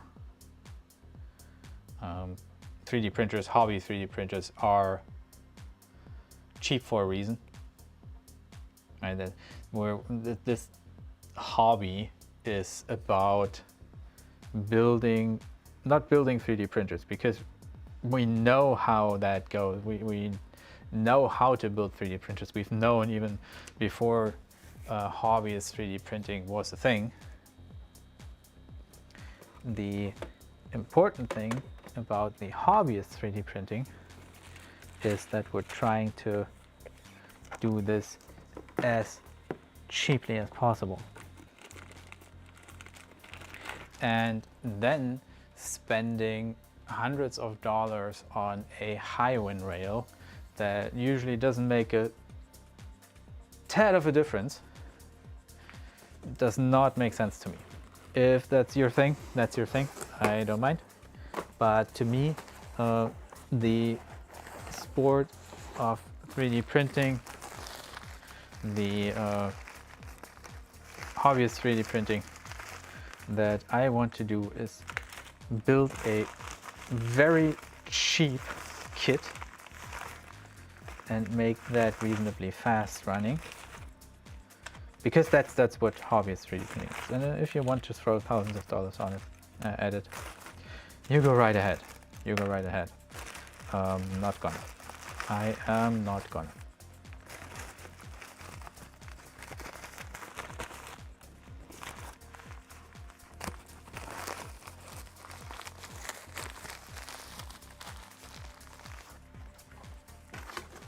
Yeah, that's my 2 cents on the whole thing.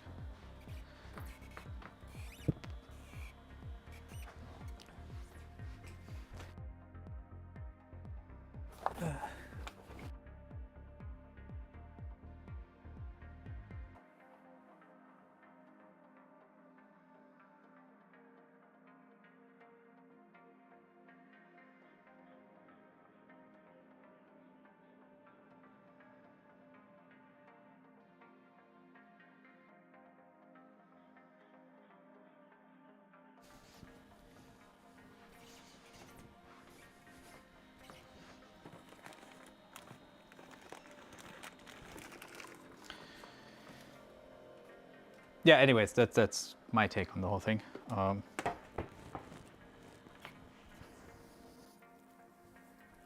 I can understand if people are trying to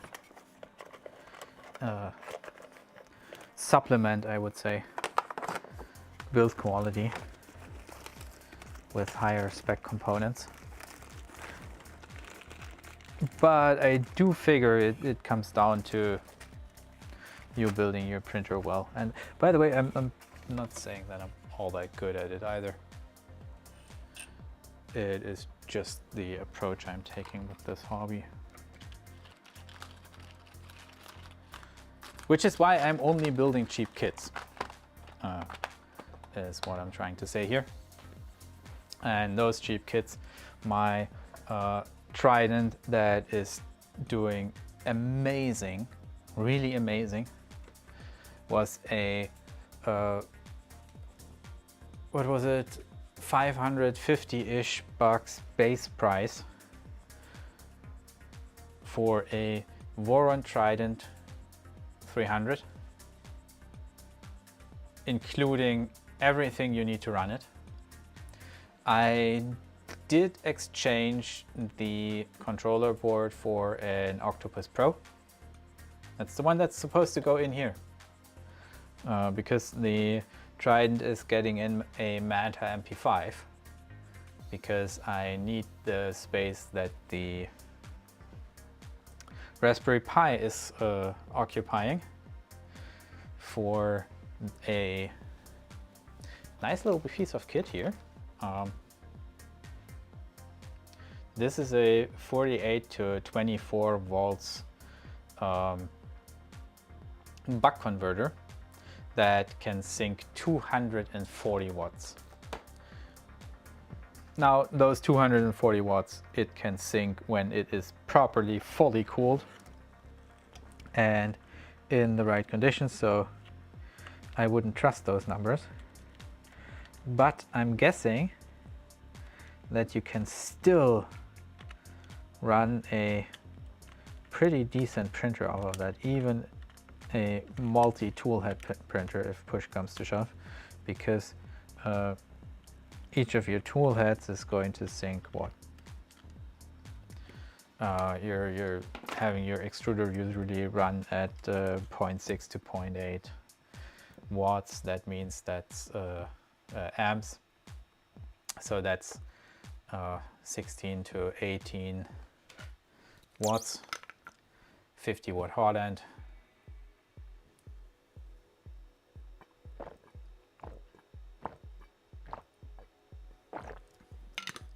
So let's assume you keep the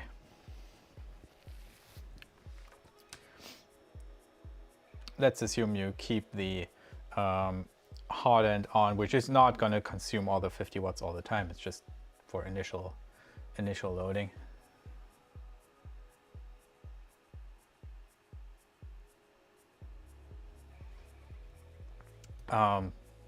Yeah.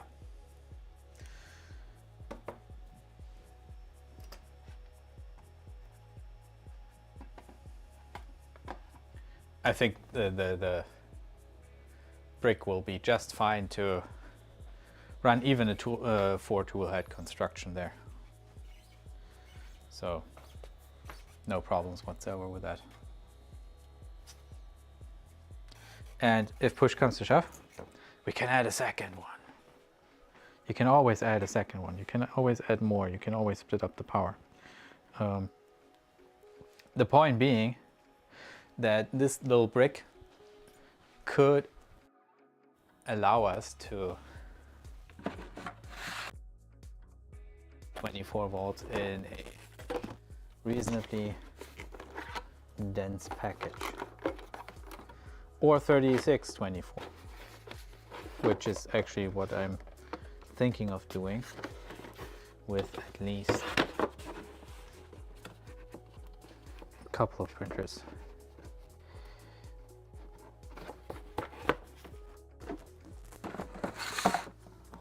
Because even 36 should make a reasonably huge difference already to a 24, as it improves it reduces the current required by a significant amount already, and should be good. Should be good. We'll see. We'll see. I still can't find the frickin' fan. That is unfortunate.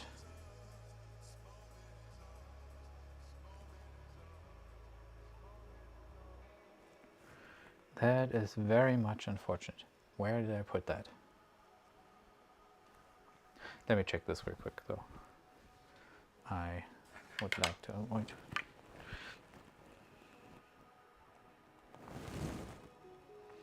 Yeah, this is 5 volts. So this would glow very brightly.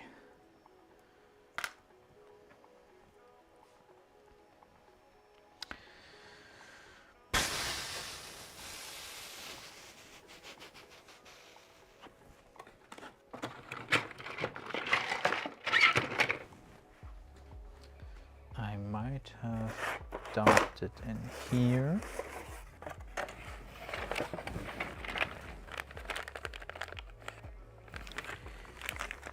No. But what I have here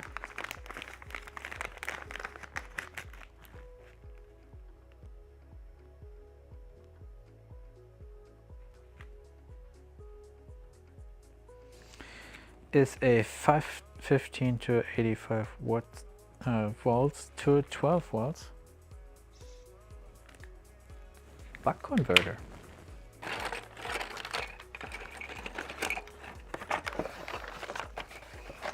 Isn't that interesting? I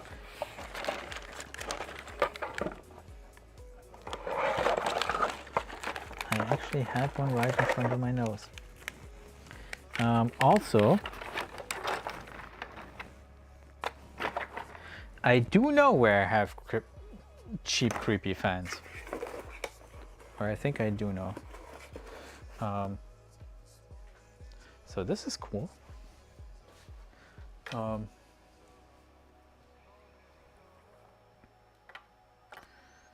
This is a, well, it's 12 volts 1 amp, so it's slightly overpowered, but it's an option.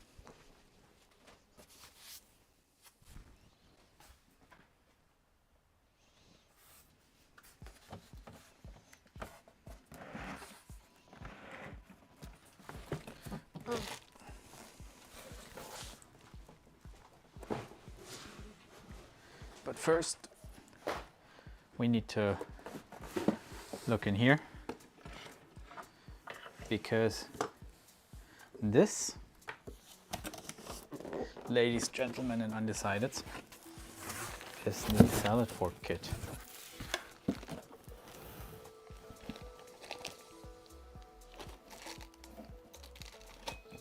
The salad fork kit that actually has a heated bed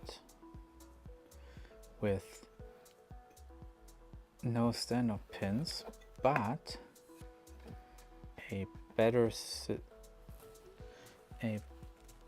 position for the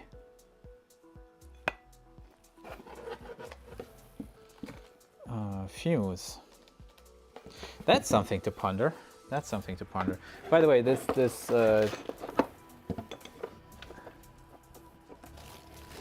120 millimeter bed is in there because this salad fork may get an upgrade to become a tool changer as well. We're gonna do this with the Trident, but I do consider doing this with the salad fork as well at some point. And that's what the, well, what's bad is for. Interestingly enough though, this kit came with a Dragon Hotend. I like the Dragon Hotends very much. The problem with them is they're discontinued. They're discontinued because I'm guessing Rapido, not Rapido,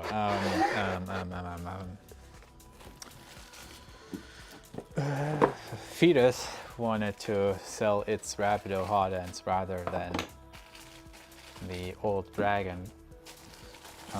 The Dragon obviously being really popular, so they couldn't just throw it out immediately.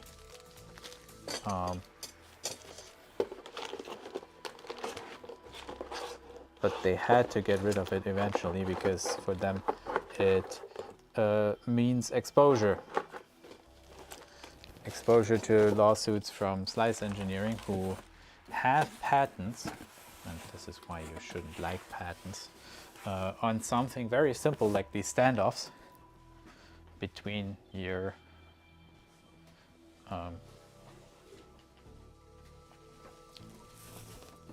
heater block and your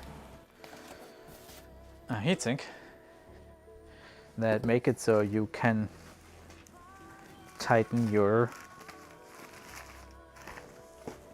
nozzle easier. And to be frank, having a patent on something that simple is... They have so many good hotends. They have so many good hotends.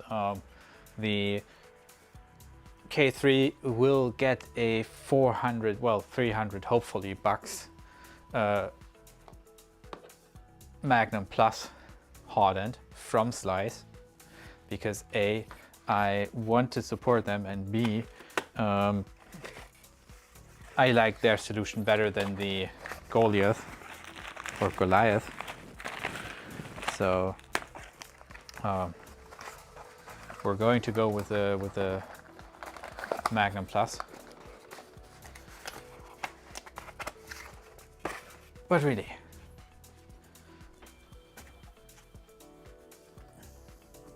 and by the way, I do think that they, Enek is just getting his cuddles in. So if you hear a dog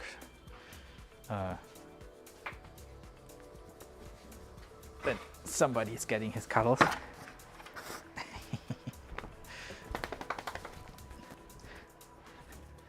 Give me a sec, maybe I can show you this. Maybe. Oh, or maybe not.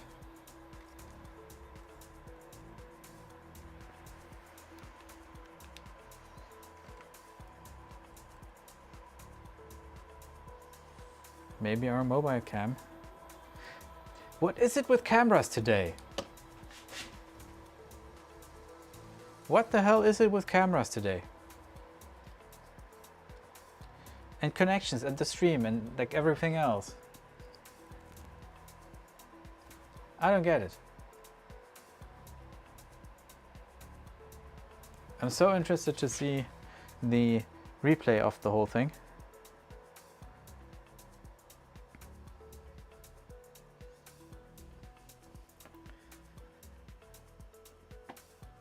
To see how screwed up it is. But first of all, there we go. This angle should do. And now let me get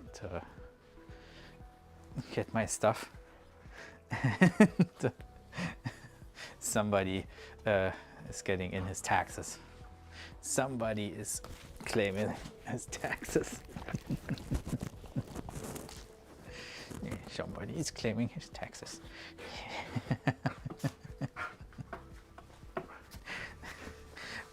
My dog might like me. Just a little. Just a little.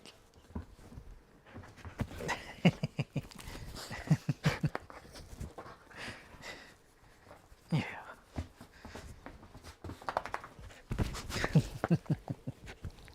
Okay. Sorry. Yeah, there you go. That is Enek getting cuddles. And I can't hear shit anymore. Oh no, I can't. It's all good. It's all good.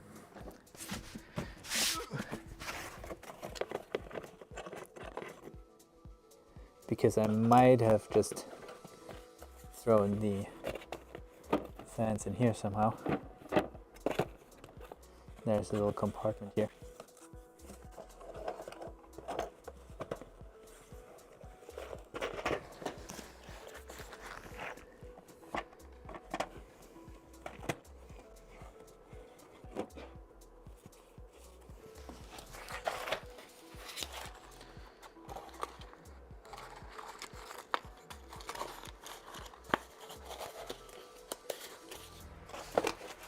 This is not going well.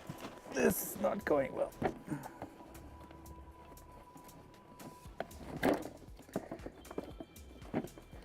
I wish I knew where freaking fans are.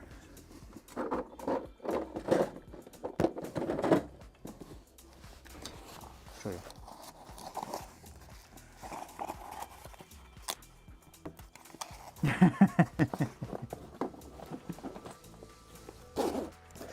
Yeah, somebody is asking for attention.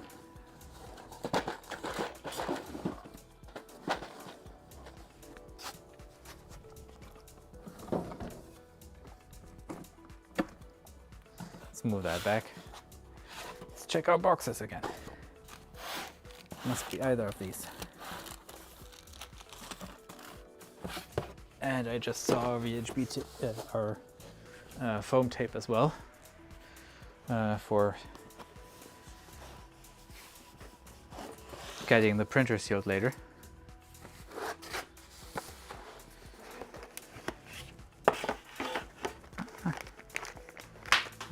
No, that's not the one.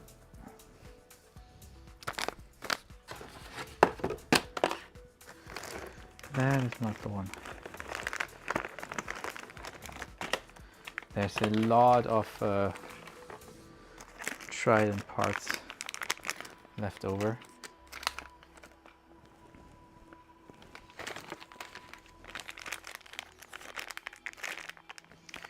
These are 4010s, so we can't use those.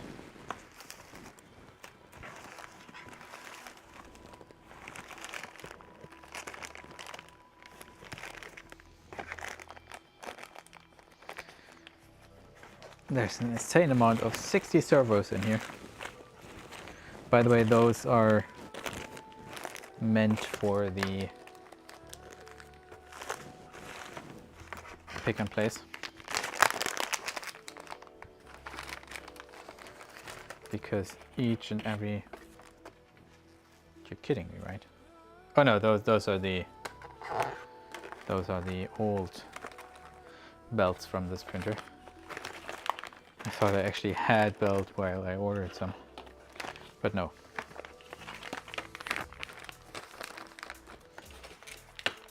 Anyways, this is actually the might never ever need again box. This is the less cramped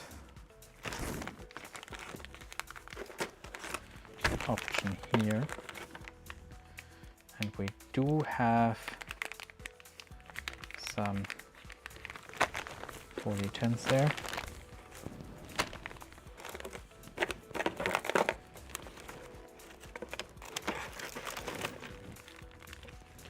But I don't know where my 3010 fans are. Damn it.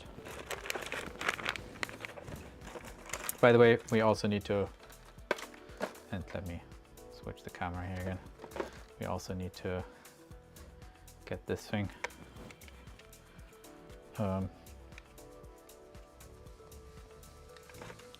rebuilt.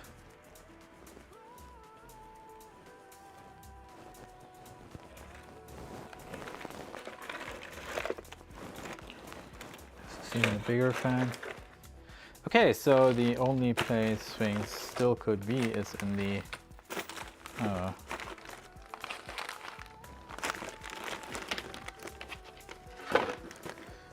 back of the table, because I cleaned them up thinking I would never need them anymore, because I was not considering Fysetc would ever not give me 5 watts on a toolhead for a fan to run.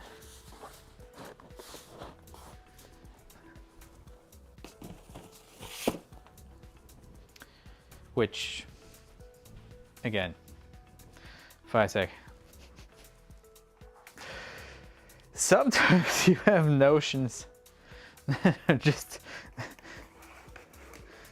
just so outrageously outlandish. I don't know how to deal with that. I own 2 of your printers now. I am very sure that the second printer is going to perform just as well as the first one. I'm just not sure anymore whether that's because of you, or despite of you, or in spite of you. That is something we will need to figure out. Bingo. Bingo, he said.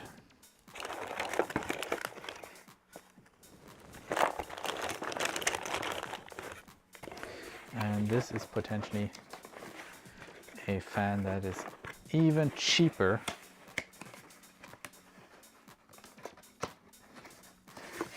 Oh, do we have another of these? We should have another.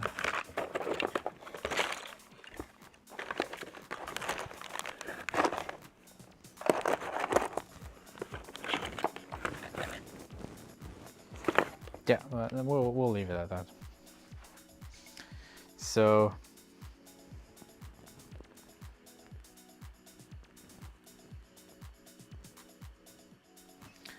this fan is, well, let's look at it together actually.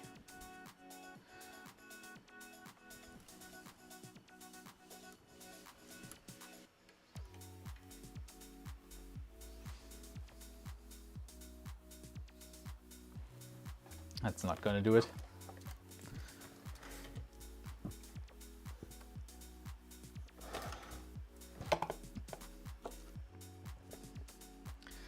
I am not sure what brand that is.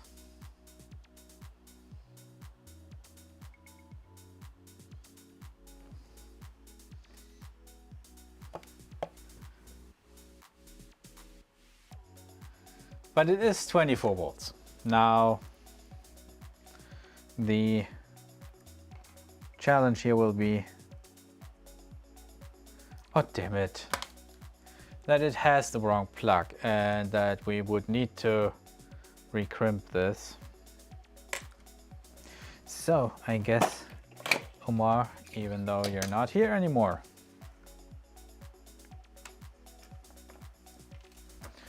you're getting your crimp.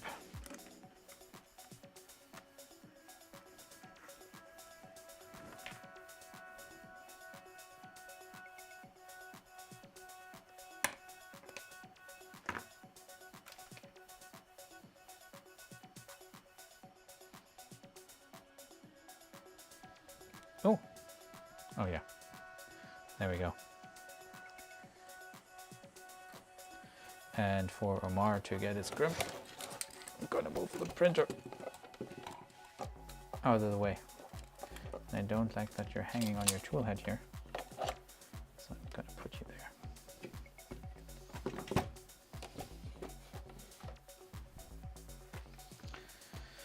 And then we're going to go a bit closer here.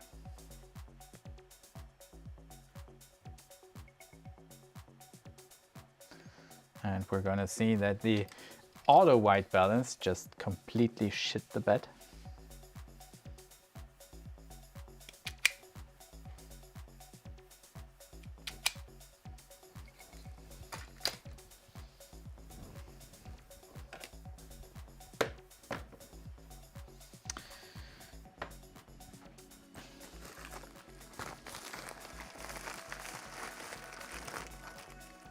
By the way, this being a self-made problem, because I just don't know where I put the fan. I was assuming that I have him here, but obviously not. I have both the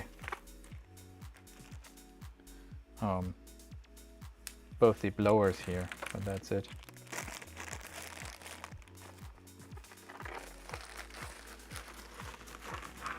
If you just build your printer directly with the fans that are included in the kit, you should be fine.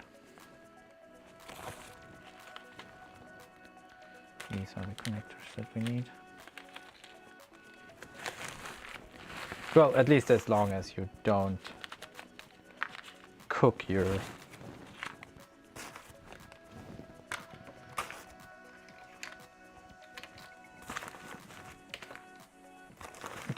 fan.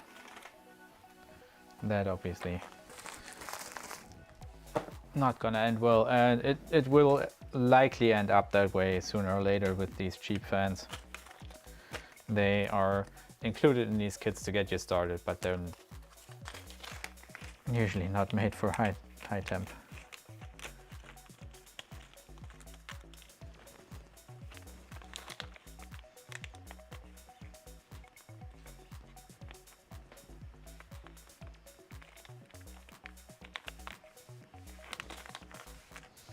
Now I'm wondering, this is too big.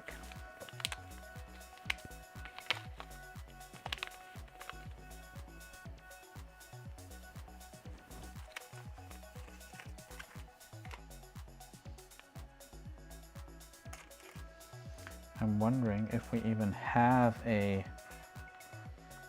connector still left for this.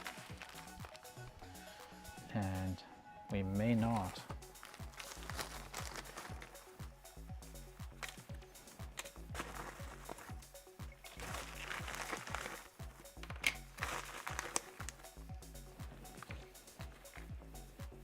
I think I see one.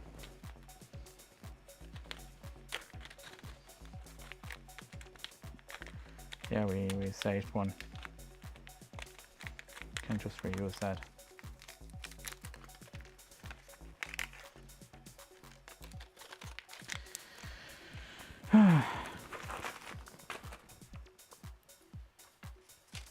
Yeah, so self-made problem there. Completely self-made problem here. If I had gone with the kit content, this would not have been a problem.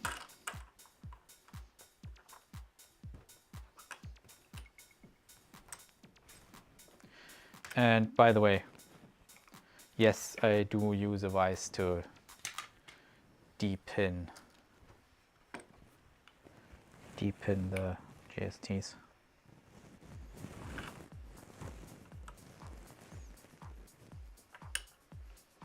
It just helps.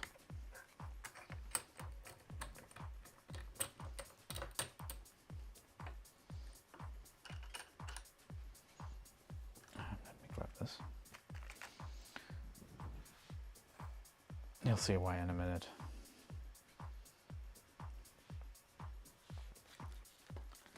There's our vise.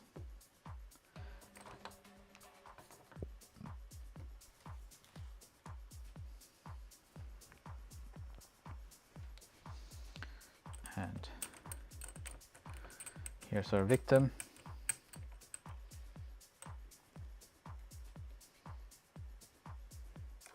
This victim actually having one problem here.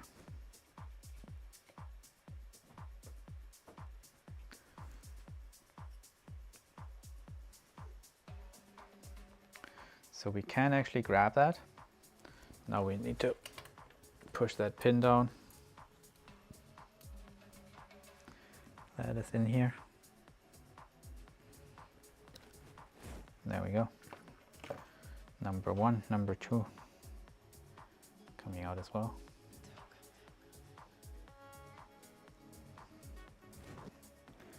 And because I'm doing this with a vise, I don't need 3 hands.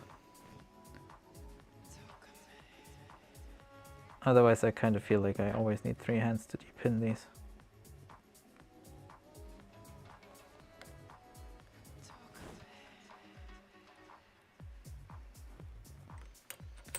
This one though, fighting well, back pretty well.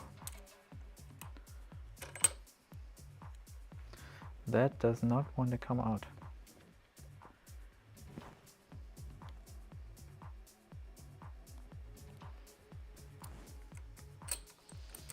Need to push this in a bit further so the rubber fully grips it.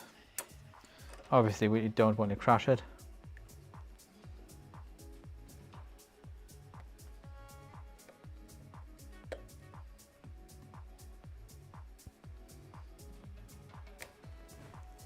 There.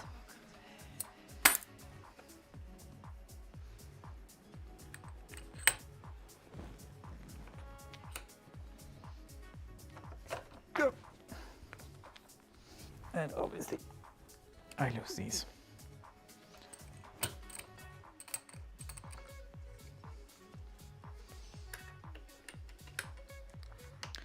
The vise being pretty practical. I actually like that one.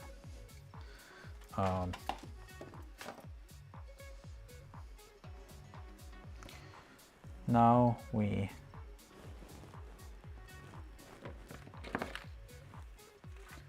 need to repin our fan.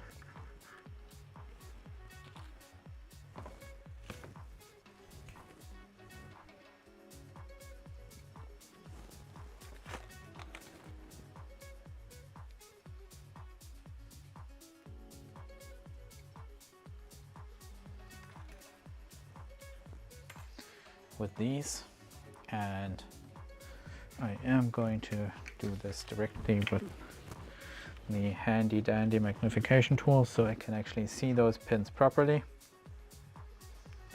and see exactly how they behave while I'm crimping.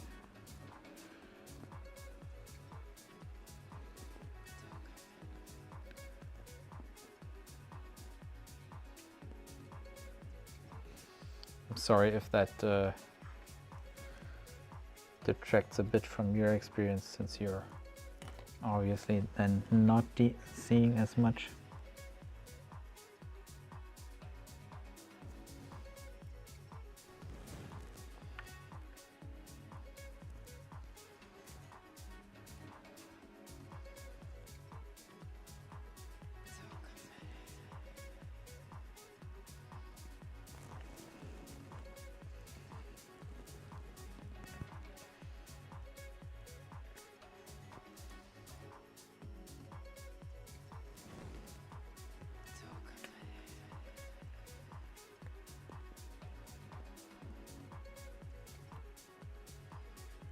Yeah, that's pretty good.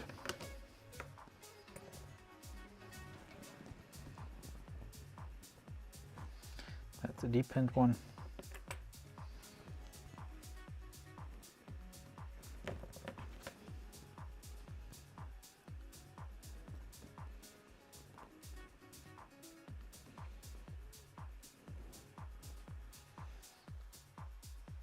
And I'm kind of looking forward to moving this to the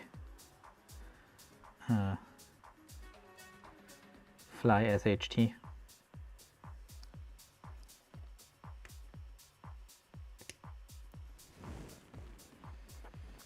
Because it uses the bigger connectors and I can be more sure that things are actually working and well connected. Because that peace of mind is worth so much. Anyways, crimp. Now we need to connect them exactly the same way here. So if we put the notch down, we have ground on the right side. We want to put the notch down because then we can see when our connector clips in. Ground on the right side.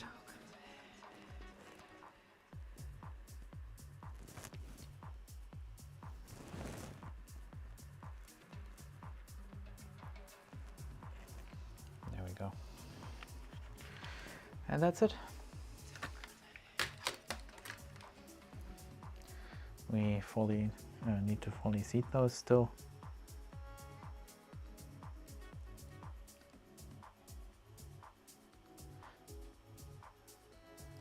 And we crimped ourselves a new old fan. I'm really dreading this one. I'm really dreading this one. I do not want to know what kind of a piece of Gosa, I think is the word, if I remember my Firefly correctly.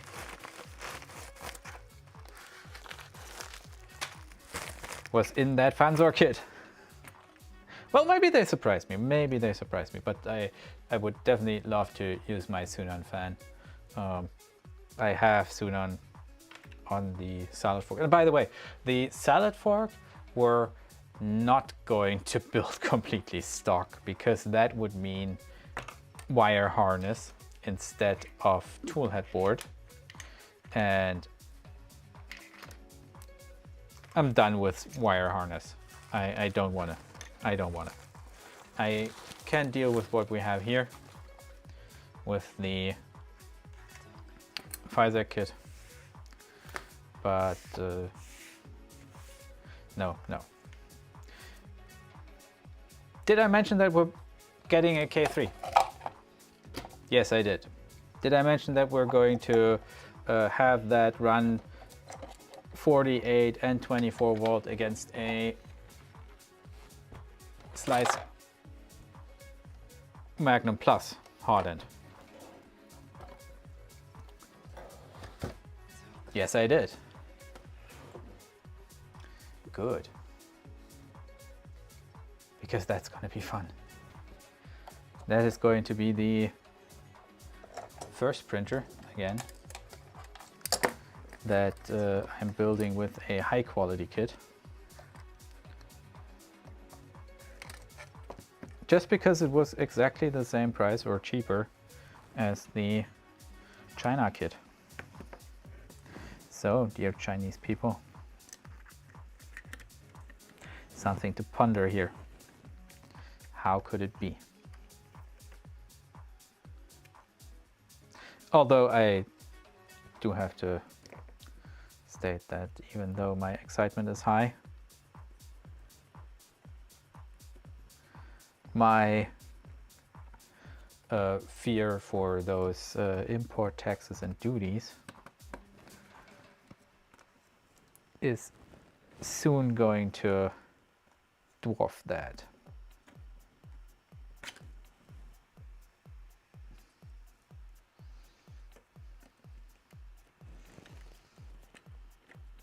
Because yes, even if I order a kit from Fabrico for,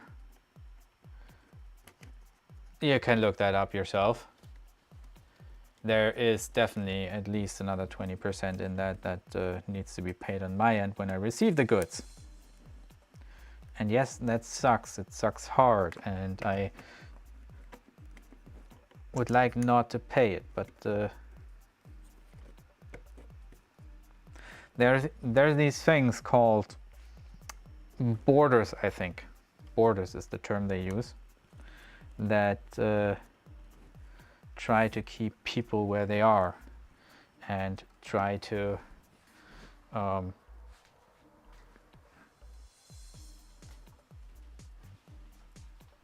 enact arbitrary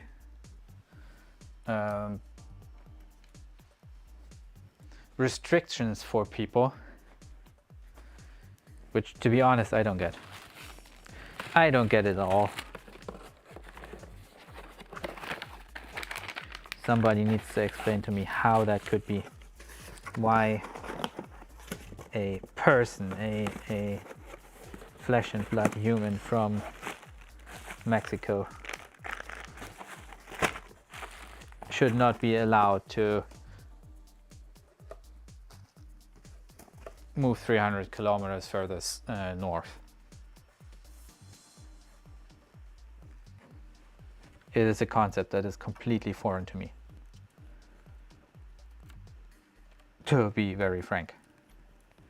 And by the way, the same goes for all the migrants anywhere else, but we're getting into politics here, and I don't want to go too much into detail. The point being, it's ludicrous. And the same goes for goods. Yes, ideally, goods would oh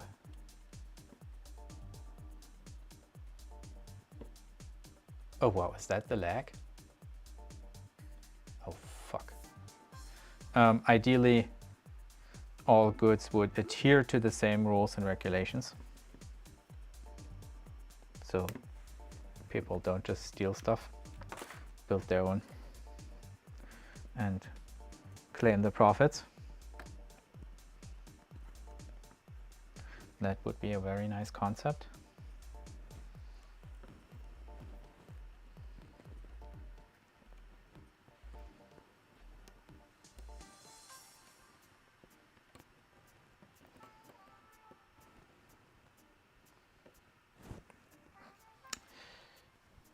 But on the other hand, then imposing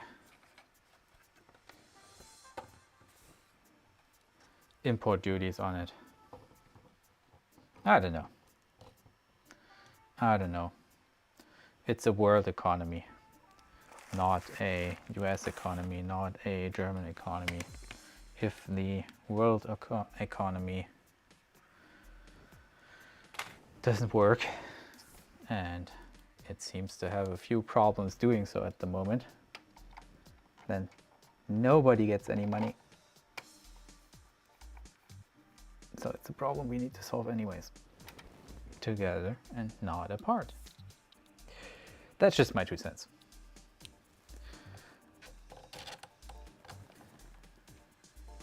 A problem that's more pressing for me, though, is that I hope some manufacturer actually solves, is I'm currently looking for a gaming handheld.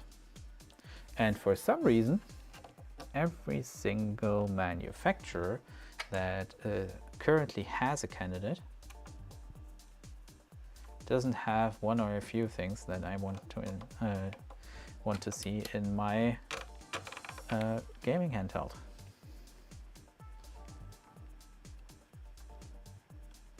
Like I'd like to have detachable controllers. Legion does it, but it has horrible sound. The Lenovo Legion Go, that is. But it has, yeah, it has a couple other issues as well. I would love to have 32 gig RAM in there. Just about none of those handhelds have that. The OneXPlayer 2 Pro has it. That's actually a pretty cool one. But it has a terrible screen. And I have a terrible nut here. That's nuts. Why are you there? You're not supposed to be there. Yeah, so the OneXPlayer 2 Pro I looked at. Pretty good specs overall, but one glaring problem.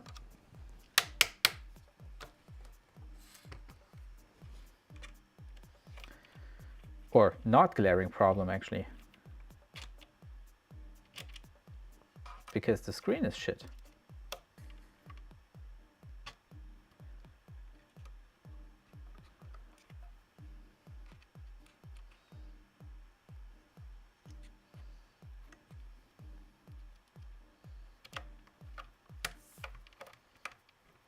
And that's an absolute no-go.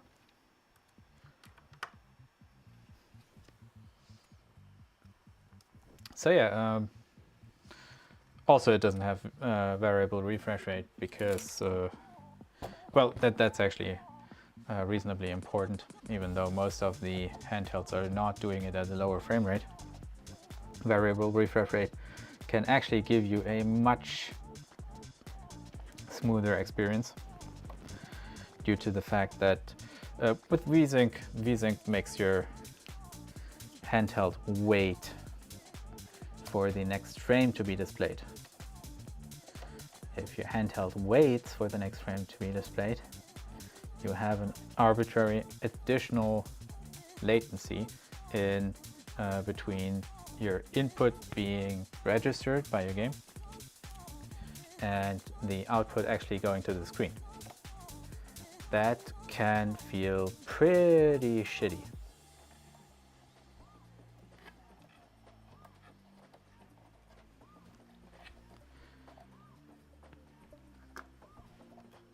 If you have variable refresh rate, that basically means, oh yeah, I can actually run that through there.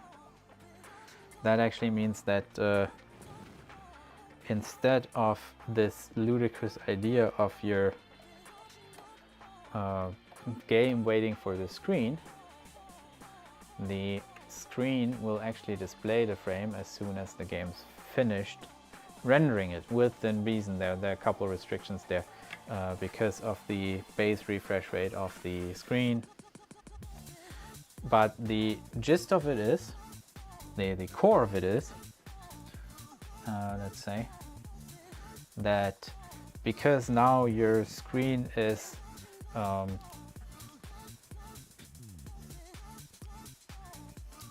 acting as a proxy to your game and not the other way around, or as an interface to your game and not the other way around.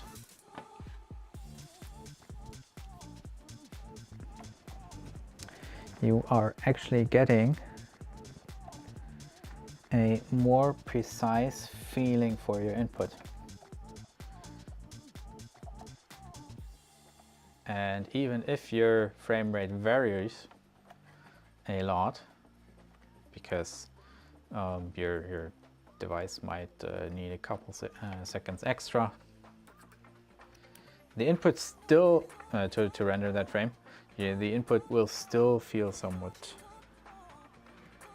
good, somewhat direct. If you instead were to use VSync, let's say you're hitting a 60 frames per second frame rate most of the time, so your body gets used to that 60 frames a second input latency, which the latency between you pressing something and something happening on the screen is your input latency.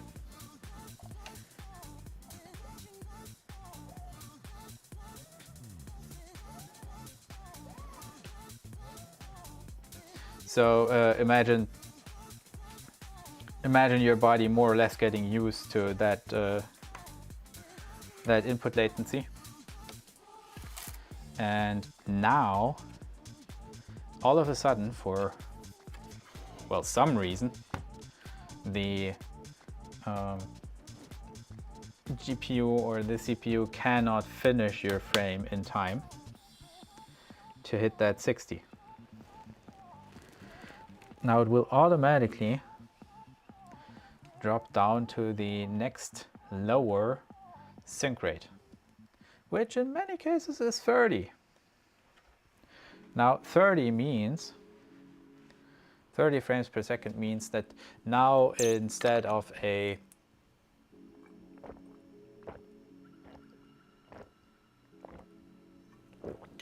9 seconds input lag, for example, which, by the way, just the input lag from being registered to being output on the graphics card. There's more to that. You end up with what is it, 25, because you need to wait another 16 milliseconds just for that VSync, that next VSync frame to come up.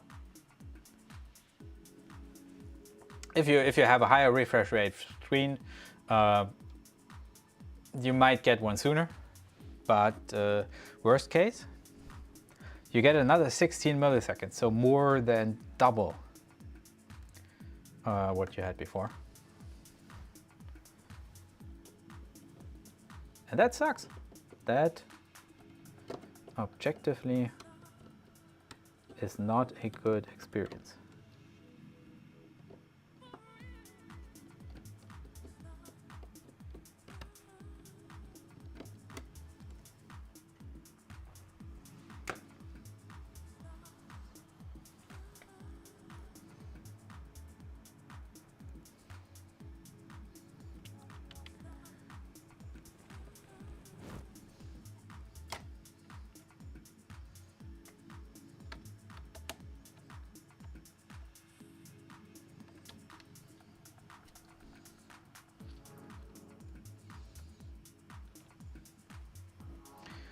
And I am pretty disappointed by this print.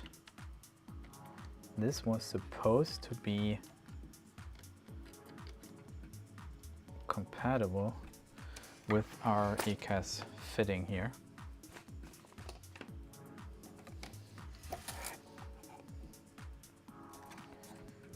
But it is seemingly not.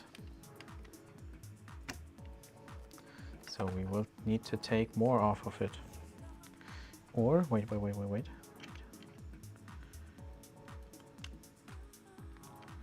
We may just be able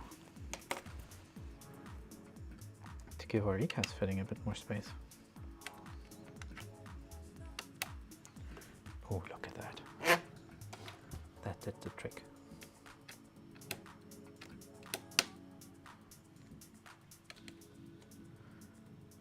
It's in there so perfectly. Let me see if we can fit that with the rubber. So, okay.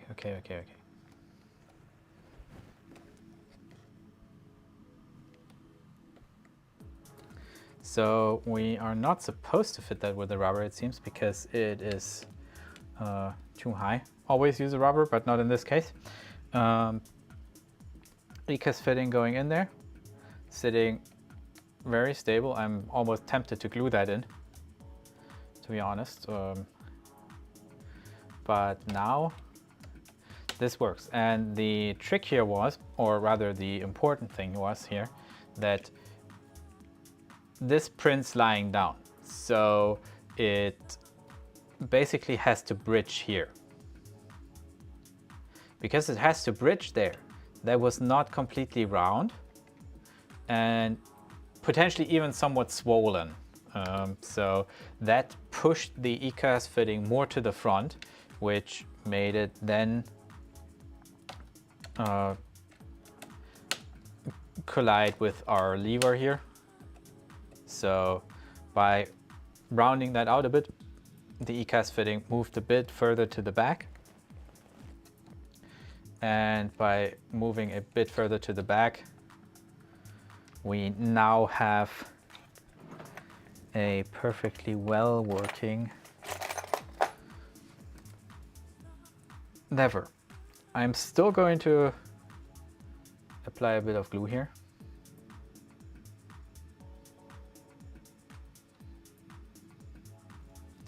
Just to make sure that sits well in there.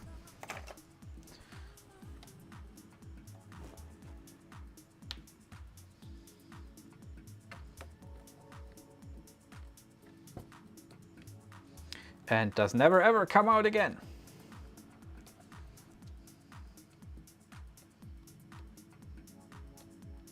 So there. And you know what? That was definitely worth it. That was definitely worth it. Now,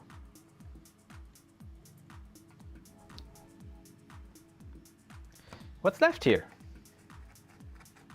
We got ourselves a printer, I think. We got ourselves a printer.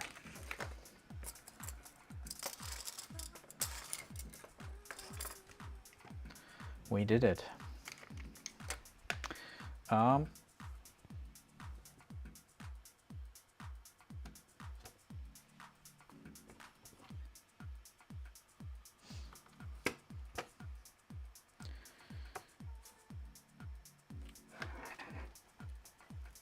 The question is, do we solve the Nevermore problem?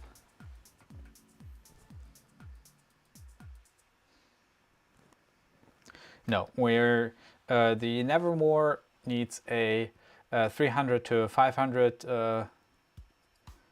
milliamps buck converter. I'm not going to use the 1 amp one. That would be overkill, and while I'm all for overkill,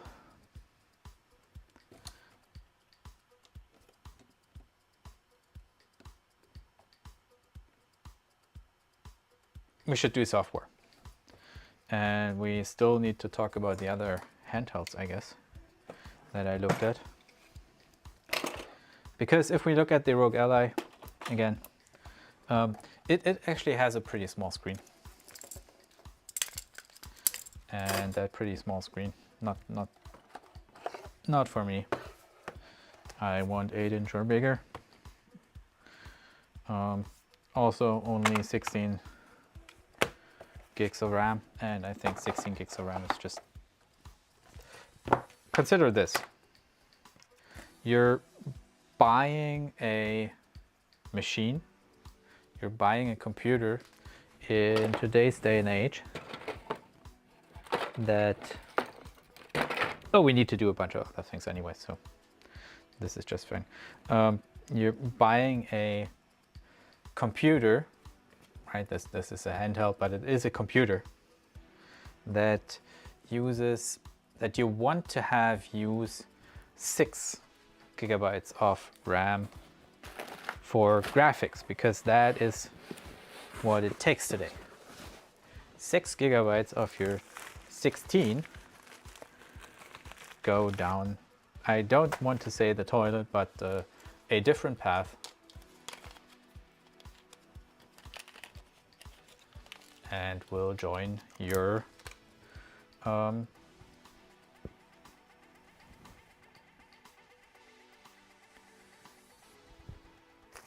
graphics card in Mission.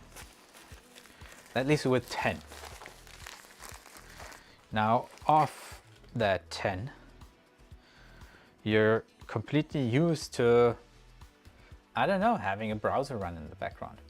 Or, as I want to do, I don't only want to use it as a gaming handheld, I actually want to try a few more things with it.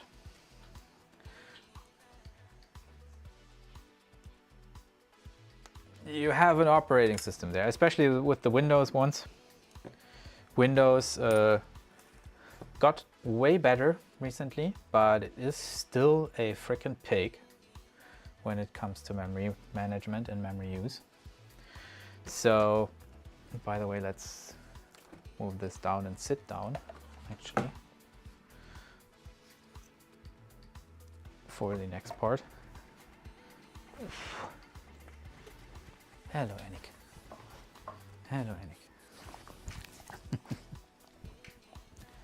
Oh, wait, that's not right. That's the right one. Hello, Enek. Hi. Hi.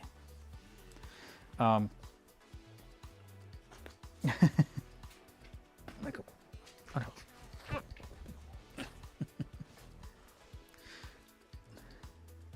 I have a lap dog.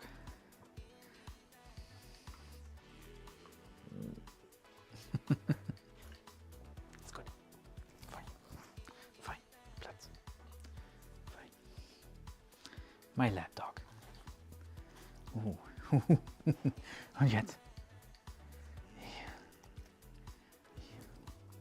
He's so cute. Yeah, so I'm not gonna get rid of him now.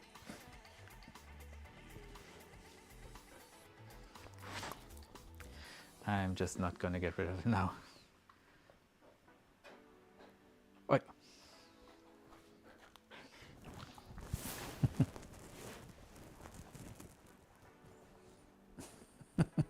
And in the meantime, the printer gets a cleaning here.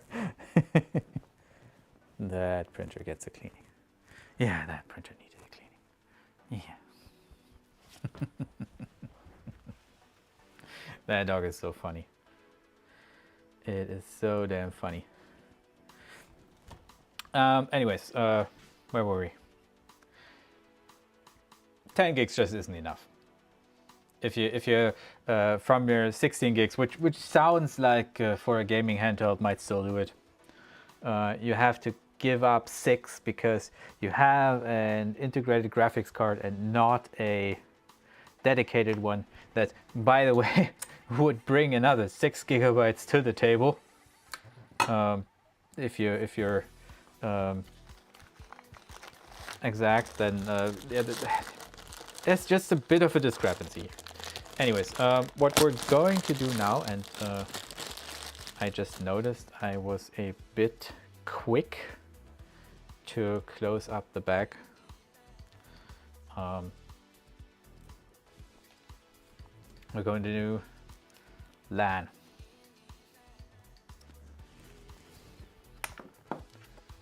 And there. And this is the fun part. This is why I didn't want to completely close up this printer.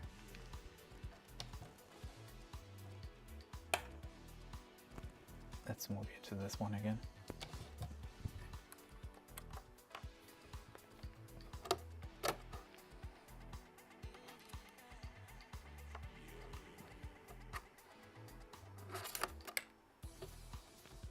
So there. Now we can loosen the spool holder here.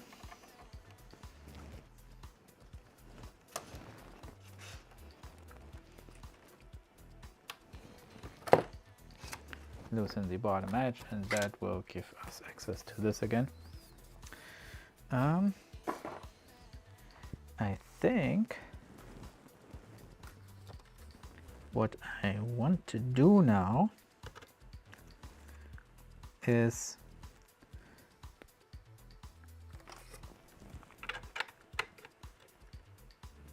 I actually could fit that through there, but I'm not going to. Let's not make this more complicated than it needs to be. This cable is cheap already, let's not damage it. Plug that in, plug that into the other side here, which is, by the way, USB that's connected to the laptop. And we haven't powered this on yet.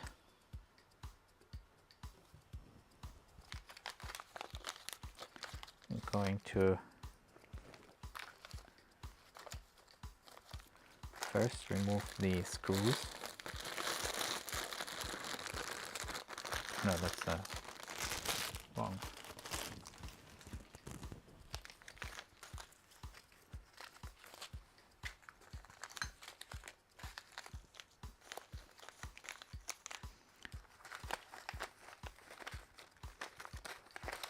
Wrong one. That's all trash. That's what we still need.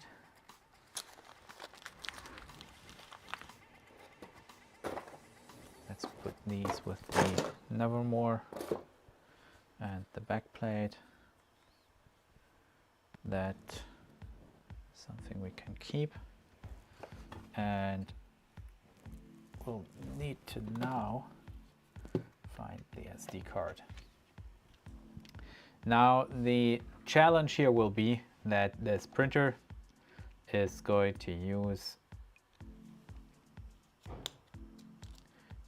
DHCP, which is the way it gets an IP address automatically.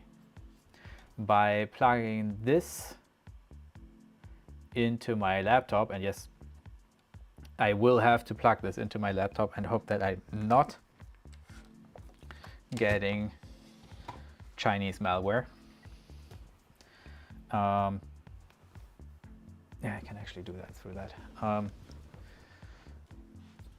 I can potentially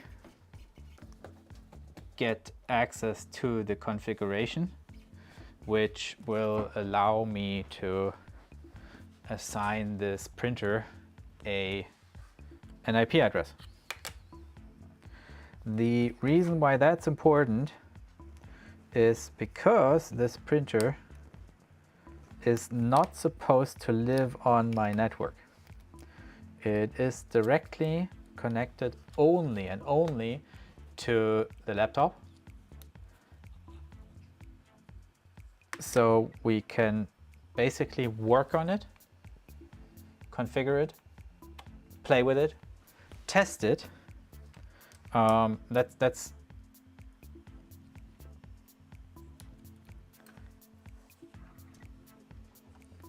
and do all the shenanigans with it before we at some point just move on to another board and a fresh and clean Pi install. Because I'm sorry to say, dear Chinese people, I wish it wasn't so, but some of the practices, I'm not sure if they're required by law in your country or if they're just executed as if they were, or if they're executed on your own volition. I'm really not sure. I don't want to state anything wrong here, but some of those practices are just can't do it.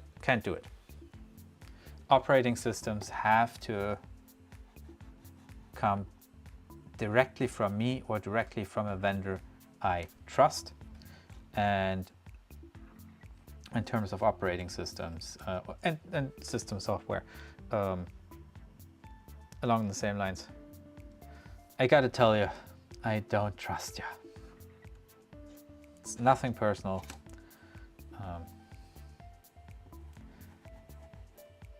And because that's the way it is, I don't think you're going to compromise my laptop, but there is a chance that you can collect data on my network.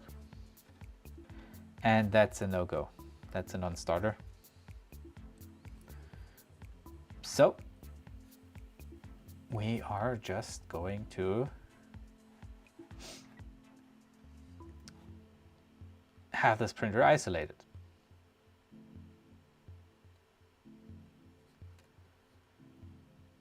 So the question is, let's go here and let's go here. Ooh, and you can see the stream there. We're gonna need a browser soon, but we also need this. And we want to look at this drive. And this drive is empty. That's surprising. That is very surprising.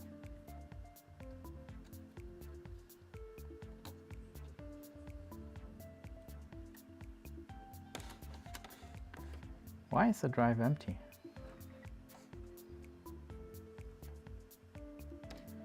Are we going to install? Ooh, let's check that out. Let's check that out. We are going to grab ourselves a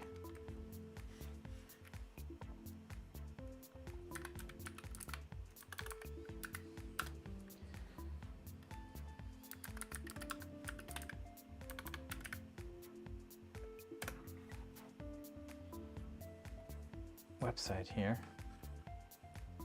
Let's see what the software installation says. Because if you're actually not delivering that software anywhere, we're good. That if I can actually run a proper default Raspberry Pi OS on this. No, okay.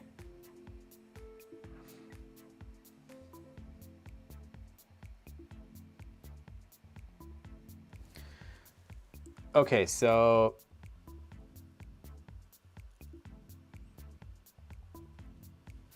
the operating system is actually on this board here.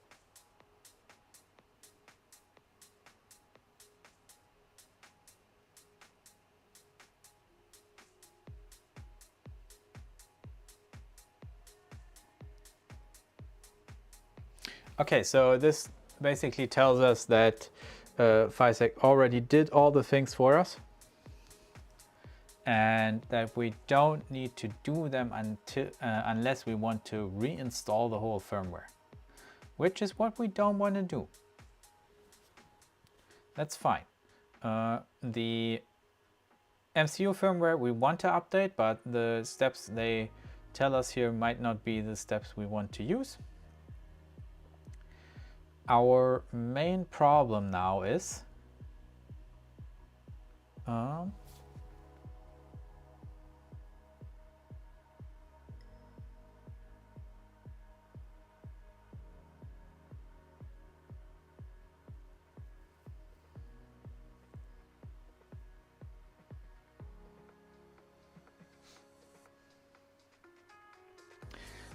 well, basically what they're telling us right now is what we want to do, we cannot do.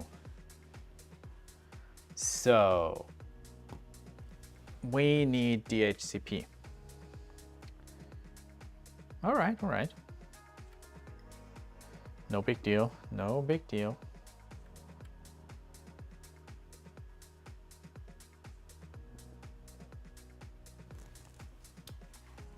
Let's see what we can do here.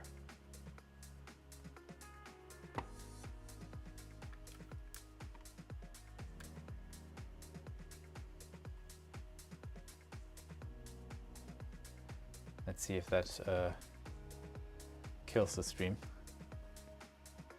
I hope it doesn't.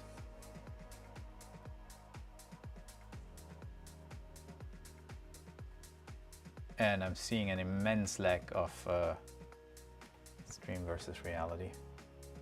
Why the hell? Yeah, okay, that worked. So yeah, we enabled our firewall, that's fine.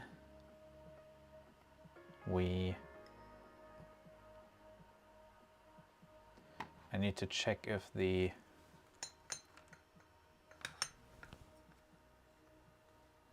adapter is working.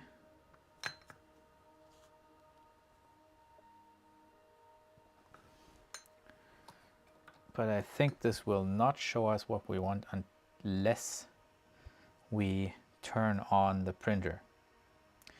The printer has been verified, the grounding connection has been met, the cabling was good, we made sure we have 24-volt fans in the toolhead in case they get powered at some point. We have a fan for airflow.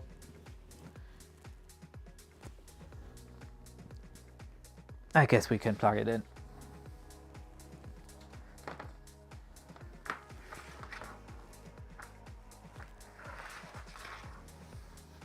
It would be prudent at this point to re-verify that all the connections work properly. But we're running on an isolated connection anyways.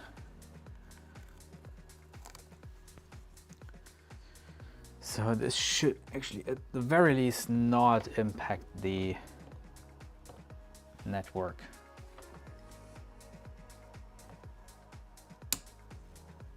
There we go. That's running.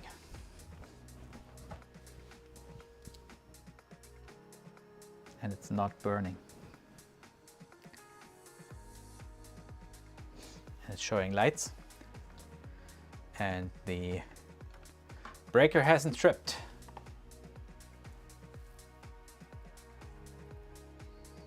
So let's see what we can do here now.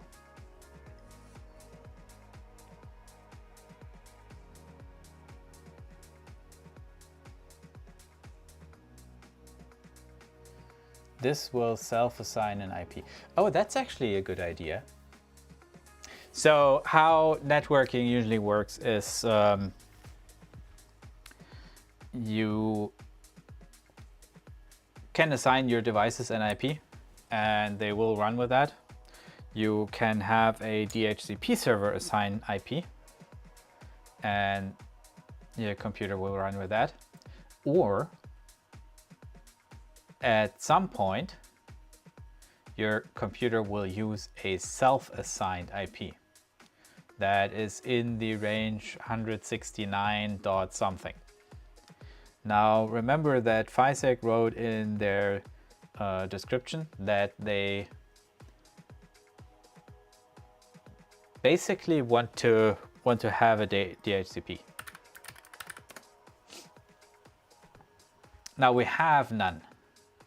There's none running. So this computer got himself a self-assigned IP. But that should also be the case. What is that? EN10.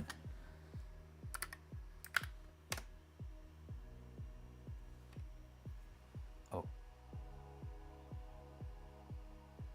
The hell?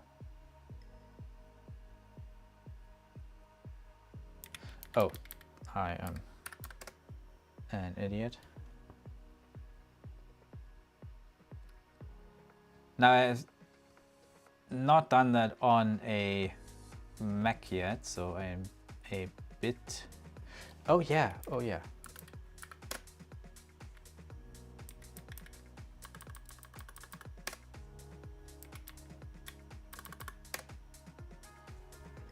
No, okay. So the idea is that if we got a self-assigned IP, then the printer might have given himself an IP as well. They usually do.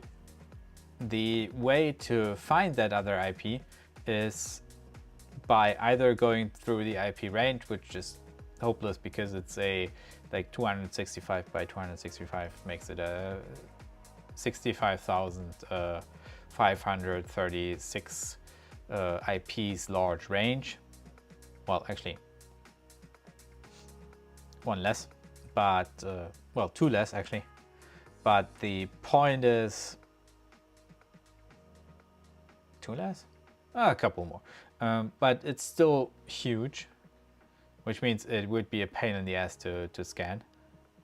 The other way is to use the ARP protocol, the address resolution protocol, that every single device on your network at some point, if it tries to communicate, it will send ARP requests over the network, and those ARP requests will result in other, or in this case it was actually a DHCP request, in other computers recording their combination of IP address and MAC address, because what you're communicating anywhere with is not actually ever an IP address, but your packet routing is actually always done based on a MAC address from hop, from gateway to gateway.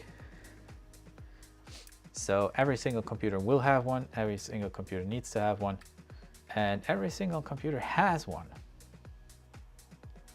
And we just need to find out which, how to see all the ARP entries.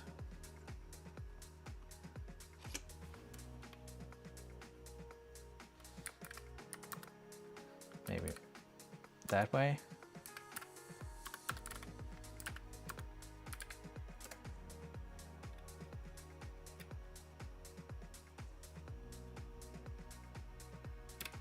Oh no, that would probably delete everything.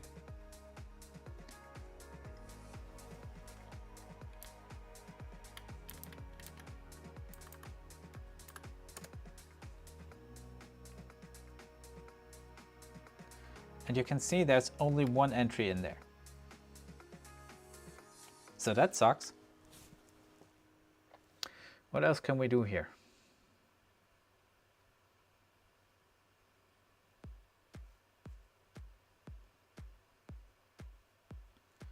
What else can we do here?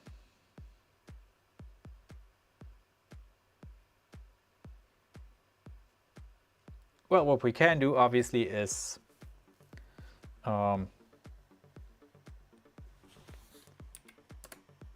by the way, we connected our display and the display is actually up. So maybe we can ask the display to give us the IP. Let me see here. If I can have you be part of, let you be part of this.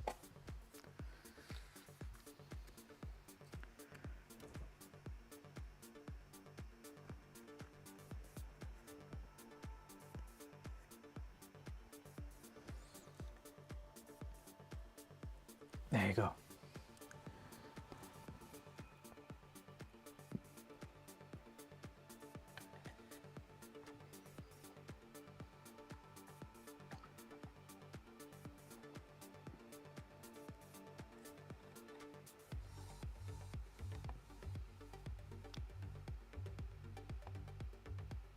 Nah, it doesn't seem like it. But it is working.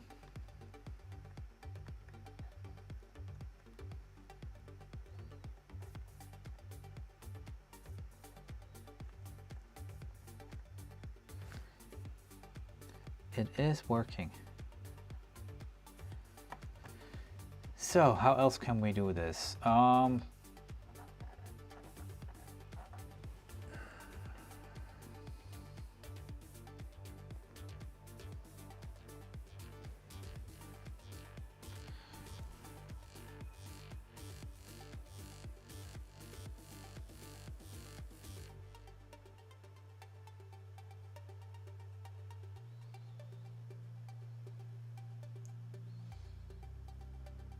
Obviously, I can't just turn off the internet. That would be silly. then I couldn't stream anymore. That would be too bad. What we could do is we could temporarily run a DHCP server. That might be an option.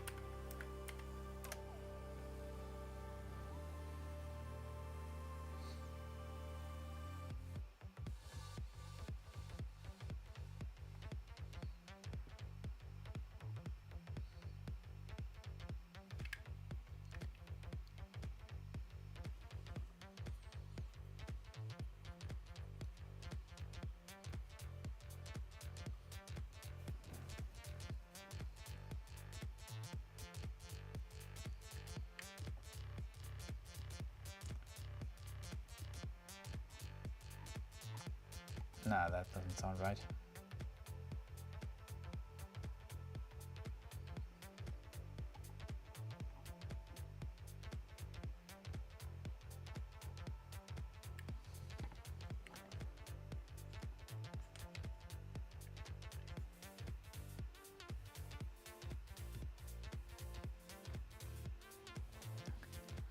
Yeah, I guess that's the way we're gonna go.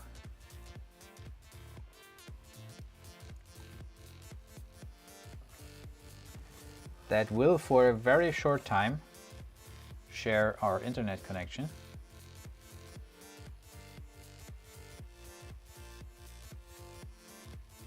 If we can find it. Because the freaking printer's in the way. The freaking printer needs to go.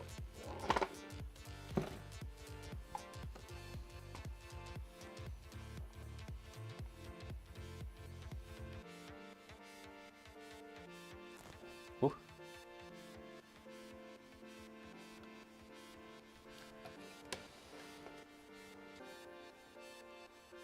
And that just killed the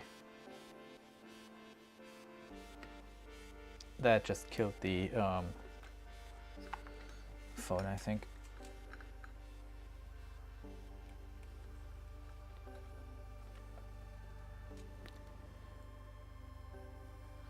Yeah, it looks like next time I will need to connect our details cam to a USB 3 port with a higher charge capacity.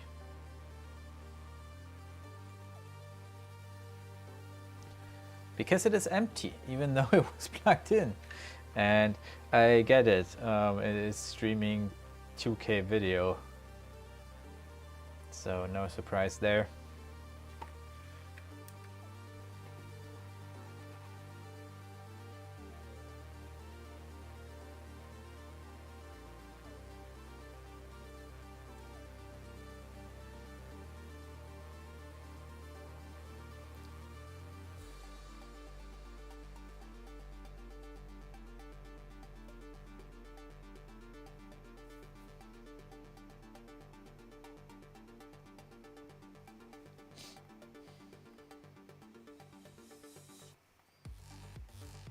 Well, let's check, maybe our ARP protocol picked up one of the printer's addresses now. Nope. I was so hoping that would be easy.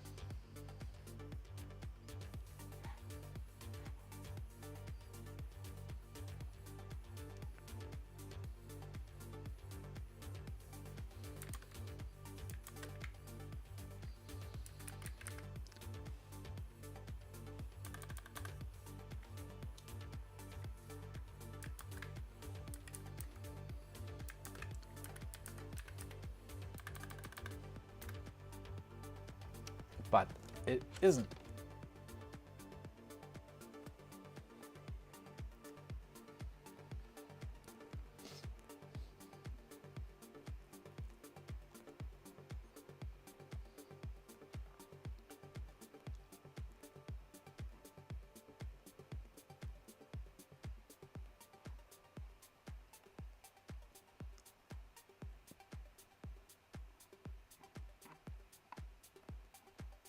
it just isn't.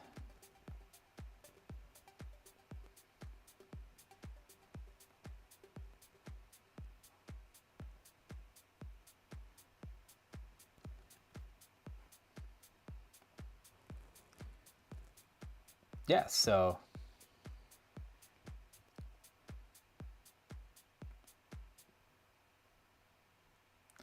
there are no sharing options anymore. Okay, what you can do then is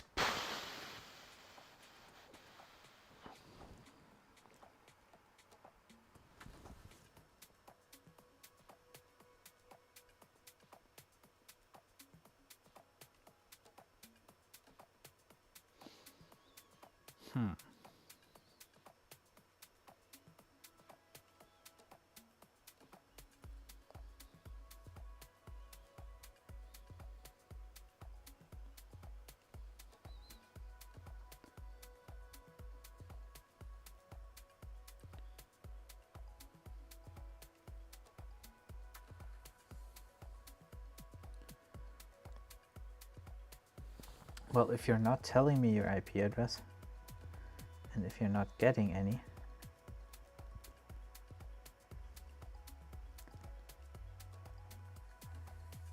how the hell am I supposed to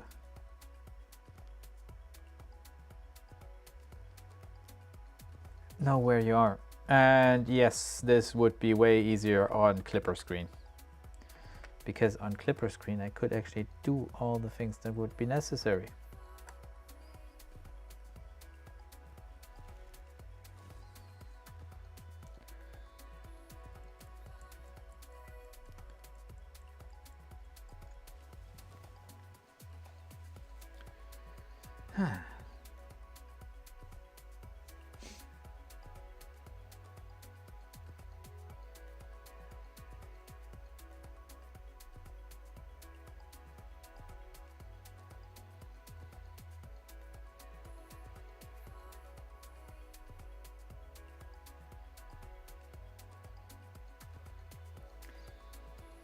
Huh.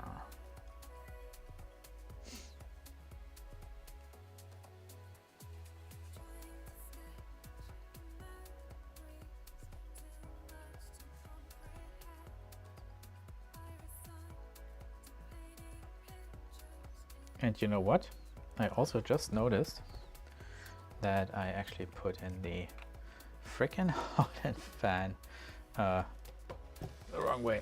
So let's fix that first. And before we do, we turn off the printer and remove the cable, because we do not want any nasty surprises.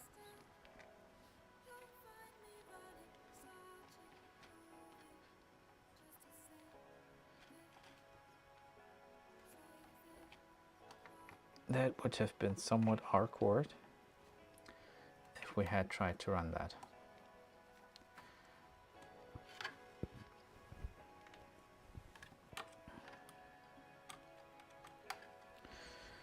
Yeah, also, I am pretty much looking forward to the end of this stream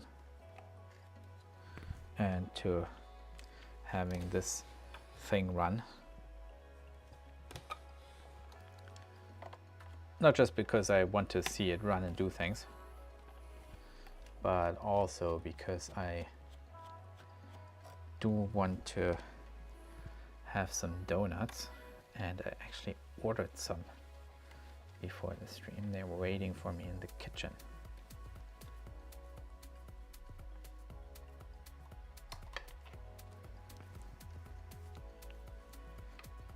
Let me move you to that camera again, so you can actually see what's going on.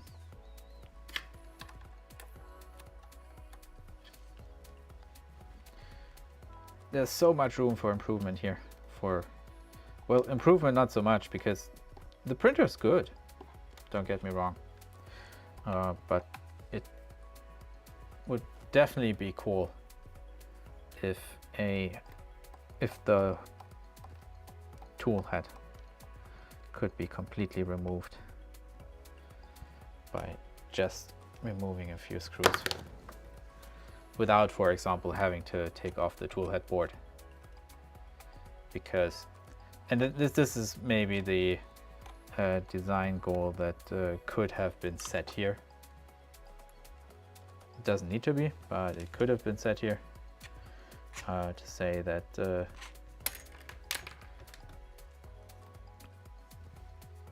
avoid any strain on wires, you need to be able to remove the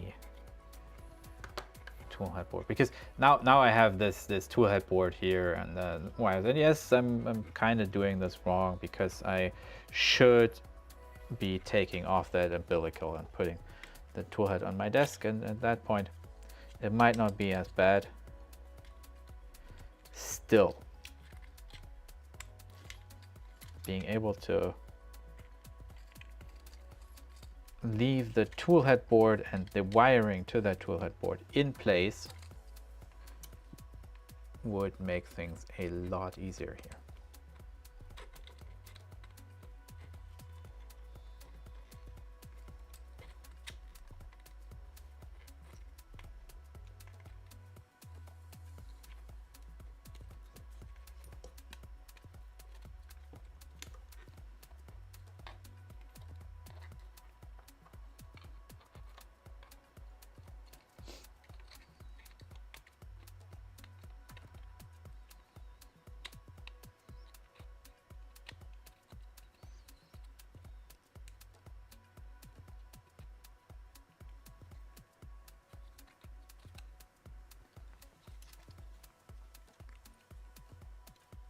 I do appreciate the design though.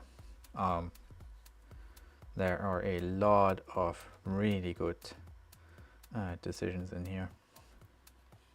A lot of things work really well, especially considering that this is essentially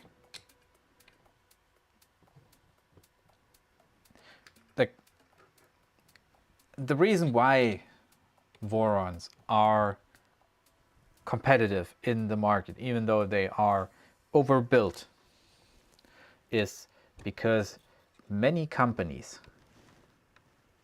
need to actually pay engineers like myself to come up with a product, to design that product, to get it through certification.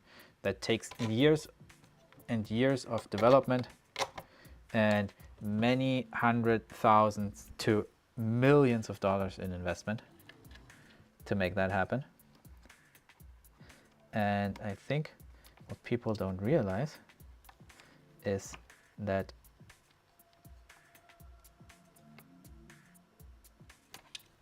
if you're building a Voron, you're paying for the parts and the, I don't want to say minimal amount, because it is still some amount of engineering that goes into building this process of packaging, of putting that kit together and so on. That is still a significant part. But you're not paying for that engineer who ultimately came up with that product and needed to go through all the iterations to make that happen. And foregoing that cost, not having to pay that cost,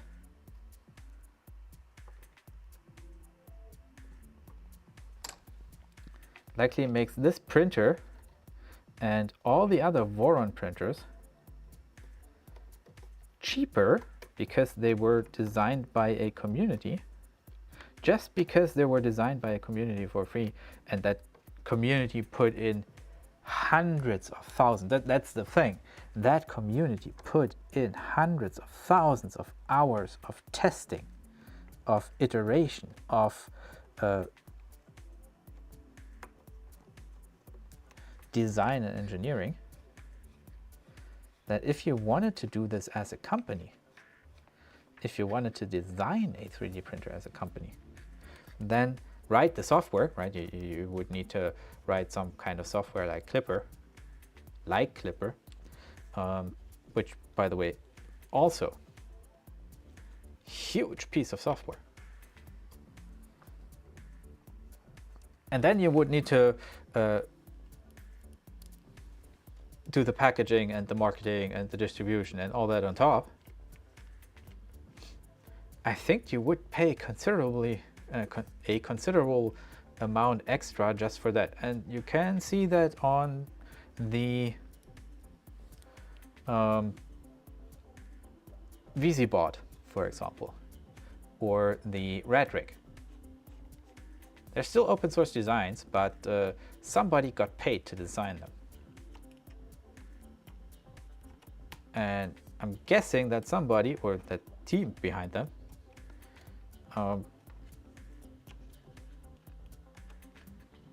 was actually not paid as much as you would pay a, I don't know, US or German engineer.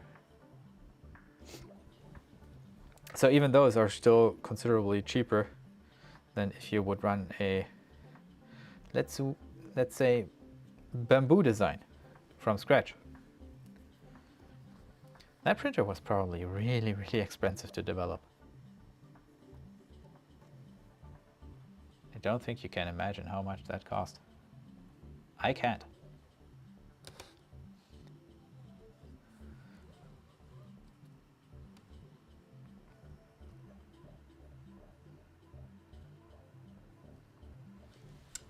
All right, I think that'll do.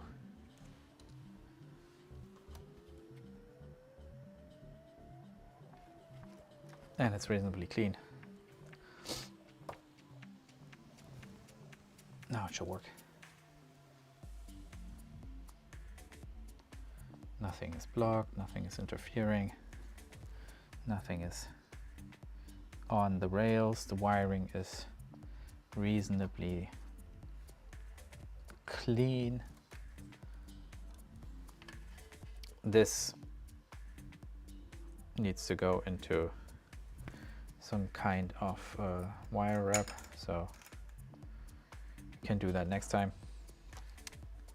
But I still want to connect to this printer and PID tune.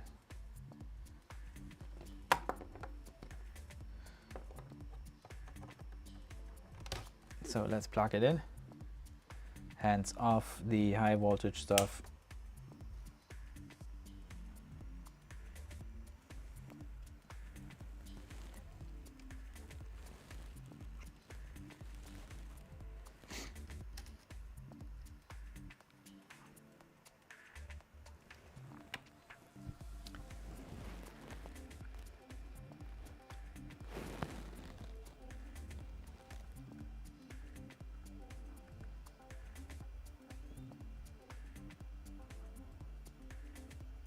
Kind of takes ages to boot.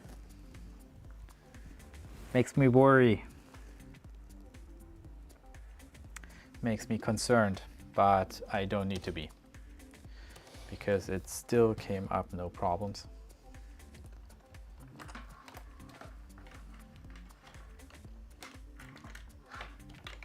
It just takes its sweet time to do so.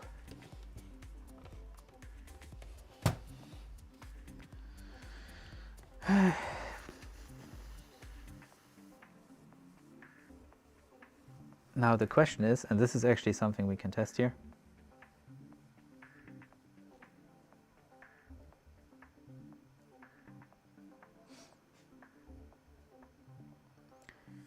Can we get the Hotend to respond?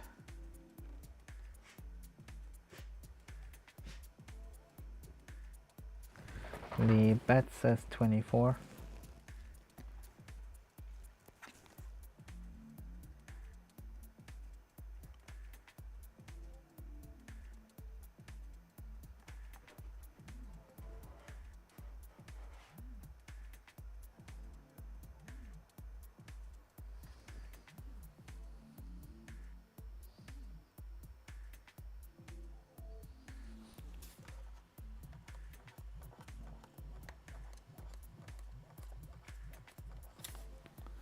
Can we get the bet to respond?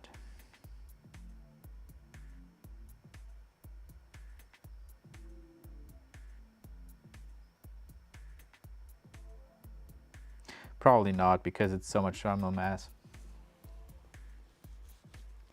Might be hard to do.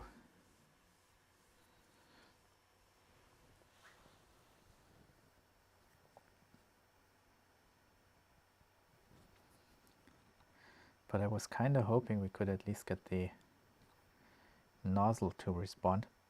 I mean, I like the fact that it's showing reasonably close values. It is showing 0% fan. Let's see what we can test here. Control.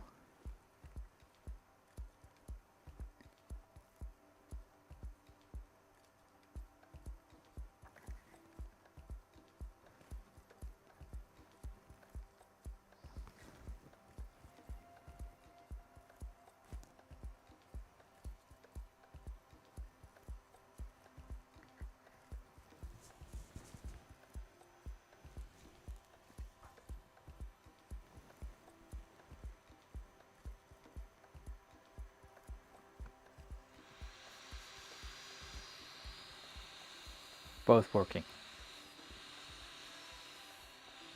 Nice. Cool.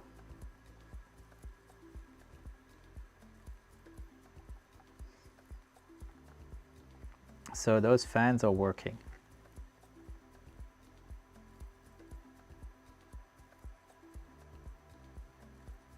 Can we get a whoop whoop from the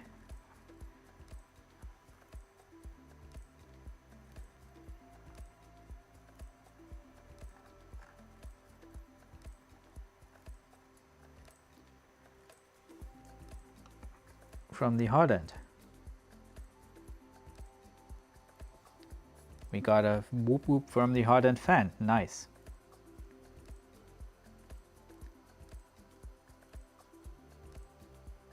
That is what I think.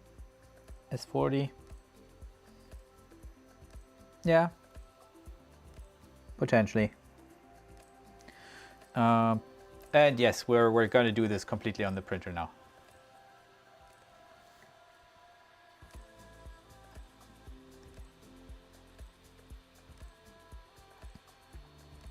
I'm going to figure out how to do this without the printer later.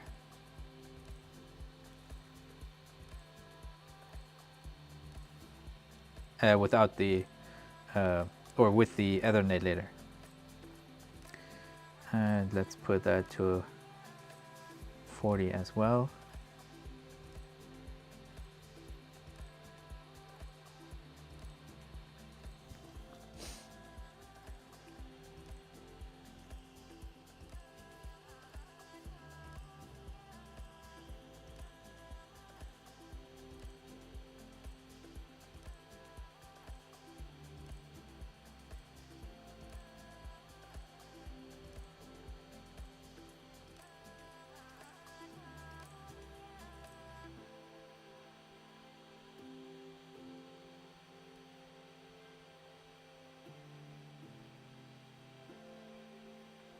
All right, I don't think that's exactly 40 yet, but I do feel that there's something happening.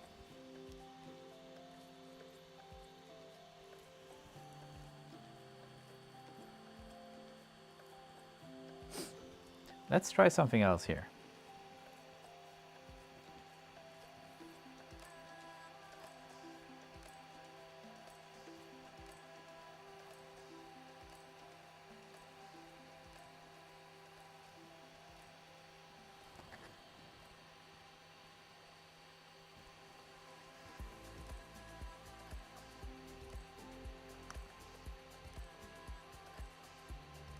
Yeah, 50 I definitely notice. So nice, we have a working Hotend, we have working fans. We, I guess, need to test our extruder. I'm going to set this to 0 again.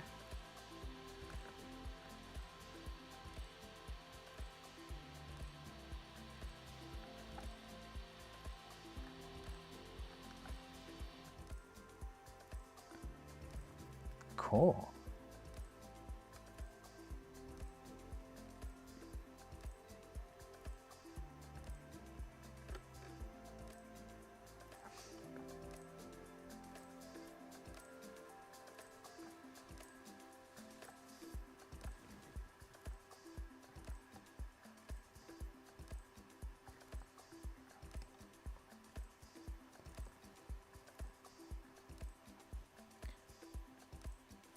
And maybe I can get you a bit closer here as well.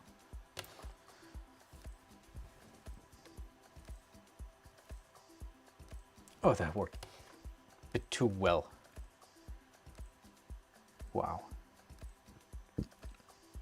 All right, so the next thing to do here is let this PID tune.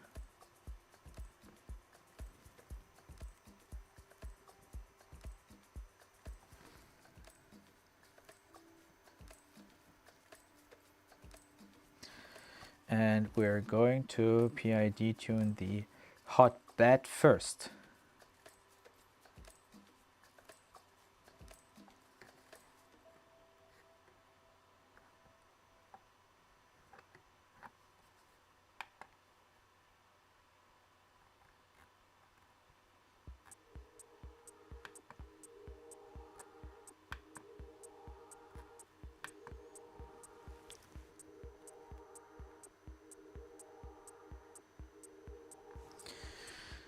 The reason why I just took off the knob is, by the way, because we're going to stuff something in it.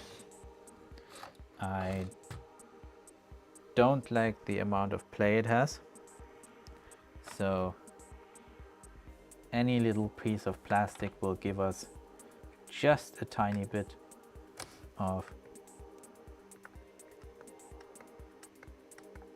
extra play.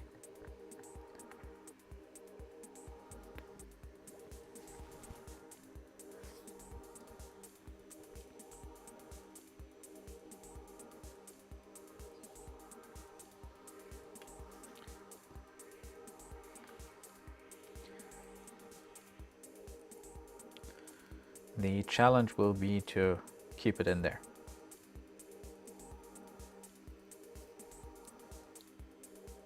And yes, that is a complete hack. But it should work.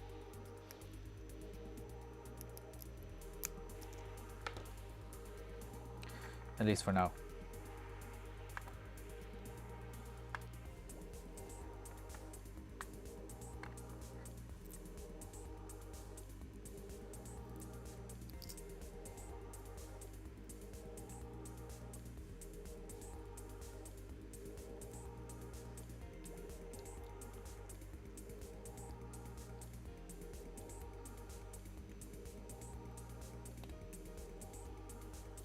Should get us started at least.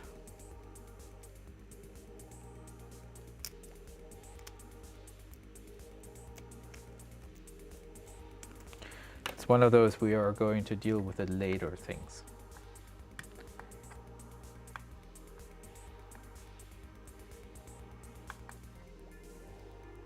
Nah, actually. Well.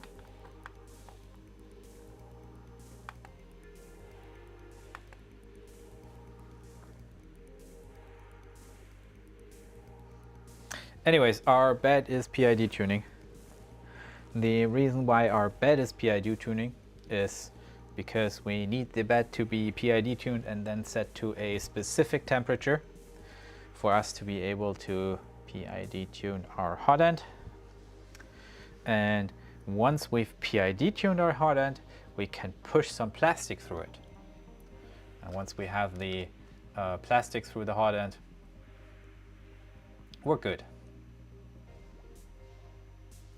Hi, Danabaxi. How are you?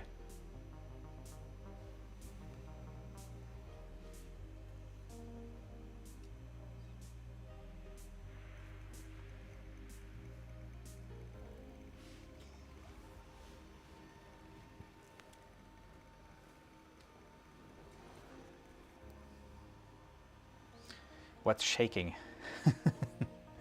Yeah, I'm not sure if this stream is all that clear. I hope it is still working well. In case you're interested, we're building a V0. That's a Voron design printer. Not sure how involved you are in that. And we're at the point where we're running a PID tune.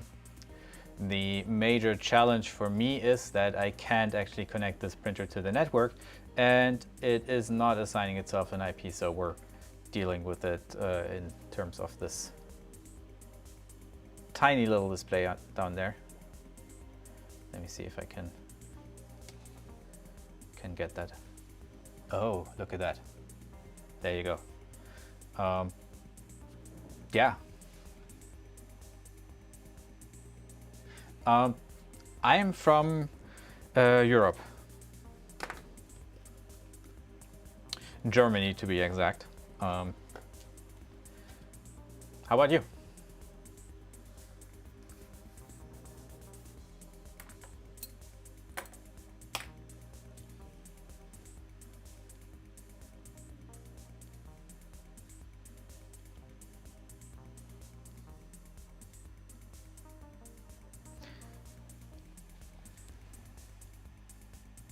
Oh, nice. Hungary. I actually went to Hungary when I was a kid quite often because I was a GDR child, and in summer I had to be fed langosh, and had to go to a water park that I think was somewhere, I don't remember the name anymore, but I always loved it there. Budapest we were as well, and that was kind of nice. So very much appreciated the summer vacation in Hungary. And yes, that kind of dates me. Might not be the youngest here.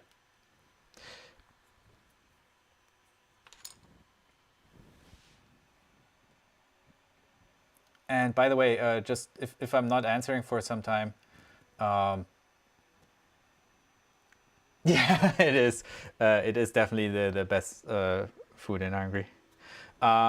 If I'm not answering for some time, I am having the chat run on the monitoring device that I use for monitoring the stream. And that device doesn't seem to be doing all that well today. For some reason, I'm having problems with my download rate. I had somebody on earlier who said the upload's just fine, stream's working just fine, but the download is a bit iffy. Yeah, but again, Hungary, I always loved it. I like the Eastern European countries, Bulgaria, Romania, Hungary. I grew up the weekends spending the weekends in the Czech Republic, going rock climbing. So all good times, all good times. And the one thing that I have to say about all of those countries is that food is way better than what you get in the Mediterranean. It's just so, I don't know. I don't know where that's coming from, but if I compare langosh with pizza, I don't know. I don't know. To each his own, their own. Nothing against those Italian people, but those Eastern countries have really good food and should be visited more actually, because they also have a pretty amazing culture. My 2 cents. My 2 cents.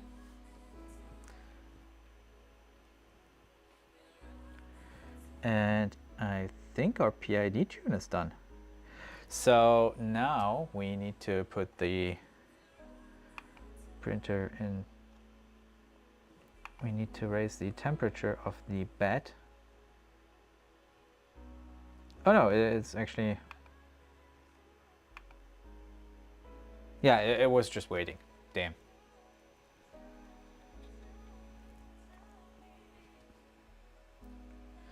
It was just waiting. Yeah, anyways, this is basically what we're doing now. We're trying to get the printer calibrated so we can push some plastic through it.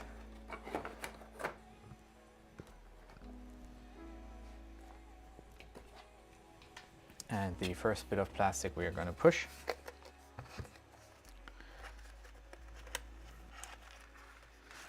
is this amazingly colored stuff from Polymaker.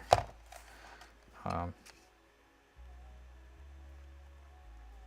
actually going to break off a part because it's just easier to handle.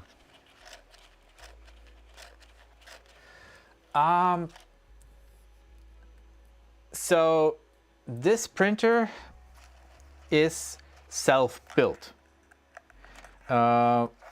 You can go back in the streams, but what you essentially get, and this is like more of a hobby of mine, is a box of parts. The bluish green parts here that you can see and the yellow ones, I actually printed, I had to print on another printer, or you have to buy them, but you print those separately. And then let me show you this so you know exactly what you're getting into if you decide to do this or something like this. It's more of a construction project. It's not just about printing, 3D printing, it's about building the 3D printer. And you this is a different printer that we're going to build next, probably. You basically get a big box with hardware in it, and this is how the other printer looked as well when I got it. Right, big box. You got your heated bed that you can now find on the other printer. You get your cables. You in some cases need to crimp your cables. You have your extrusions here, your drag chains, everything like that. Right, and your motors, you need to build it. There are people who do the design, and your responsibility is then to put that into an actual printer. You can buy this as a kit, you can self-source it, but there is quite a bit of complexity to this in terms of doing it.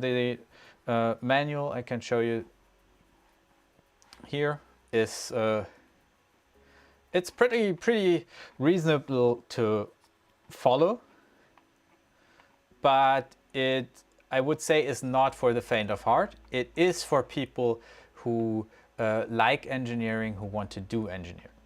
Now, if you want to build a printer, I would not start with this one. This is a very small printer. That's a printer you build for if you like building things. It's just the way it is.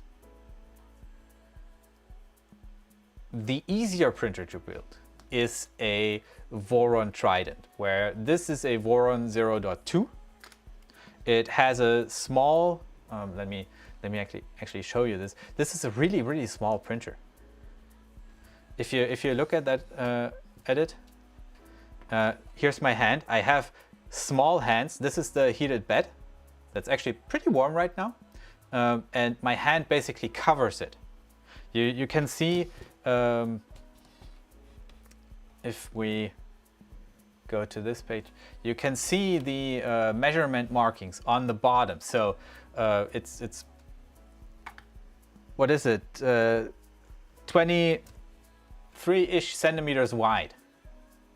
All in all, the built area is 12 centimeters. So that's really small, and these extrusions are really small. They're actually a bit more difficult to work with. What you want to build, if you really want to build a printer, is a Voron Trident. It's the easiest build printer to build. The 250 millimeter by 250 millimeter by 250 millimeter build volume is reasonably big. It works freaking well. I have one of those in a 300 millimeter variant. And they work well. This is a bit of a more complicated build. So Voron Trident I can definitely recommend as your first printer if you want to build one. Now, if you just want to print, that's a different story. Then there are two paths you can take. Either I buy a really cheap printer and I upgrade it later, which later is probably sooner rather than later. Then you're going to go with an Ender 3 or something like that. There are a couple, actually there may be a couple other printers that are more suitable to being upgraded, but I really can't speak to it because I'm building printers because I want to build things, and this is what the stream and the channel is about, building things. It's not so much about printing. There's one surefire way how you get a good printer that does have some drawbacks. It's made by the good folks at Bamboo Lab.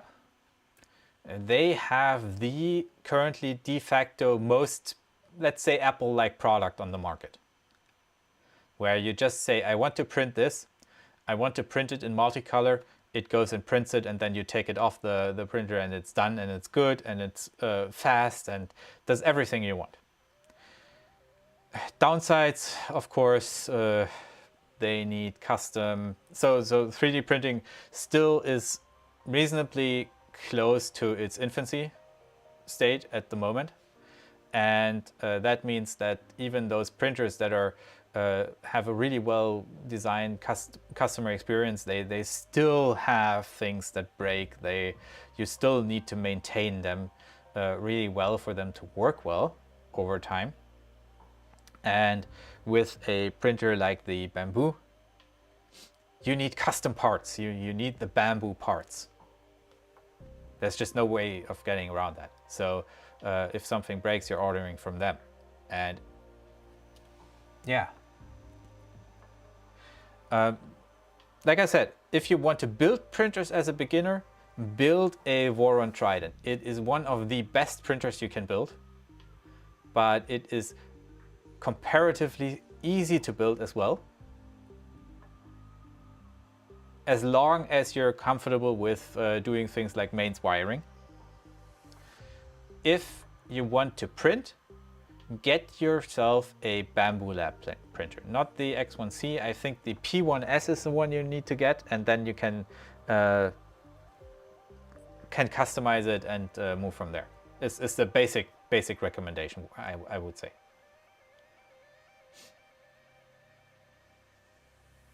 Those are the two options that you at the moment have.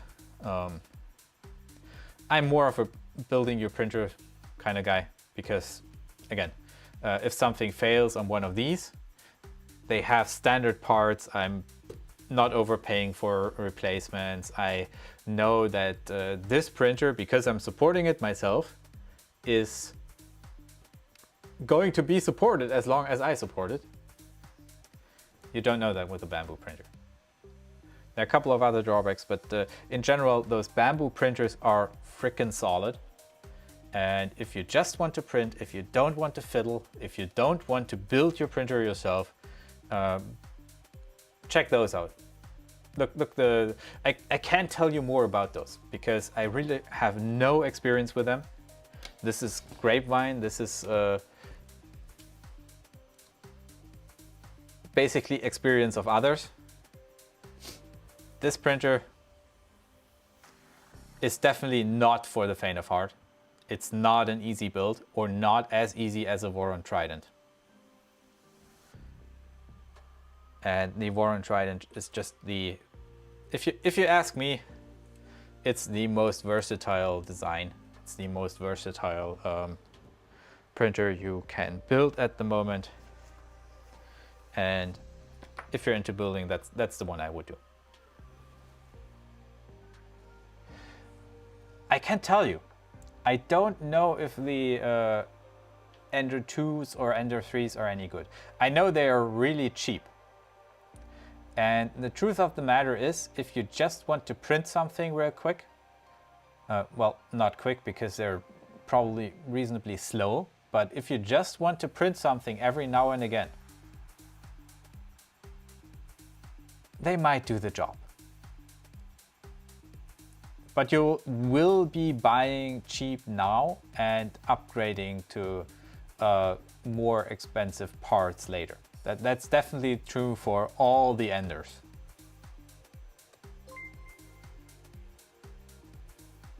All the Enders will have this this problem. Oh, thanks for the subscription. Nice. Yeah, that's the gist of it. You can use the Enders. The quality is okay. You will get prints that you can actually use.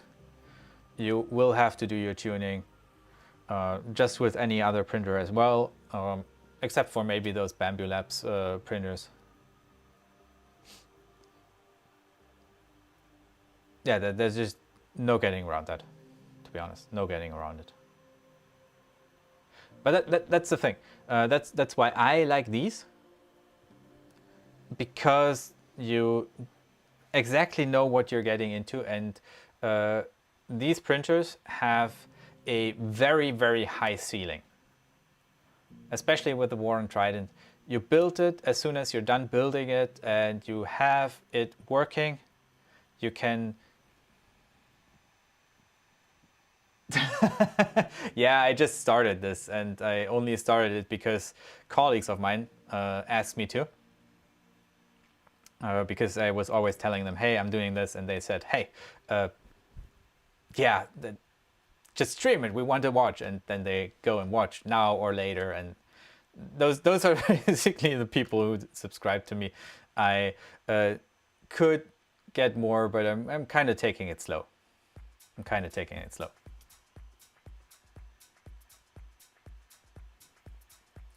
Yeah, anyways, I like my Vorons, to be honest. I have one other printer that is not a Voron. Actually, this is my third one here. That is a snapmaker, but that snapmaker is used for CNC and laser cutting. And it's not a machine I would recommend. I've seen Enders print. They do print. They are used in print farms, so as long as you treat them well and exchange a few parts, they can be reliable, but they are not fast. Tuning you will need to do on any printer. The problem with the Enders is that the ceiling is low. That's not a problem though, because I'm not sure if you know who Adam Savage is. He's a reasonably well-known maker. Oh, the time in Germany, it's 1:38 a.m. at the moment. And I'm kind of guessing that you're 1 hour, 1 hour behind, so it's past 12 a.m. For you as well, right? Yeah, and anyways, Adam Savage said that if you want to buy tools, get a tool. Get any cheap one first. And if you use it often enough, and if you actually, so it actually breaks. If you use it hard enough so it actually breaks, then you will know why and what you actually need. So then you can go out and buy or build yourself another tool that's potentially more expensive. So if you want to get into 3D printing, that might be the approach to take. I did it kind of like that. Yeah, I got the snapmaker. The snapmaker was actually pretty expensive. One reason why I wouldn't recommend it for anyone. but I needed it for PCB production because I am actually trying to build my own game console. The thing I did after, because I knew that I also needed a printer, is I went and got the cheapest. Oh yeah, you're half an hour behind us, right? It's not a full hour. Anyways, the thing I did here is I got the cheapest kits I could find. So I'm not sure what an Ender 2 or 3 goes for nowadays, but this printer, as it is right now, like what you see here, this printer is or was $340 delivered in Europe, and that's it. You just need to build it. It's not perfect, by far not. It's not an easy build, but it is going to be an absolutely amazing printer because I built it carefully. I built it with so much care because I made sure to do things correctly for the most part. That couple of places I still need to work on.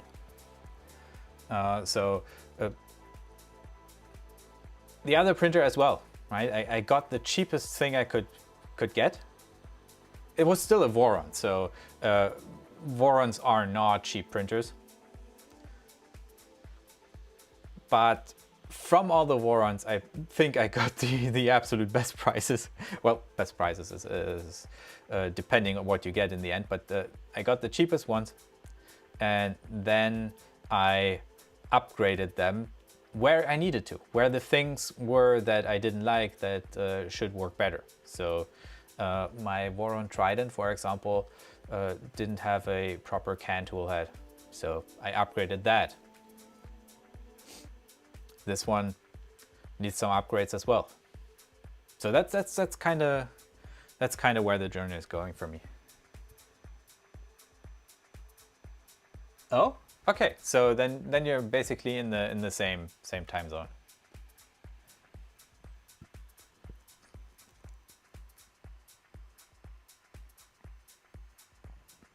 Then you're basically in the same time zone.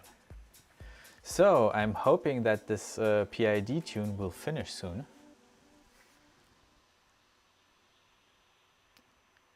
It's still doing it.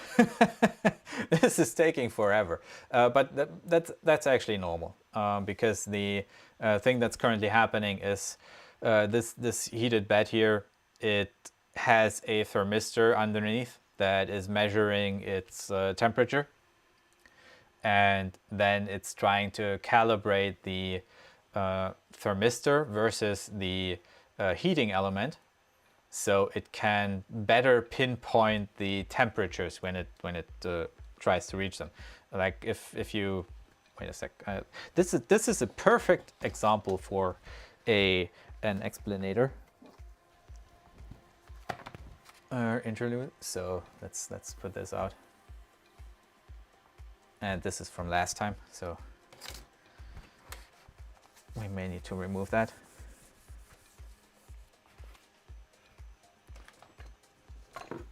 And now I have chaos on my desk and a printer that could potentially burn down the house. Yeah, if you imagine your... And this is, by the way, one thing you will need to deal with on all printers, just so you get a bit of a feel for the complexities. Let's say you have your, this is your time, right? And, oh wait, and this is your temp, your temperature, and your printer is trying to hit any temperature. It'll just go flat out, heat that up, heat that up, heat that up, then notice, oh wait, I overshot, or like I am at my heated temperature, but now the heater is still warm, so it overshoots, then needs to correct, then it overcorrects, and then it slowly tries to find the actual temperature. And depending on how well it's calibrated, how well it can predict when it will overshoot here, right? How well it can predict this place, this point in time, that can basically result in it going up and then not overshooting as much, or not overshooting at all, because it was able to predict that it would. And that's one calibration you need to do with these.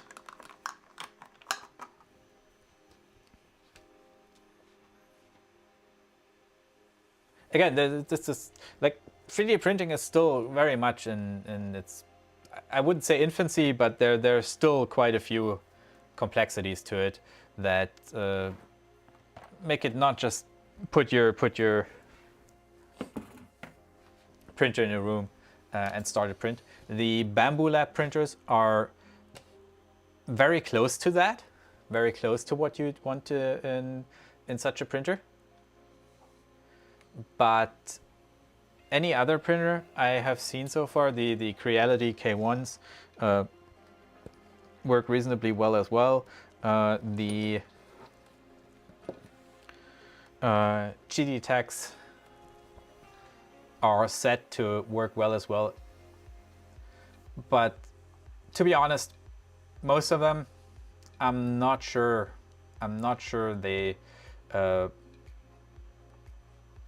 they're going to do it long term, and they're really expensive for what they do and for the risk that comes with them, in my opinion. Because I can build a printer that's just as good for the same amount of money or less, plus obviously investment of my time, and then I get a product that I can actually maintain myself.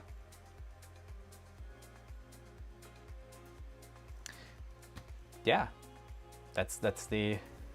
those are the intricacies of my 3D printing experience up to date as well, at least.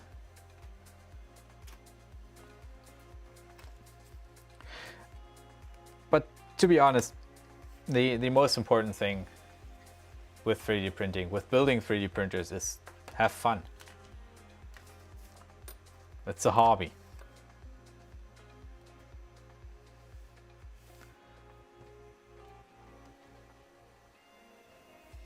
I wouldn't want to do it commercially, to be honest. Not my thing.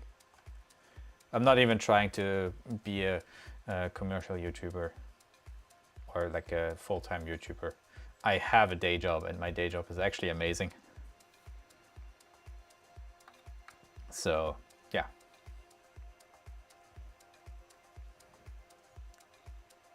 This is like the recreational side of things.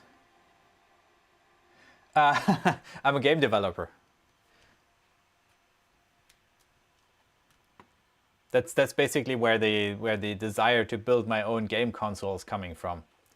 I want to understand exactly what goes on in all the processes. I already have a bit of an operating system. I already built part of my own graphics card in an FPGA. The things I'm usually struggling with most is production stuff and iteration times. Because whenever I want to build a new PCB, before I had the CNC, I had to send the design off to a fab in China that had terrible turnaround times. And this is the one tip I can give you for any project.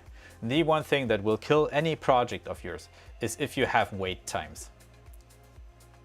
If you need to wait for another component, because you're not going to do anything while you do.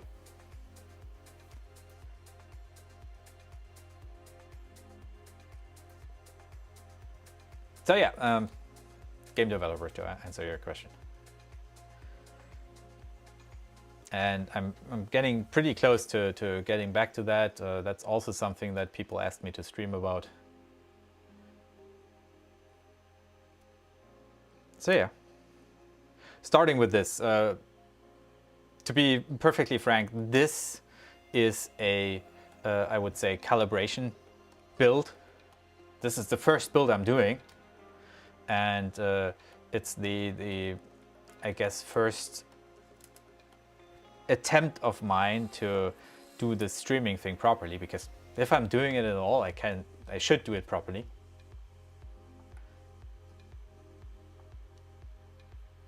And yeah, so far it's going pretty good. Although if you watch the rerun of today's stream, you will notice that the first, I guess, half hour or so, or even longer, was a bit of a pain in the butt. I moved to 2K, so 1440p cameras for the top cam that you're currently seeing, as well as the close-up cam. That's actually amazing because it can do things like this, right, or this, and you can, like, let me see here. I would need to turn that printer completely around. It can even show you what's going on the display exactly.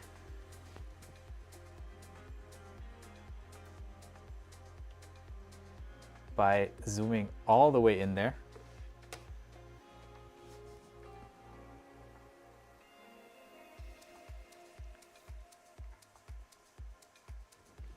Look at that. That is freaking amazing. That lens is so good. Yeah, those went to 2K resolution, so half of 4K. Really good. But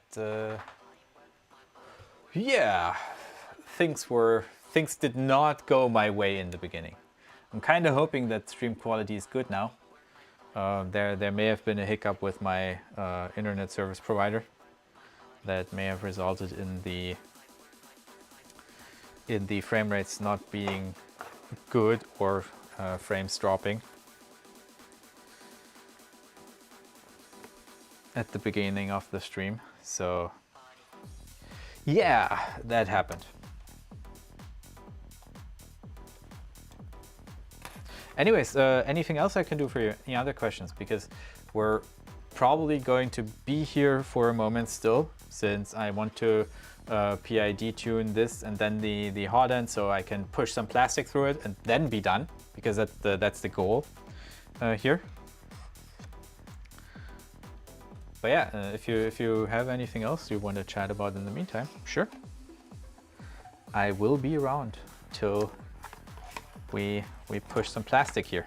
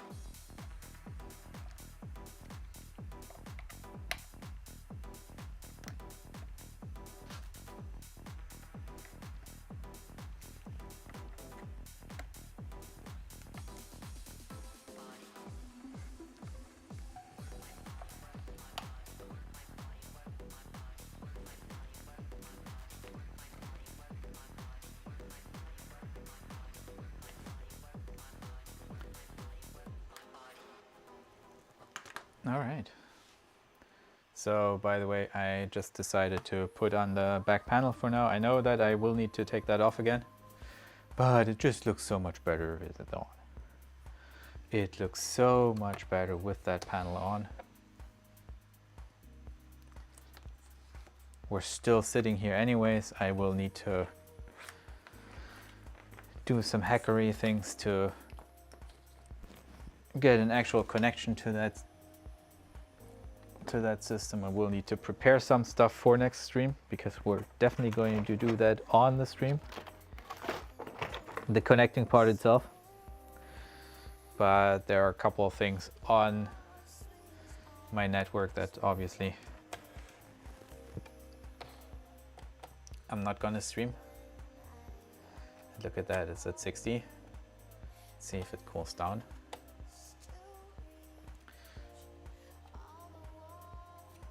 Yeah, we'll see, we'll see.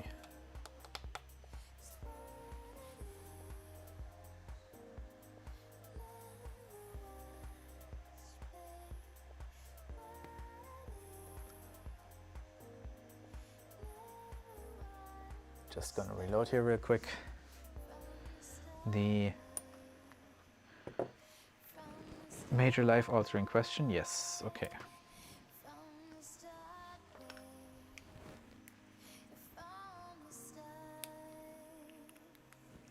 Yeah, what else can we talk about?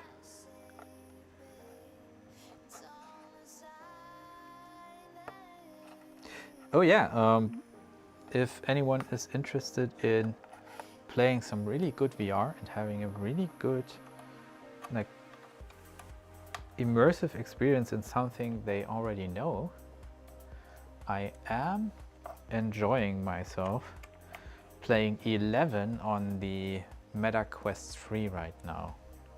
Well, not right now, but whenever I can. 11, of course, being a table tennis simulator. Now you're gonna say, hey, wait a second, table tennis on the Quest? Yes, because there are manufacturers who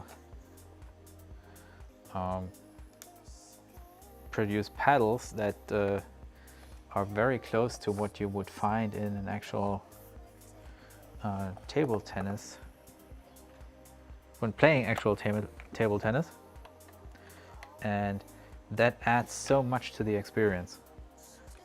It's even holding your hand a certain way adds so much.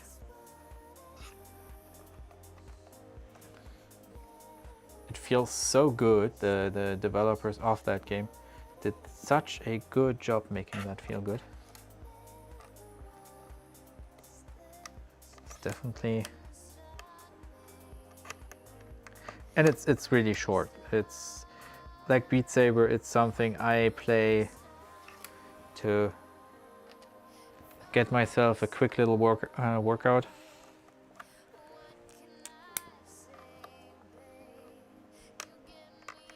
Something I play to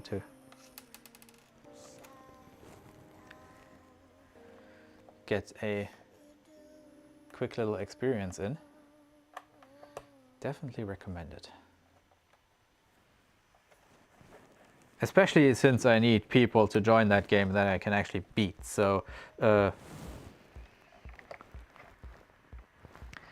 play and we may meet at some point. And if you beat your opponent too easily, then it probably was me, because while I like playing the game, I suck at table tennis.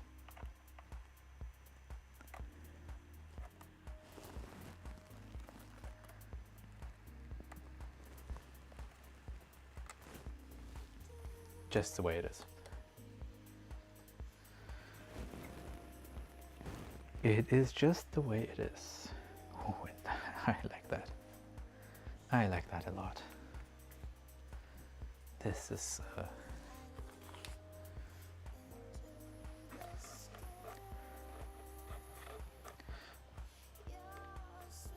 I guess what we could do too is while the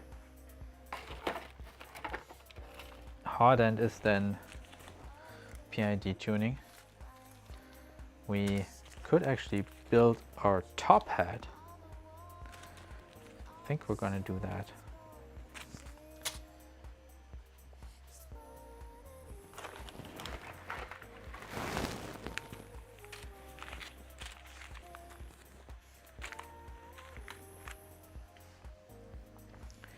think that's a fabulous idea. Just get that TopHat built. We're not gonna need it yet. We're not gonna need to connect it yet.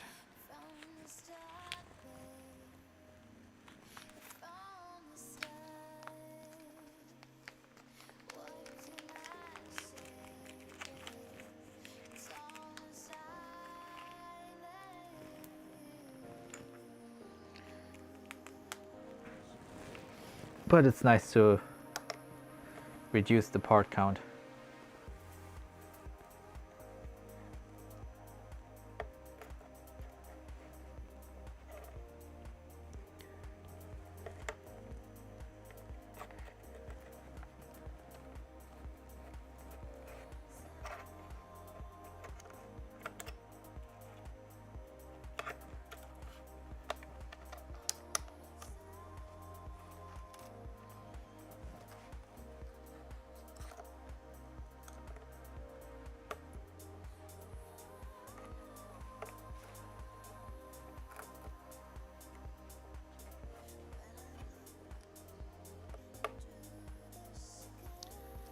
Oh, let me check here real quick. I'm not sure. I think it's M3x6,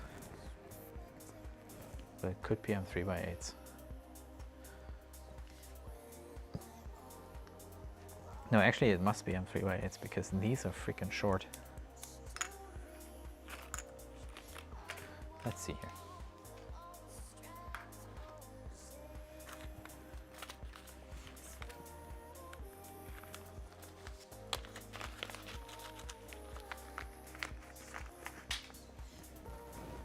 Oh, I'm dropping stuff.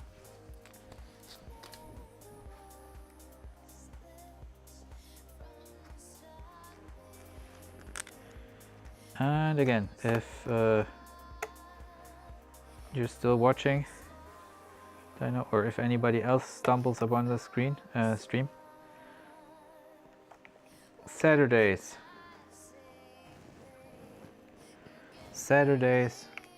7 p.m. Central, 6 p.m. UK, Central Europe, 6 p.m. UK, 1 p.m. US Eastern, or if you're so inclined, 9 a.m. US Western.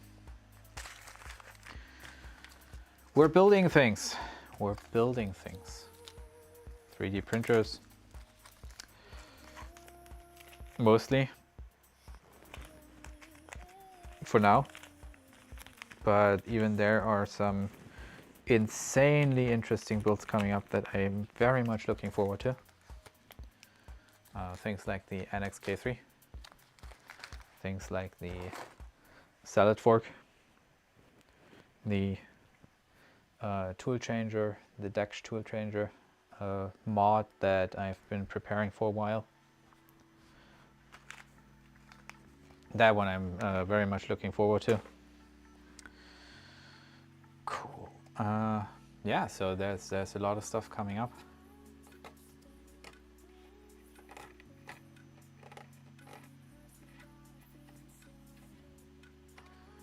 There's a lot of stuff coming up, and I think we're done here. So let's go in here, go into temperatures, and since we're preparing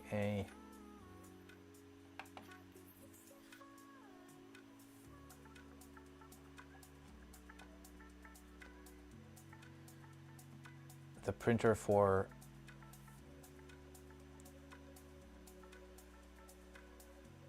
printing PLA right now, we're just going to heat this to 50.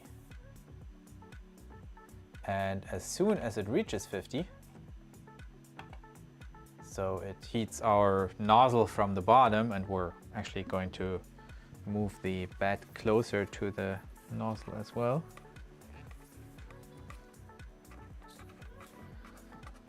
As soon as it heats our nozzle here, there we go. That should be good. Doesn't need to actually touch it. we're going to perform the PID tuning on the nozzle.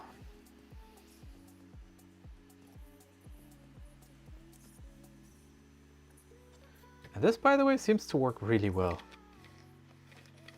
This works really well. It just does it. Just does it. It was properly built, I hope, or at least as good as in my capabilities. And because I took reasonable care, and I'm such an idiot, I think it will work reasonably well. In the meantime, our bet arrived at 50. Damn, that's fast. That is good. It's a small printer. This is why people should build smaller printers.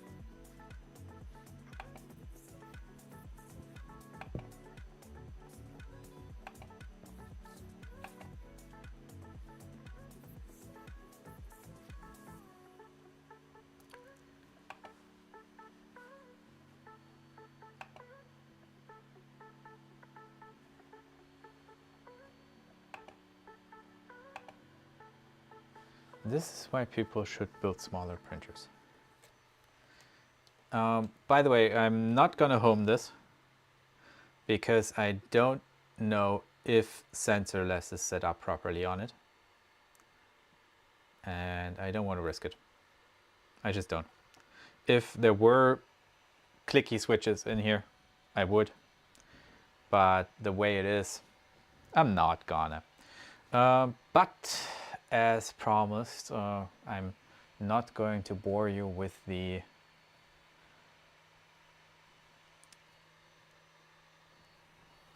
PID tuning screen. We're going to build our TopHat instead.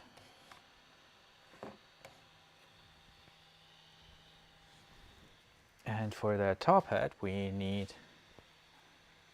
a manual. So let's pull that up. And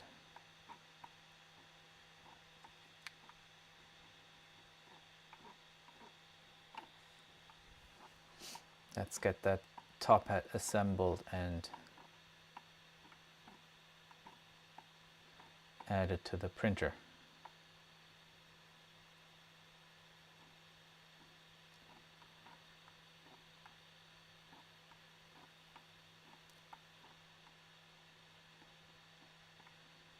That's the sides. We are not going to add the, well, actually,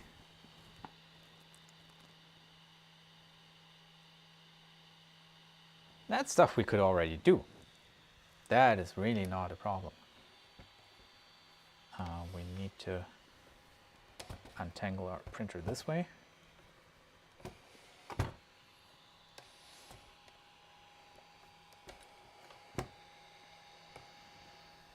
That way I can also see the cat ears. Nice, that's why I built it this way.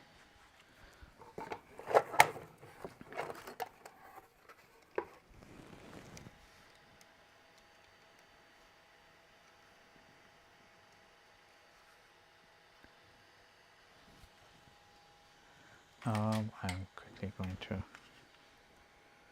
check this.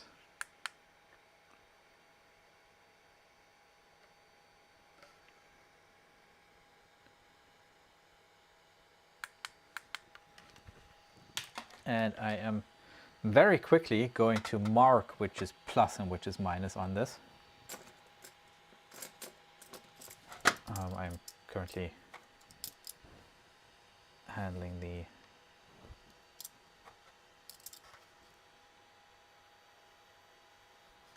Nevermore, and I am going to mark the plus and minus here real quick by using a knife.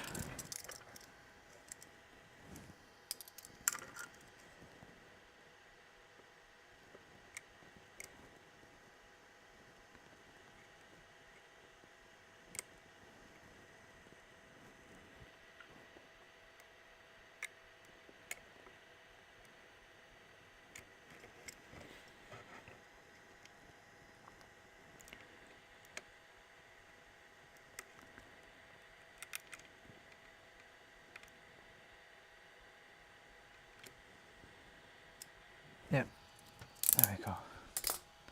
That way I don't need to look it up anymore. And that way I can actually close this up.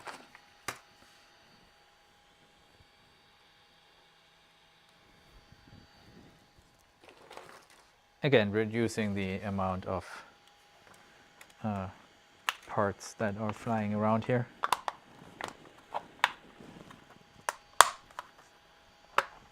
Is always my first and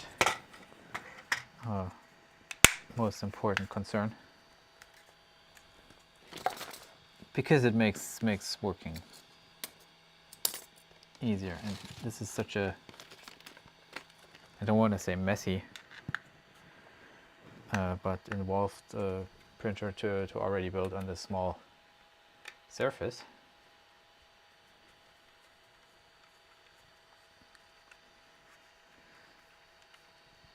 That any space on the desk already helps. Okay, there we go. We can actually, just for the hell of it, put that on the printer. Just don't connect it. If I remember correctly,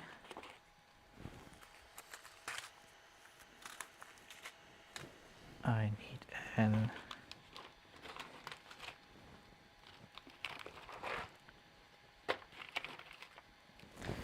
M3 by 16. We can keep these around, these around. This stuff's, that's an M3 by 16.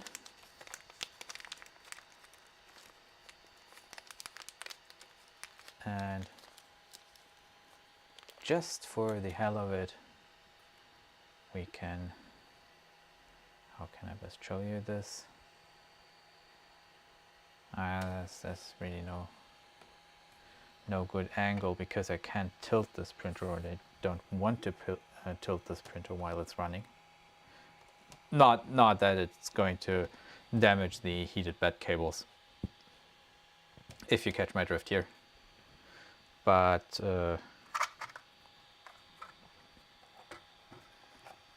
yeah, Bamboo, I'm sorry. You brought that on yourself. I mean, what the hell were you thinking?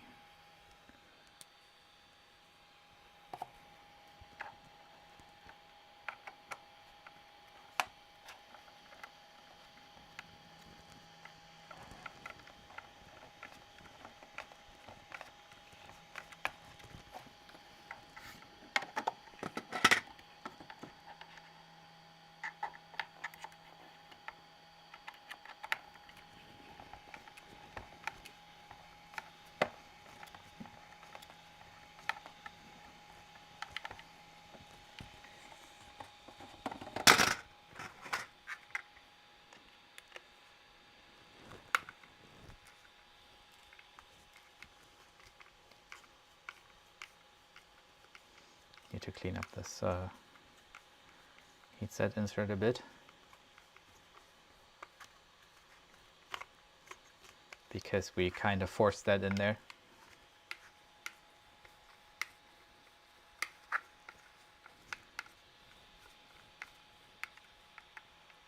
And now that screw is pretty warm. So yeah, especially if you force a heatset insert somewhere where you didn't previously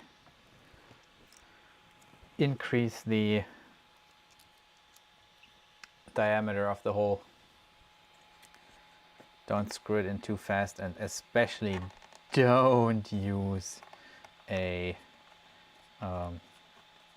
power tool to drill it, to drive it in, because that could potentially heat up the insert to a point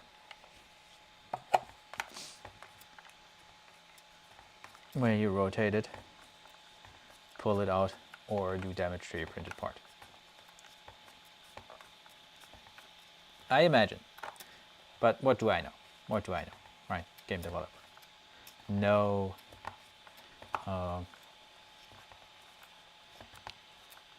references in mechanical engineering. So don't expect too much from me. I may or may not have a point. I don't know.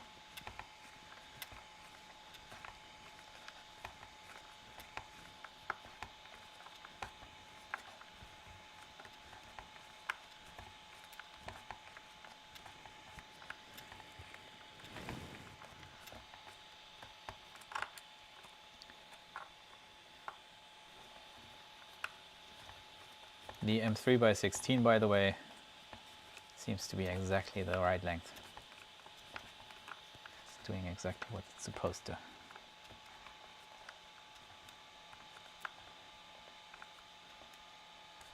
There we go. That is on there.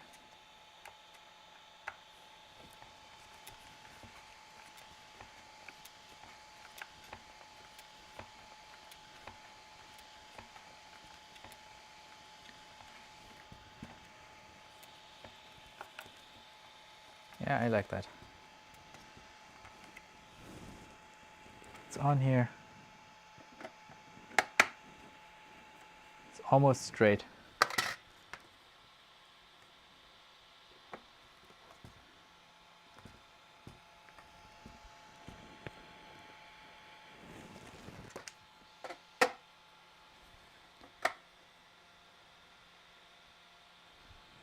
Yeah, it's a bit wobbly.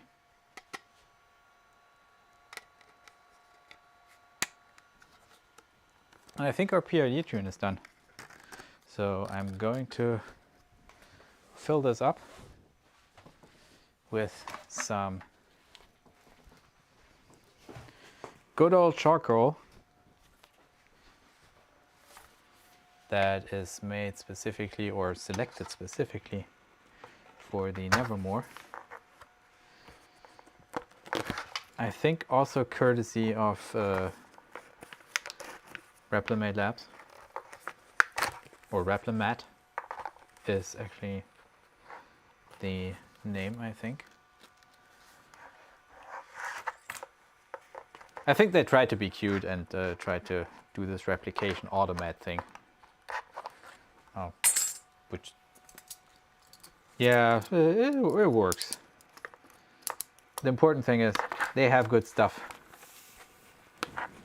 They have good stuff. They have some important stuff that at least I in Europe can't get anywhere else. So I very much appreciate their existence.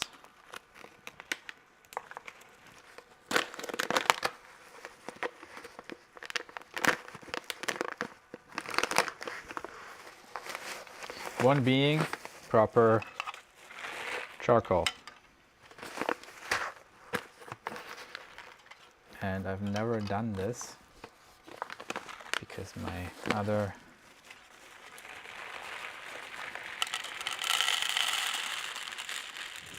oh, that works.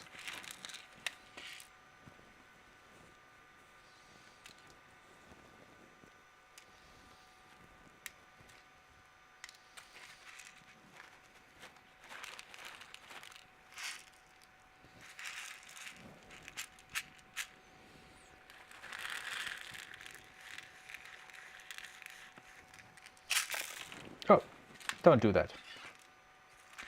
Charcoal will jump out at you if you excite it too much. Note to self.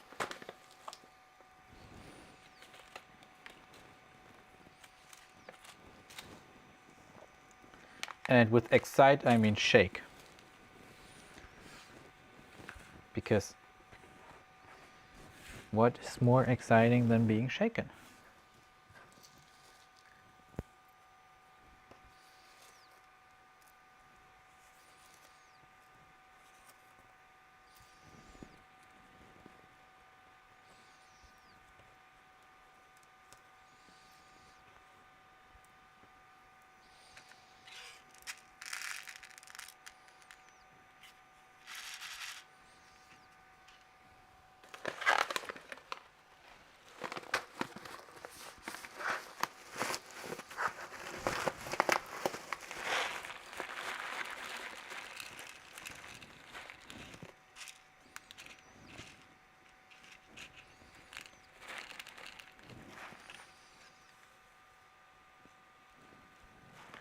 I guess that's all that will fit in there. We may want to leave some room for airflow. I hear that can be pretty important for a filtration system.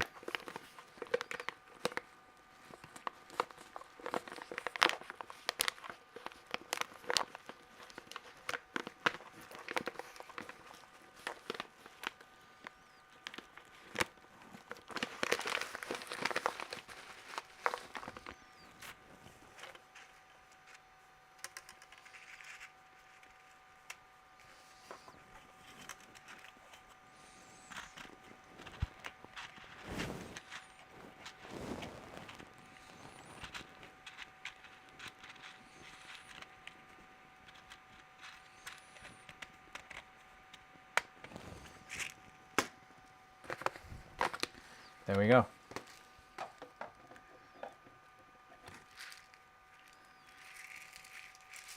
Filtration prepared. I need to fill the charcoal in another bag because I screwed up the zipper. Thank you.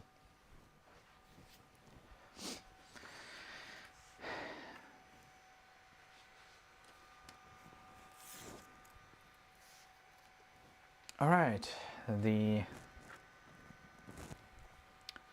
printer itself seems to be running well. So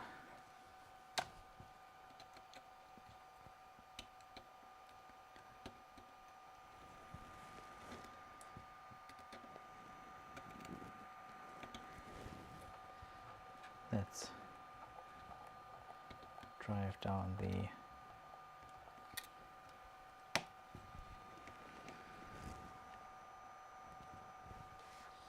Hotend and let's find out how we can extrude something.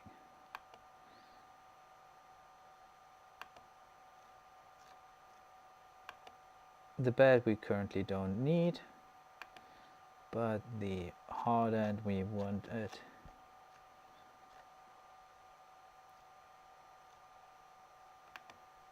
I'd say 210.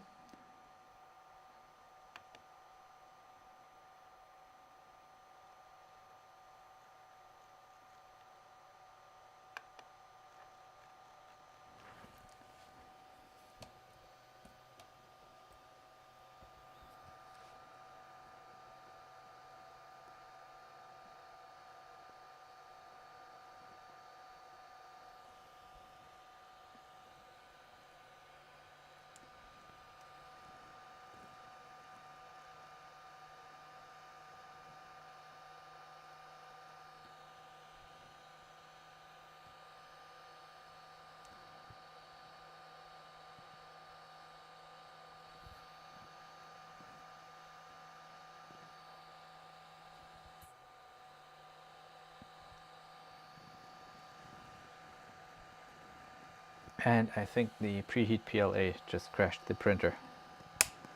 So let's turn it off. And let's turn it on again. I am also noticing that there is no music. Why is there no music? I want music.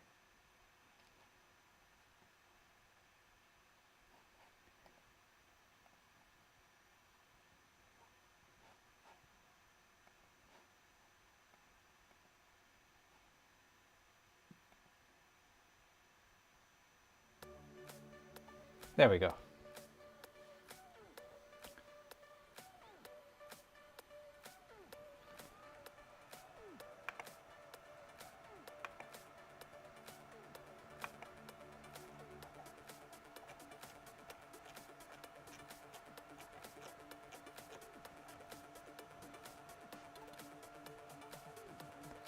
Set this at 210 again.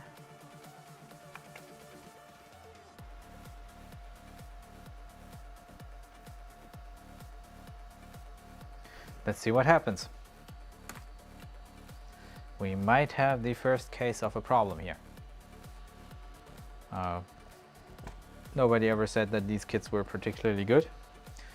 The Trident actually had its Hotend replaced well, actually not the hot end, but the thermistor and the heating element.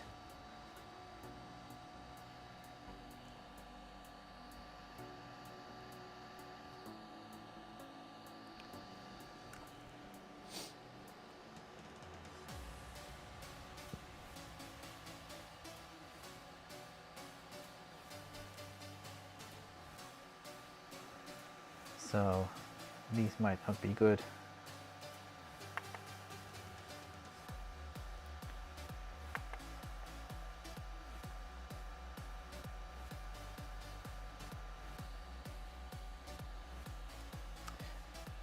I like this one.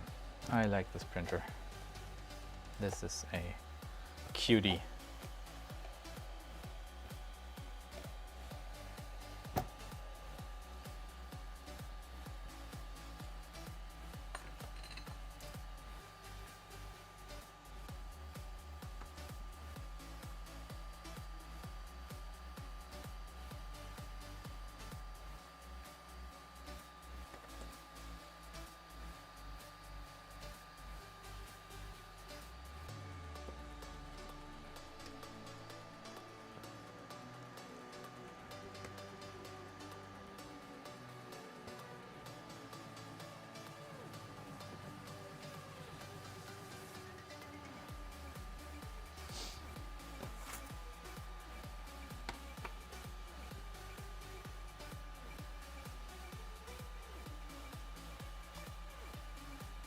Let's see here. Let's see what we can make happen.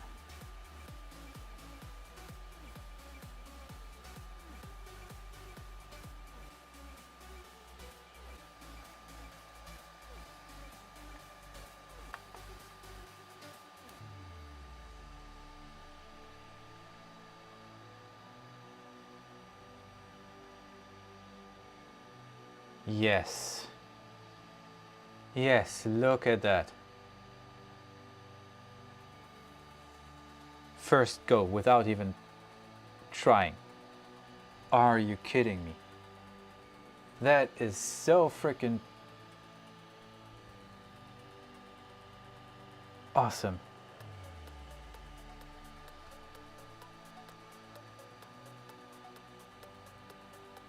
Nice. Nice, really good. That's it. That's it. Let's stop it here. Let's nice.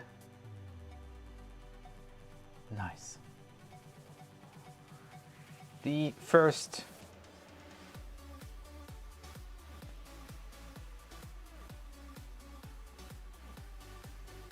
print of this printer.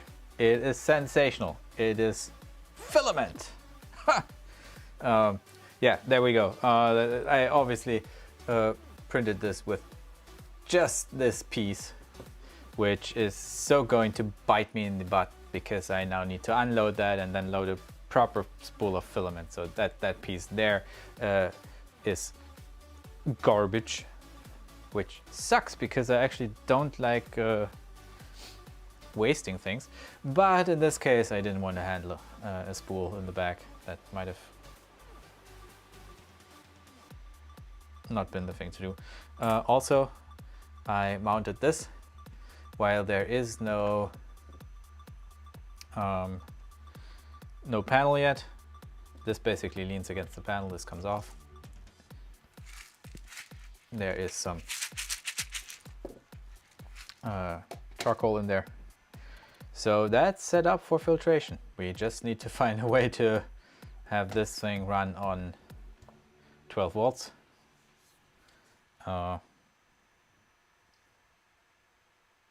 Printer did its thing. Because we're here, I'm still going to throw together that frame real quick. I just wanna.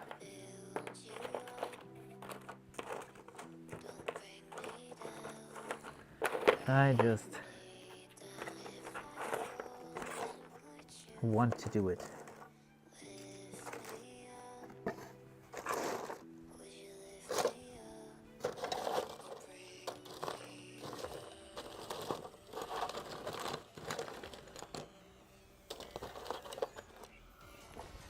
So, printed parts here. 1, 2. We need a couple magnets as well. Got those.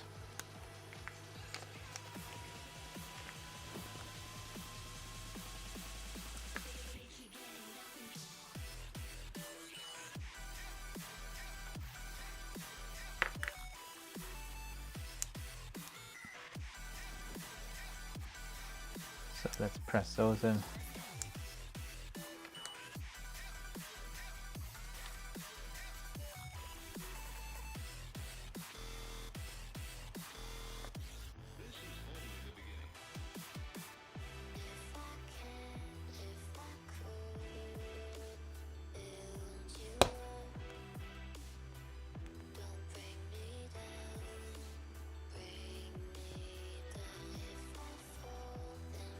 There we go. The first one we pressed in the magnets.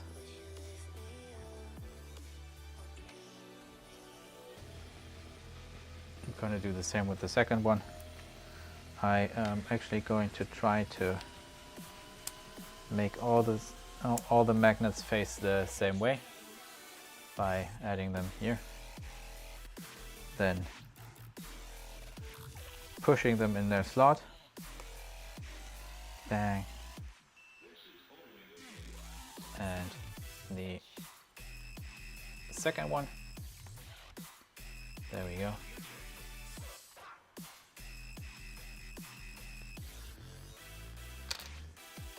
So that's cool. That will be, these will be the, let's see here, M3x8s. So let's grab our baggie here of M3x8s and let's get a few screws.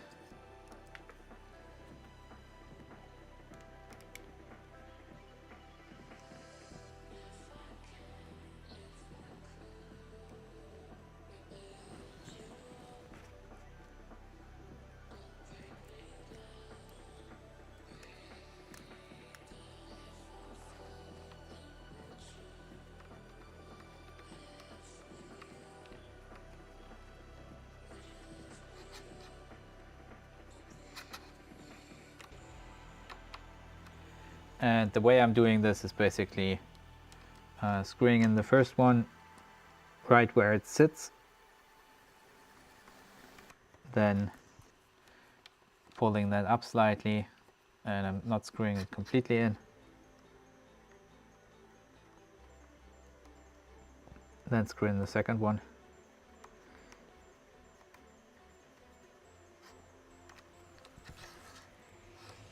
And then move that somewhere in position where I think it may end up. With the bottom ones, that's going to be a bit more difficult.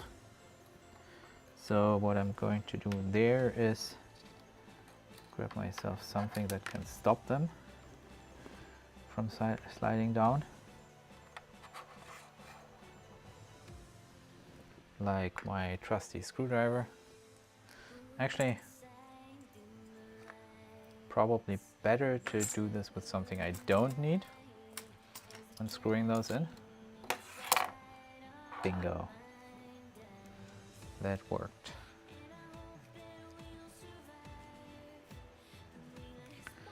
But we'll still have to do it the same way.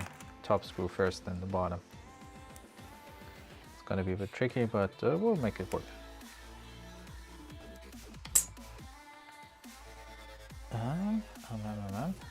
I have an idea. The actual perfect tool for this should be these angle tweezers, because I can put those below the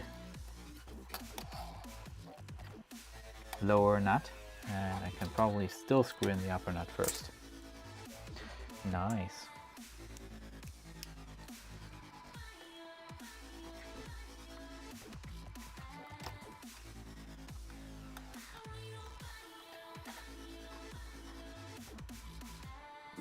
That worked.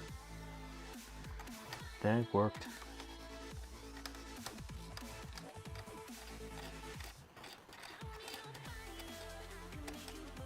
Ah, that worked. Nice. Nice. Not a genius, but that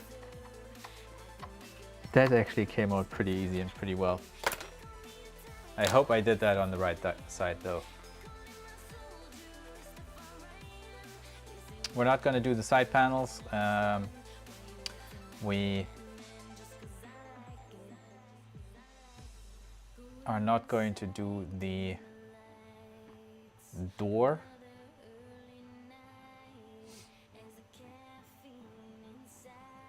But what we want to do is the TopHat. Just real quick so it's out of the box.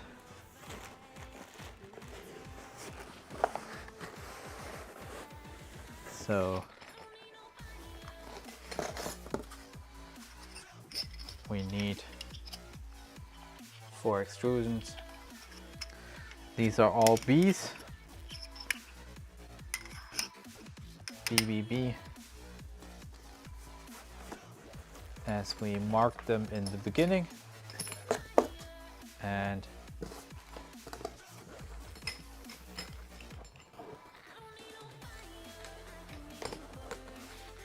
come here.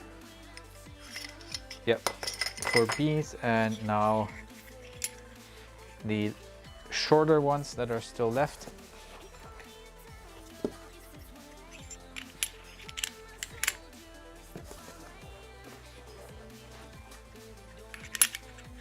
Because the longer ones would be for the bed.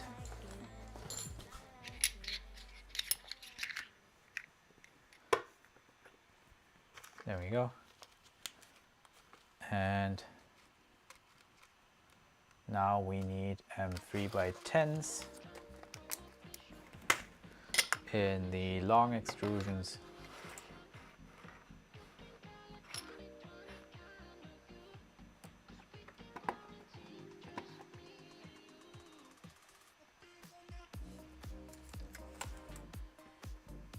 We don't need the tweezers anymore. And we don't need the magnets anymore.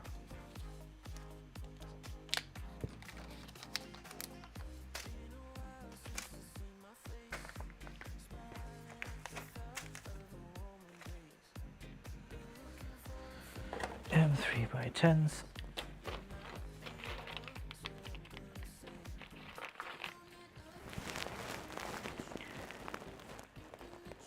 M36, M312, M325, M330, 40s,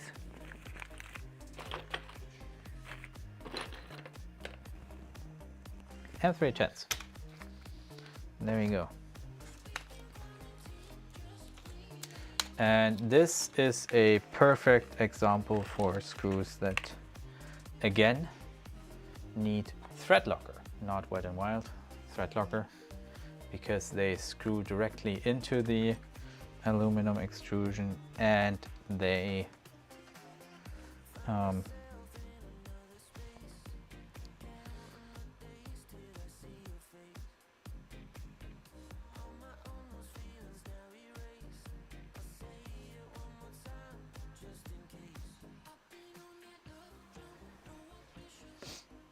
they don't come in contact with ABS.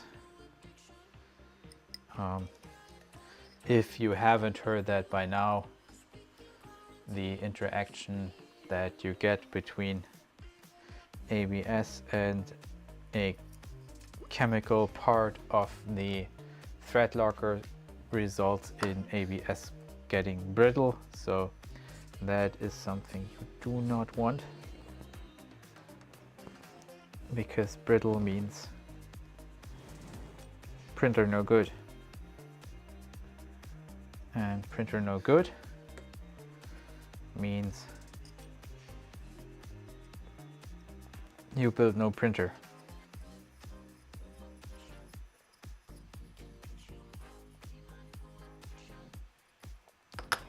One.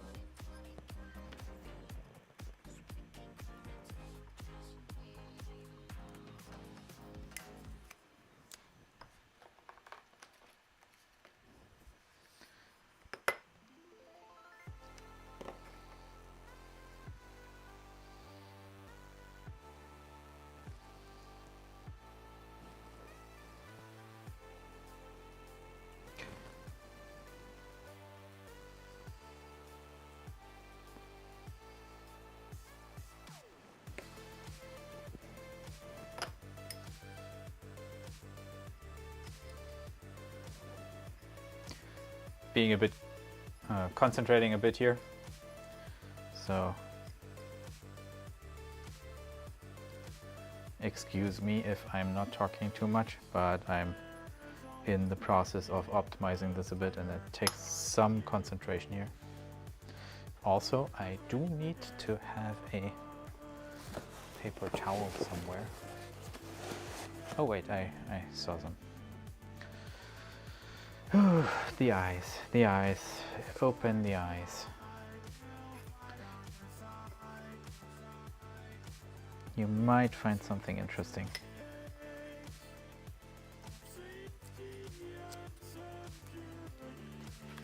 There we go. Ooh, and I hope these are the last 3x10s, because we only have one left. That would be very, very close.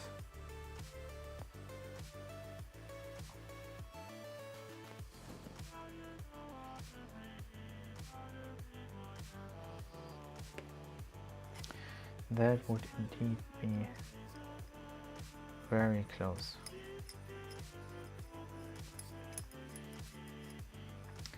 It's kind of fun to see how the thread locker slowly extends along the screw when it's getting pressed up until it gets finally sucked in. That's when you know you had the right amount on there. And this is going to hold for a long time. Which, by the way, is the goal here. Alright, this TopHat we're likely not going to take apart anytime soon.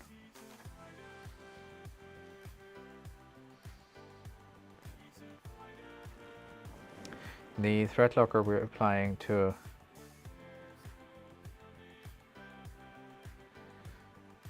reduce any chance of vibration.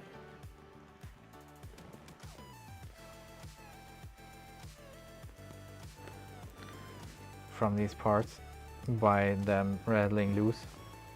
That's the reason why most of the other screws in this build have been secured by either thread locker or Wet n Wild to reduce the amount of secondary vibrations. Sadly, we can't do that very well on the Toolhead because we will need to take that apart and put that together and take that apart and put that together a bunch of times, and it would just be a pain in the ass to have to deal with and reapply thread locker all the time. And since that would then also potentially always, each time that you do that, change the depending on how you do it, change the input shaper profile more than it would change the input shaper profile of you.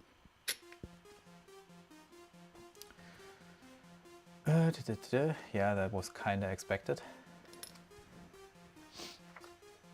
It would change the input shaper profile more than just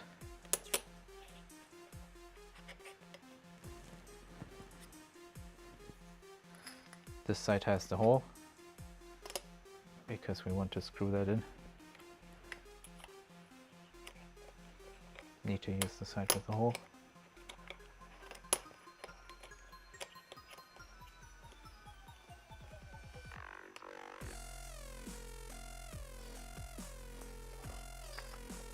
Yeah, so the hypothesis would be that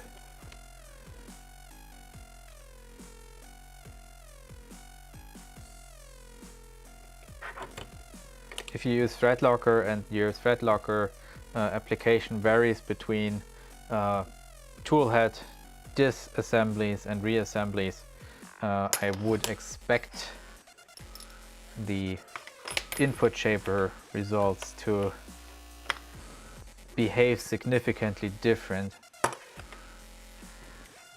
than if you just took apart and reassembled your printhead. Oh, this is the wrong way around. So need to take it this way around.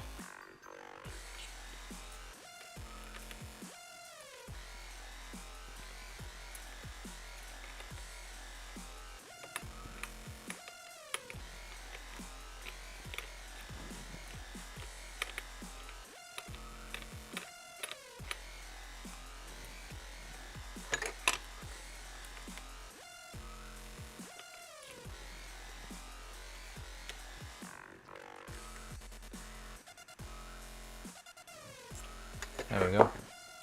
I'm not clamping these because these are light enough so I can do this by hand. And this is actually working pretty well, I'd say. This is such a small build step. It is insane how consistent these are.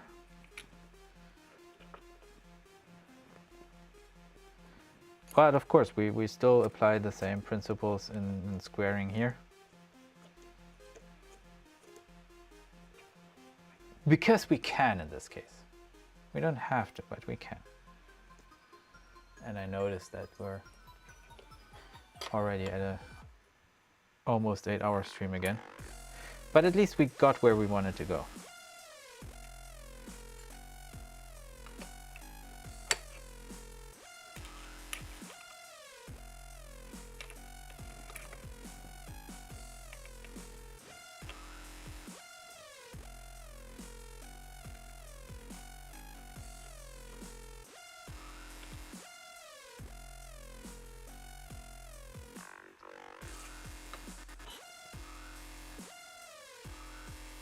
Yeah, that's sitting pretty flat. Let me torque these down a bit more.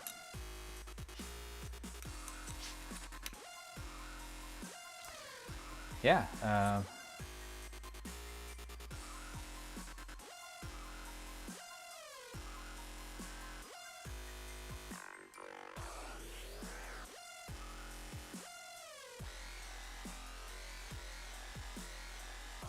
By the way, I mentioned earlier that I was looking for a handheld gaming device and that nothing suited my requirements. I actually have an idea of something that would suit my requirements. Let me pull it up here real quick.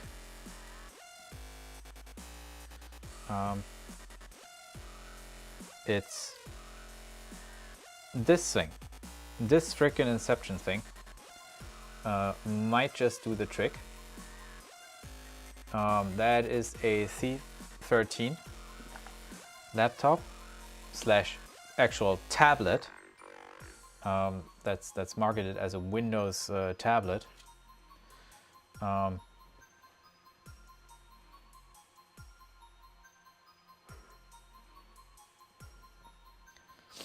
Yeah, and that might just do it.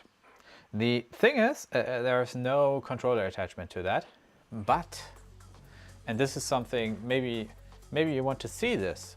Put it in the comments if you see the stream and you would like to see how something like that would be built. I do have Joy-Cons, 2, and they're pretty ergonomical, and I'm thinking about building a frame for the C13, which by the way has a freaking huge 4070 graphics NVIDIA GeForce RTX in there. So it is like, you can't compare that with the tiny APU that's in your Ally or in your Legion Go. So that would be another plus, because it needs even less battery to play games, and the major downside of the device is weight, but it has a kickstand, so it can use the same trick that Lenovo went to. And yeah, I want to print a harness, I would say, to add Joy-Cons to that. Let me know in the comments if that's something we should do on stream.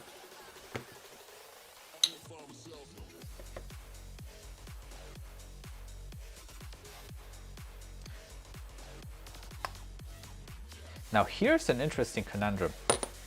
Do you remember when I said I hope these were the last M3x10s we need? Because we're out. We're out. And I don't remember using M3x10s anywhere I shouldn't have. We still need 2 though. We still need 2 and we only have 1. Now Fysetc. What the hell? Why? Did we like anger the gods? Did we offend anyone? Did we well, maybe that's one. Oh. Maybe.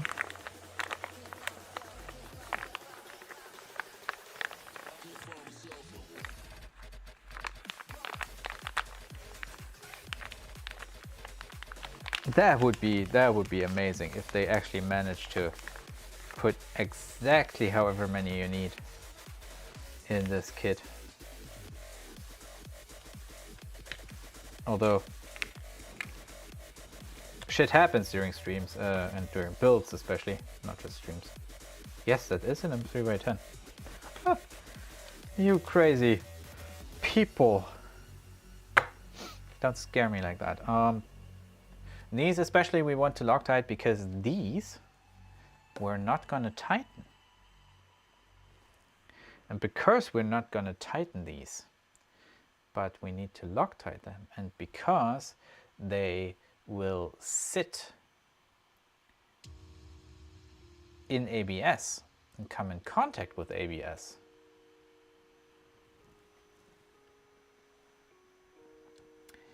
I think we need to use Wet and Wild instead, just to be safe, because they are contacting our front idlers.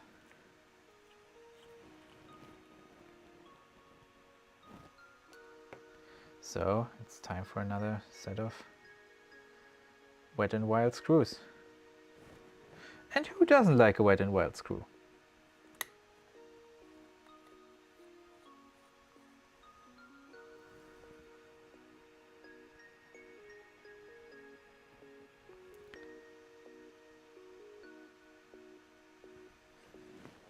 You tell me.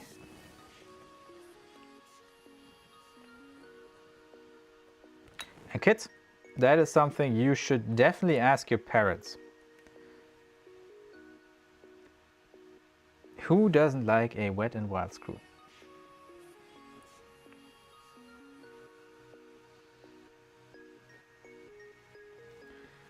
Because they will definitely have a good answer for you. So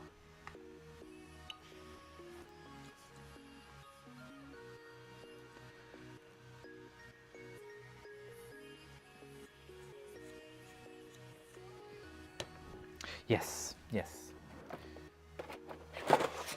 That is a very good idea to ask. In the meantime, they say 5 millimeters high, they say.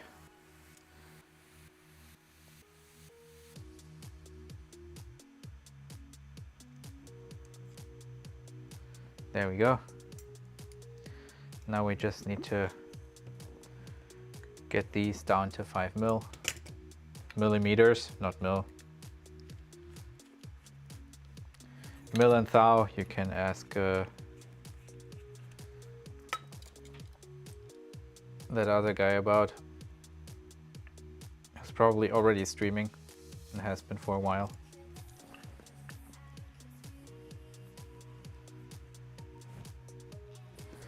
Yeah, that's good. Gonna keep that. So that's the front. That's our thread locker and the Wet n Wild.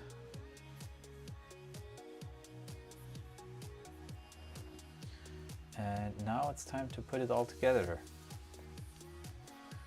And we're going to do that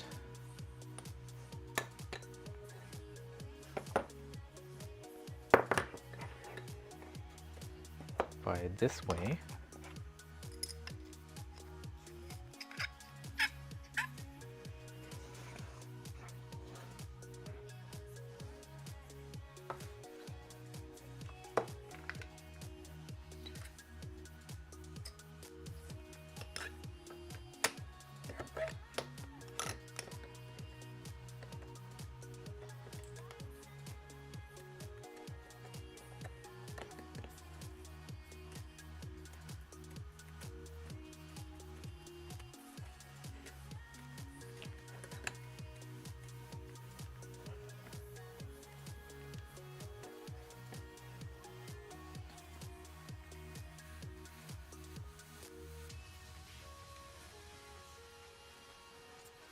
There we go.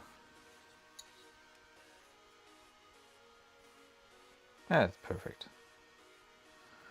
Doesn't get much better than this. And we're going to do the same on the other side. Well, actually, yes. Let's just go.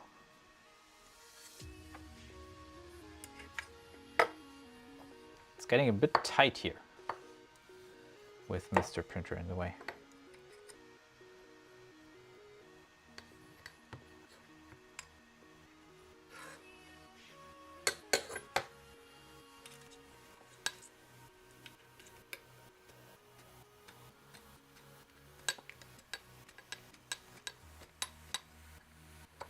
There we go.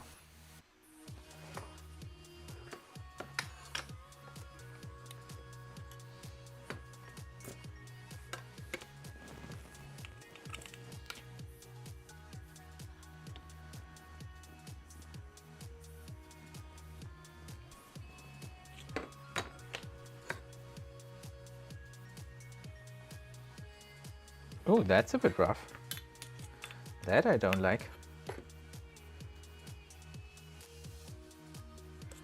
I'm going to do this. Then we're going to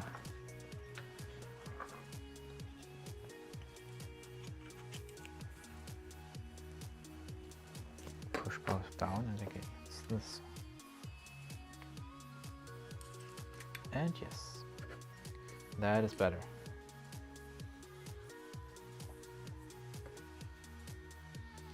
We want this to be as good as humanly possible, even though this is just the TopHat. It's still part of our printer. Still needs to be reasonably good. Not perfect, but reasonably good. Just put that in.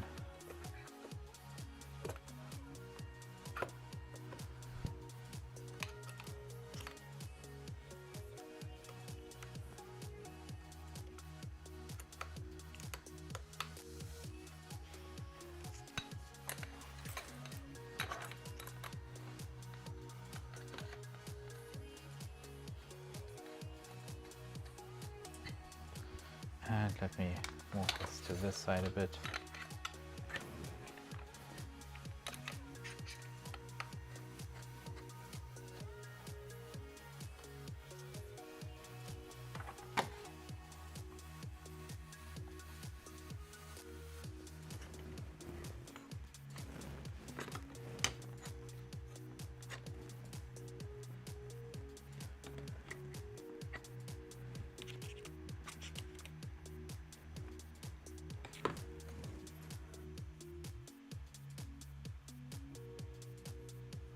That's good. And this time it is actually this direction.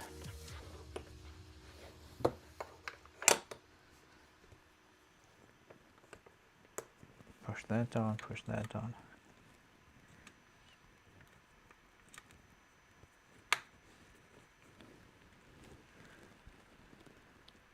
There we go. Perfection. Nice. Perfeczione. Perfetto.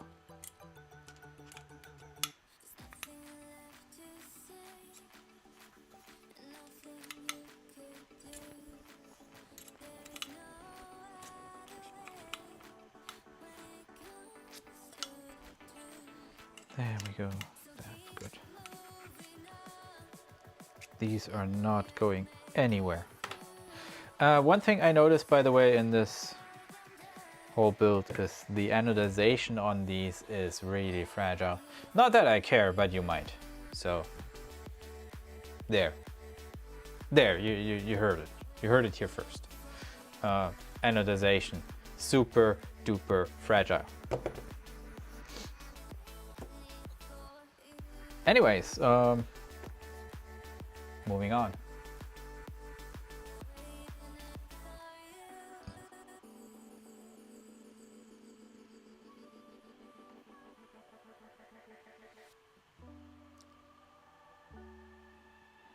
Huh?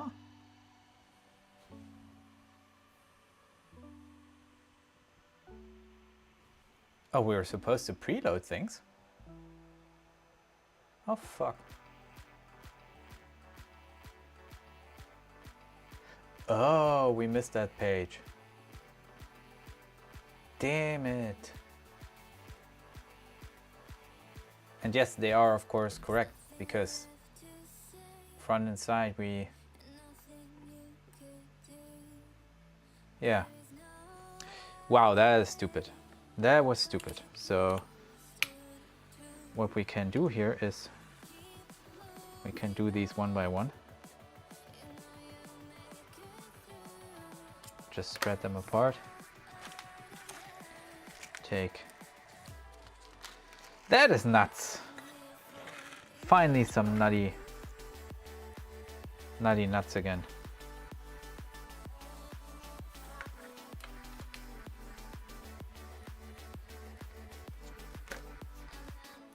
Yeah, it's not like this is going to be a problem.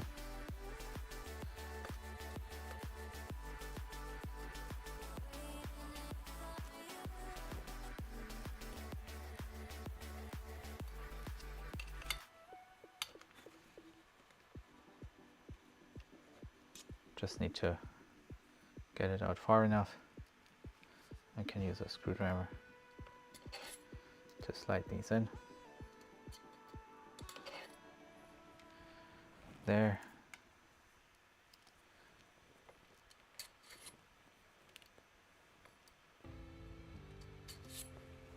There.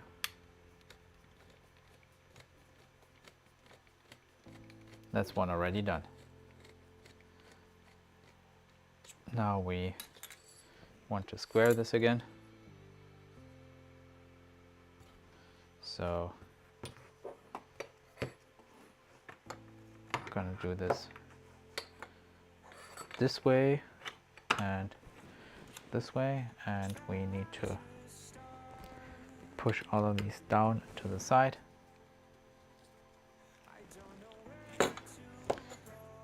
Fixed in place again.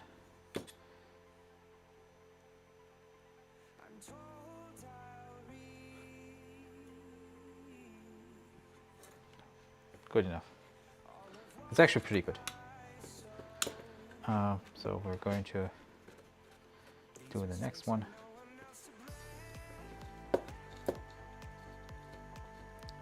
Yeah, that reading thing.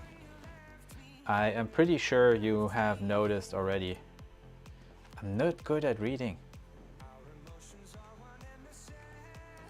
And it's not that I'm not capable of it. I just don't do it. And that may not be a good thing. It's fine for this build because there's basically nothing you can do wrong. Or at least nothing you can't do wrong and not fix it. That's not fixable.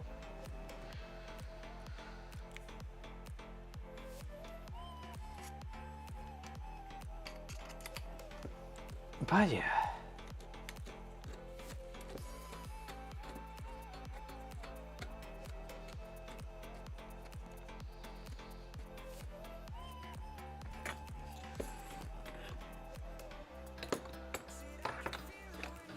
these two, press everything down, press everything against the block,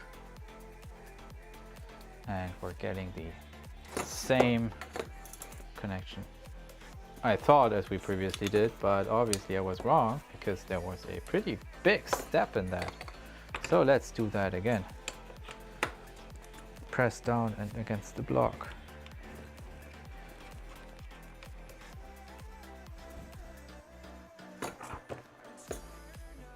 And it's gone.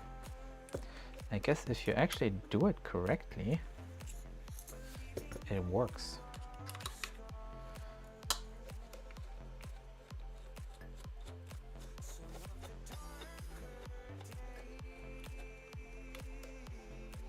And yes, I could do these with the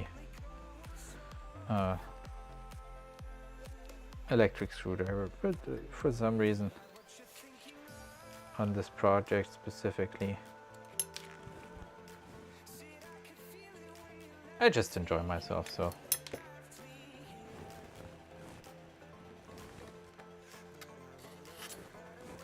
And I think I just got a nut that escaped. That is nuts. Yeah, but anyways, let me know what you think about the Z13 project. I'm thinking of streaming that potentially on a separate day. Might be interesting. And I definitely need to do it because I think that's the only way I get a handheld that's close to what I want. I think the Z13 still doesn't support VRF. No. FSR it supports, but VRR, so variable refresh rate, it doesn't.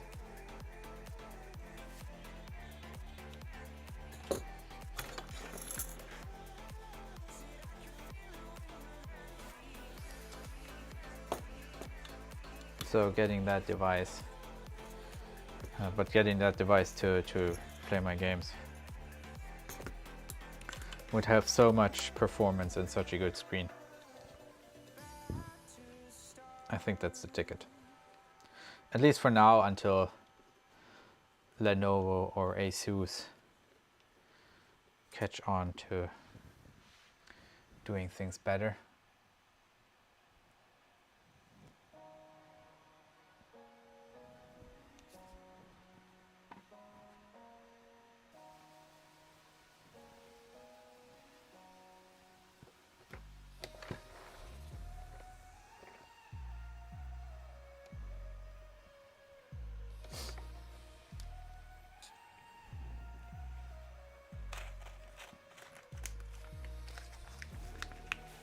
And they give me the device I actually want. Although, as usually the case with these companies, they're companies. They don't just want to sell you a device. They want to sell you a device now and a device next year. So if you look at the features, if somebody wanted to break into the handheld market right now and absolutely kill it, right now, to have a profile for some other market, they could definitely make a splash by just hitting all the boxes, like getting everything in the build, because all the other manufacturers will keep at least one feature back. Some manufacturers will keep VRR back, some manufacturers will keep the OLED screen back, some manufacturers will stick to 16 gigabytes of RAM.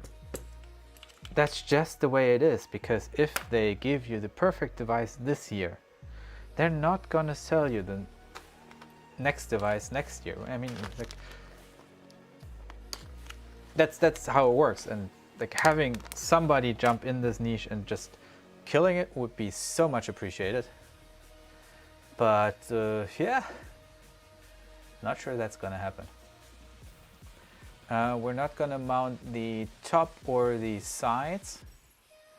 The only thing we're going to mount is the hinges, and those hinges are 3x8s.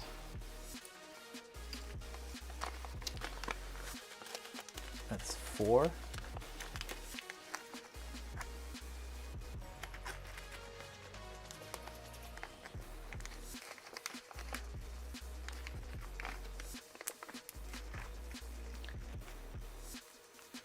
And 4 nuts.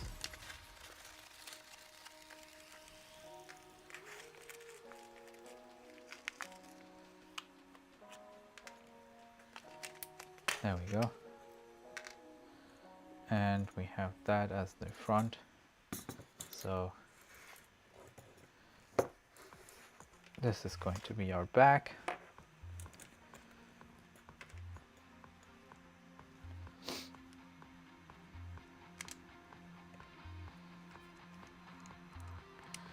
And we're going to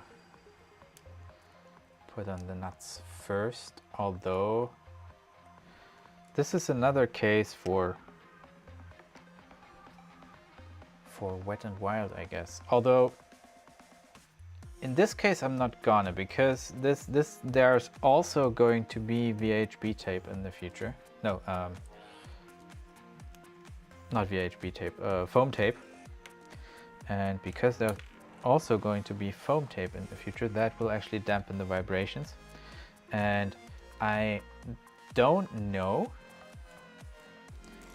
how Wet and Wild interacts with acrylic, so I'm careful here, because the ABS plates we used until now, they're pretty durable.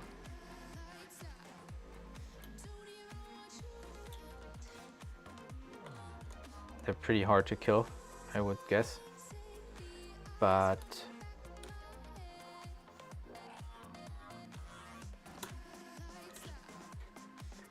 I would not put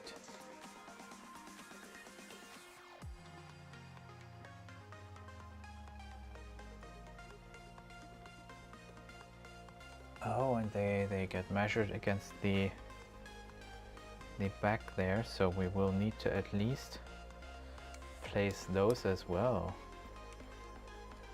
Okay, no problem.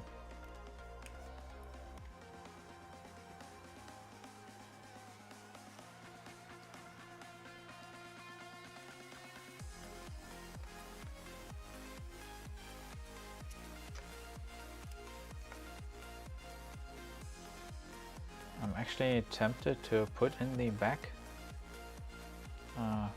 sheet, so let's do it.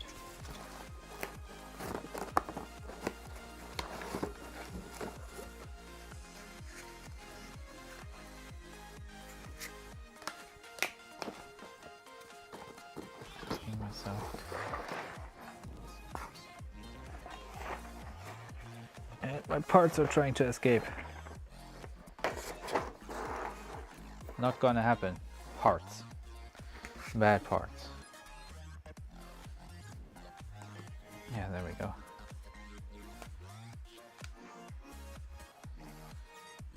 The reason why we're not putting in the panels yet is because this printer needs to print some PLA first. It needs to run in first, and as soon as we are comfortable with how it's running, and we do the input shaper calibration as well as a couple of other things, then and only then are we going to put on the panels to start printing some complicated shit. Or it's not really complicated, but it's definitely a tiny bit more advanced than PLA. I'm of course speaking of ABS. Yeah, ABS.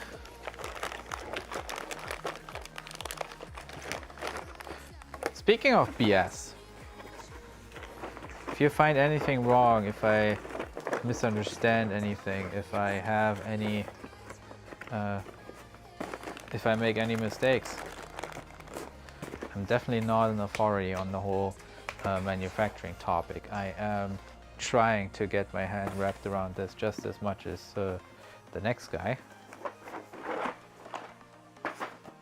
So, should you find fault in what I'm saying,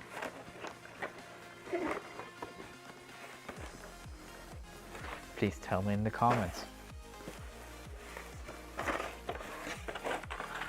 I would very much like to hear what you have to say.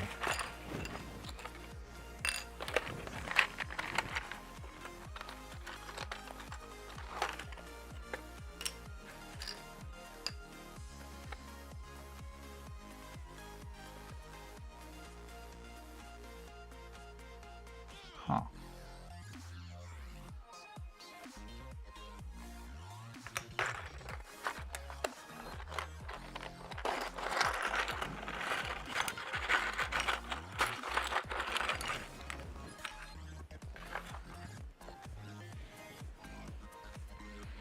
These don't look good.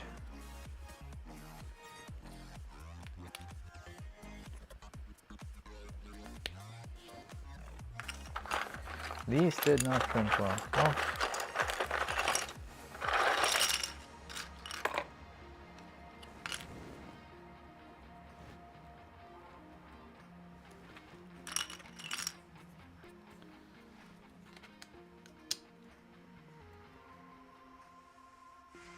Some did.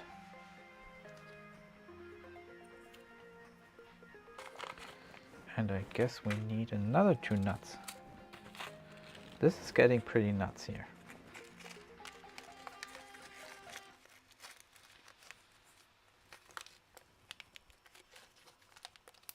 That must be a flat bottom to register against the hinge there. That might give us some indicator.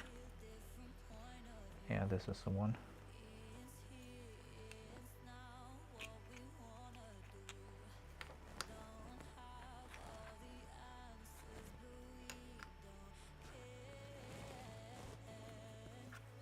We're just gonna use these 2 for now. Should be okay. And I'm 3x8.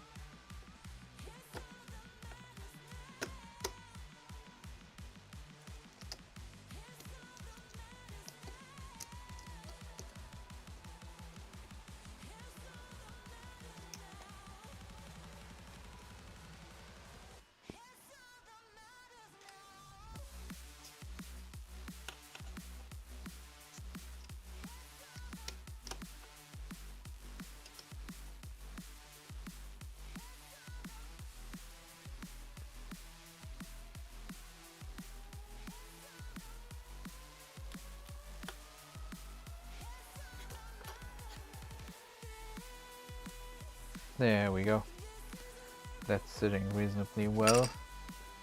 Let's put that in as well.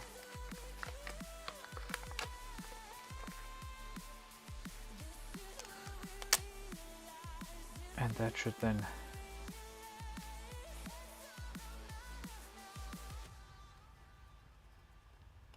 give us our top hat.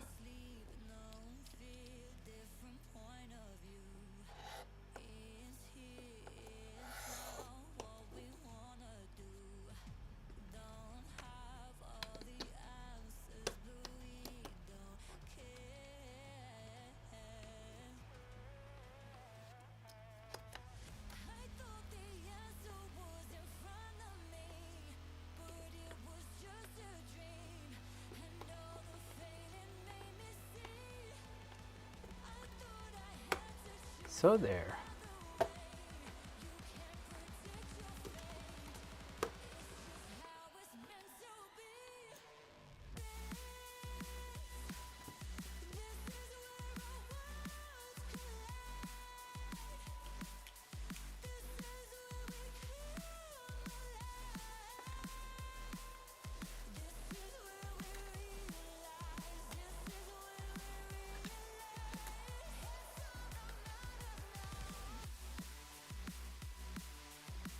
I wonder if this part could have been done in one. I mean, that would obviously restrict the height gain you could potentially have here, which might be a consideration, I don't know. But might have saved a few screws.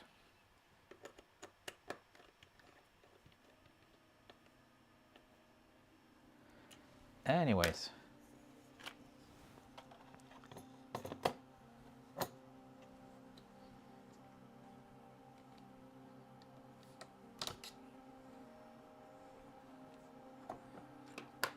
I am interested in seeing how that cam lock is going to work.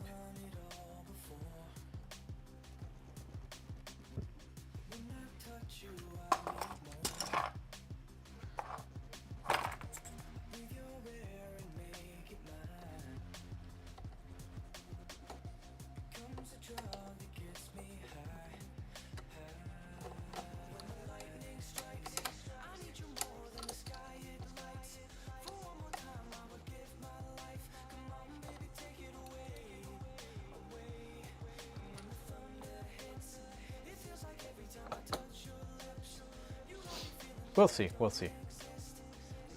Let's see here. I'm 3x12.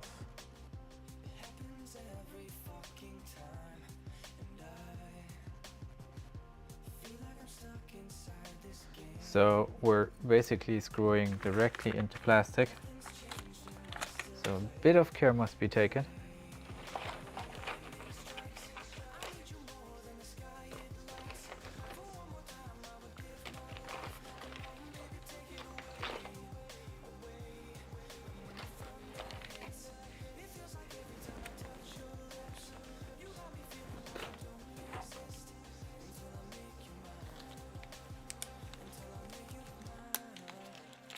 But what we can definitely do here is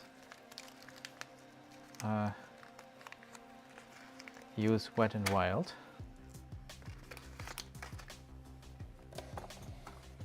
Our favorite nail polish. By the way, I don't need to have this printer actually connected anymore.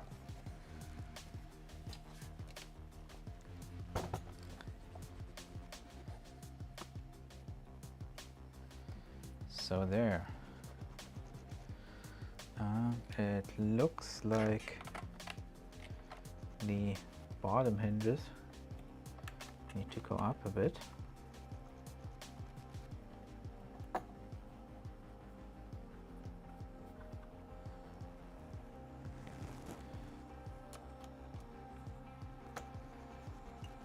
Well, actually, yeah, just a tiny bit.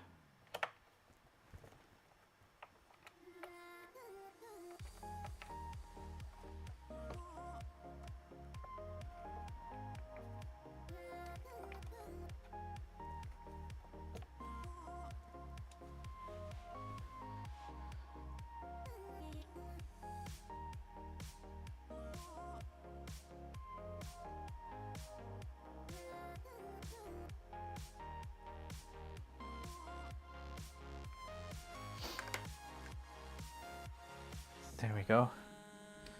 Wet n Wild nail polish.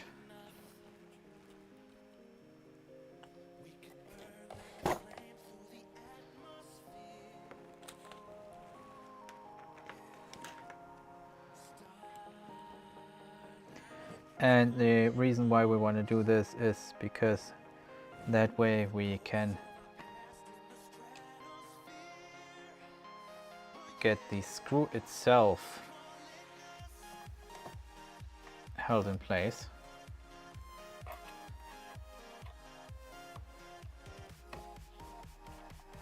while we actuate the mechanism.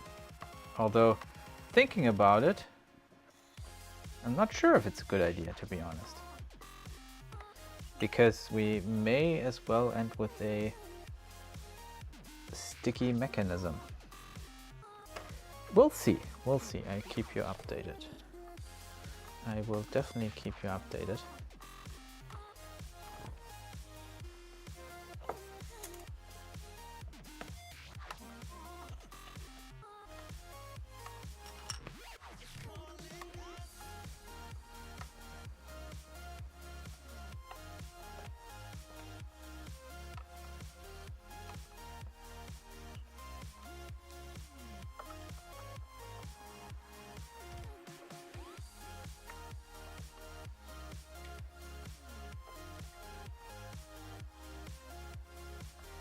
Oh, wait a second.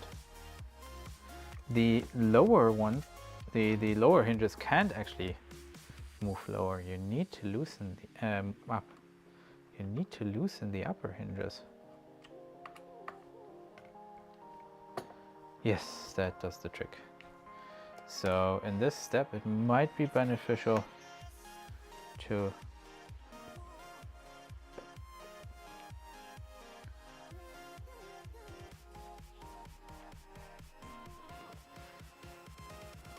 leave the upper hinges somewhat loose still.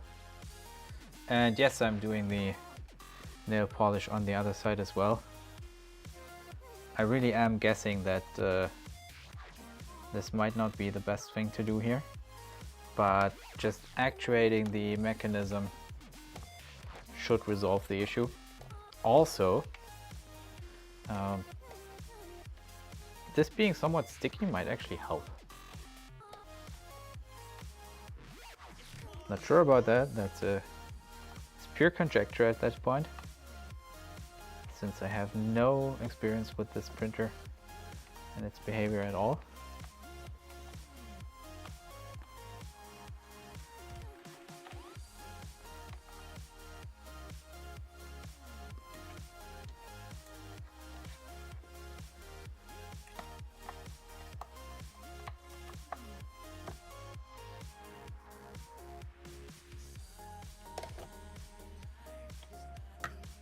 An interesting point here though, one of the screws, the one on the one side, actually went into the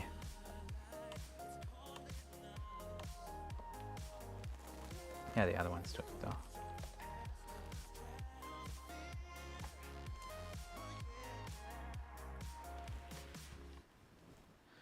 Okay, might have just been me being a bit weak on that side.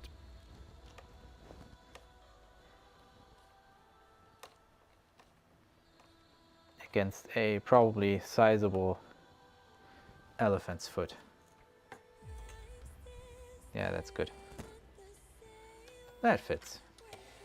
That fits. We're still going to let these back ones be loose.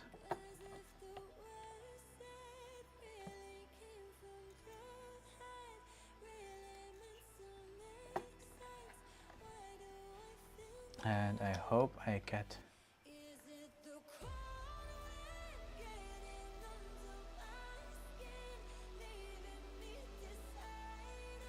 oh no. Okay, so the tool that is used to size all the things that I didn't print, because I hate tools that size all the things when I have a perfectly fine measuring apparatus like these precision calipers, is now also used to lock and unlock the frickin'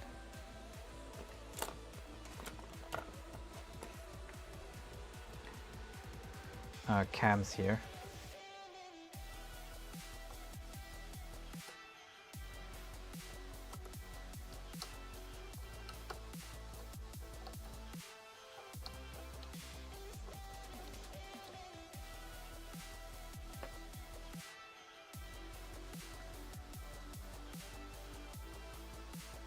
Well, let's see if it works with normal keys. Well, if you can call these normal.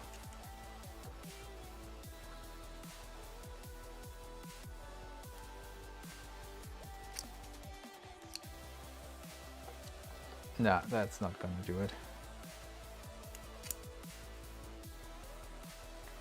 That's the one I want.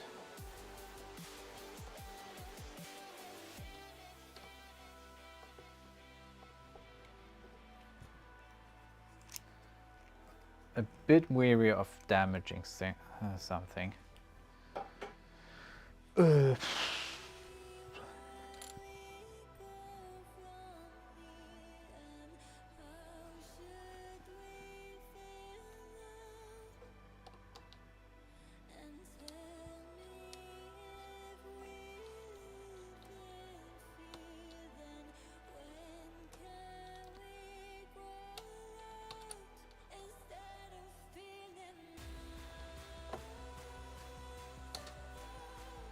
Let's see here. What am I not understanding?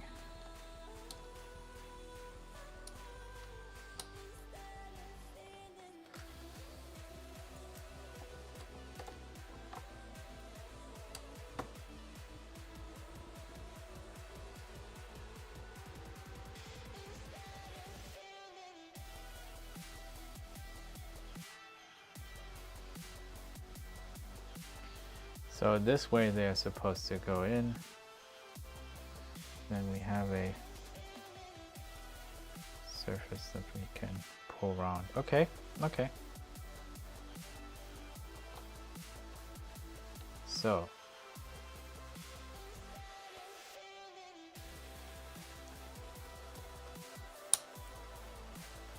straight in, then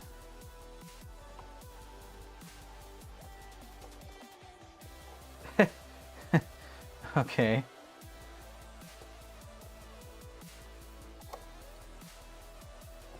This one's the wrong way around, so that's not gonna work.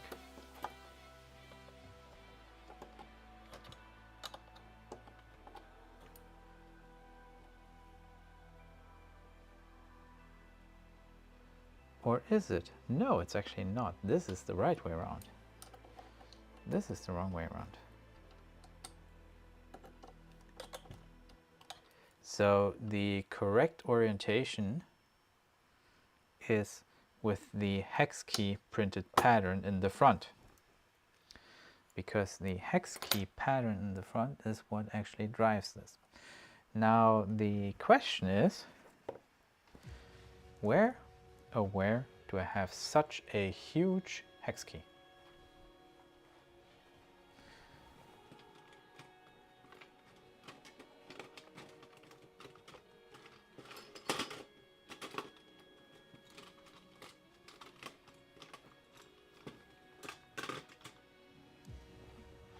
That is a really good question.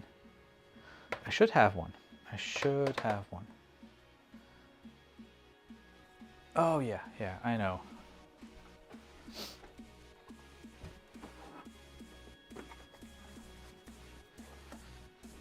Because our Bosch electric screwdriver is actually a home improvement tool and not so much a tool for the finer mechanics. It should have the right size key, and it does.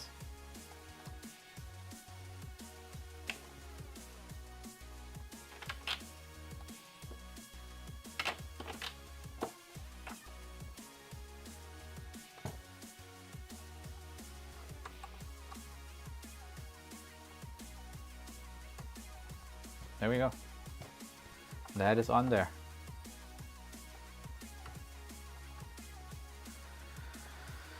That is on there. And by the way, the reason why we did this is because otherwise it's just somewhat impractical to put this on his head and move it around. So at some point you may want to put this on, otherwise you're gonna have to fight with this all the time. Although I think we're almost done there anyways, apart for some of some minor things. So yeah, that's it. That is finally it. I'm done. I'm pooped. I want my frickin' donuts. No, actually, we still need to tighten those screws. And then we're done.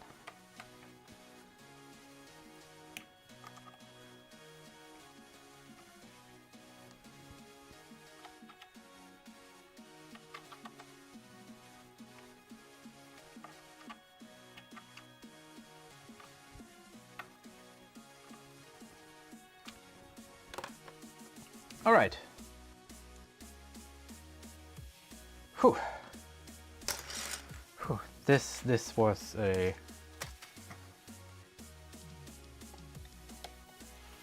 there it is. There it is. Look at it. Stare at it. This printer pushed its first plastic today. So it is officially a printer. It is officially born. It hasn't stretched its legs yet. It still needs to get to whiz about. We will deal with that next time when I finally have a network connection to this that I can trust, because obviously this is also my corporate network, and I don't want to have anything leak here, anything scanned here. So there's a bit of care to be taken, but look at it. Look at it. This finally looks like a printer. There's, of course, still a somewhat open compartment there, so that's not the best, but we got filtration, we got a tool head, we got, well, we don't have filtration yet, we still need to solve that, but we have the tool head. The tool head works, the extruder works. It didn't sound in any way broken, so I'm guessing it will just do what it's supposed to do because we built it well. TopHat's on. The thing that's still left are panels. Panels we can add whenever. I'm not adding those now because we still need to work with this. Yeah. I'm so stoked. You have no idea how stoked I am that this is as far as it is. You have no idea how much I like seeing that in the way that it is. So yeah, with that, share, like, subscribe. Tell me in the comments what I do wrong. Tell me in the comments what you want to see. If you have an issue with the timing of this stream, put it in the comments. I'd really like to hear from you. Let me know anything you want to share. In the meantime, have fun. Enjoy your own builds if you have any. If you don't have any, look forward to our next build on Saturday next week.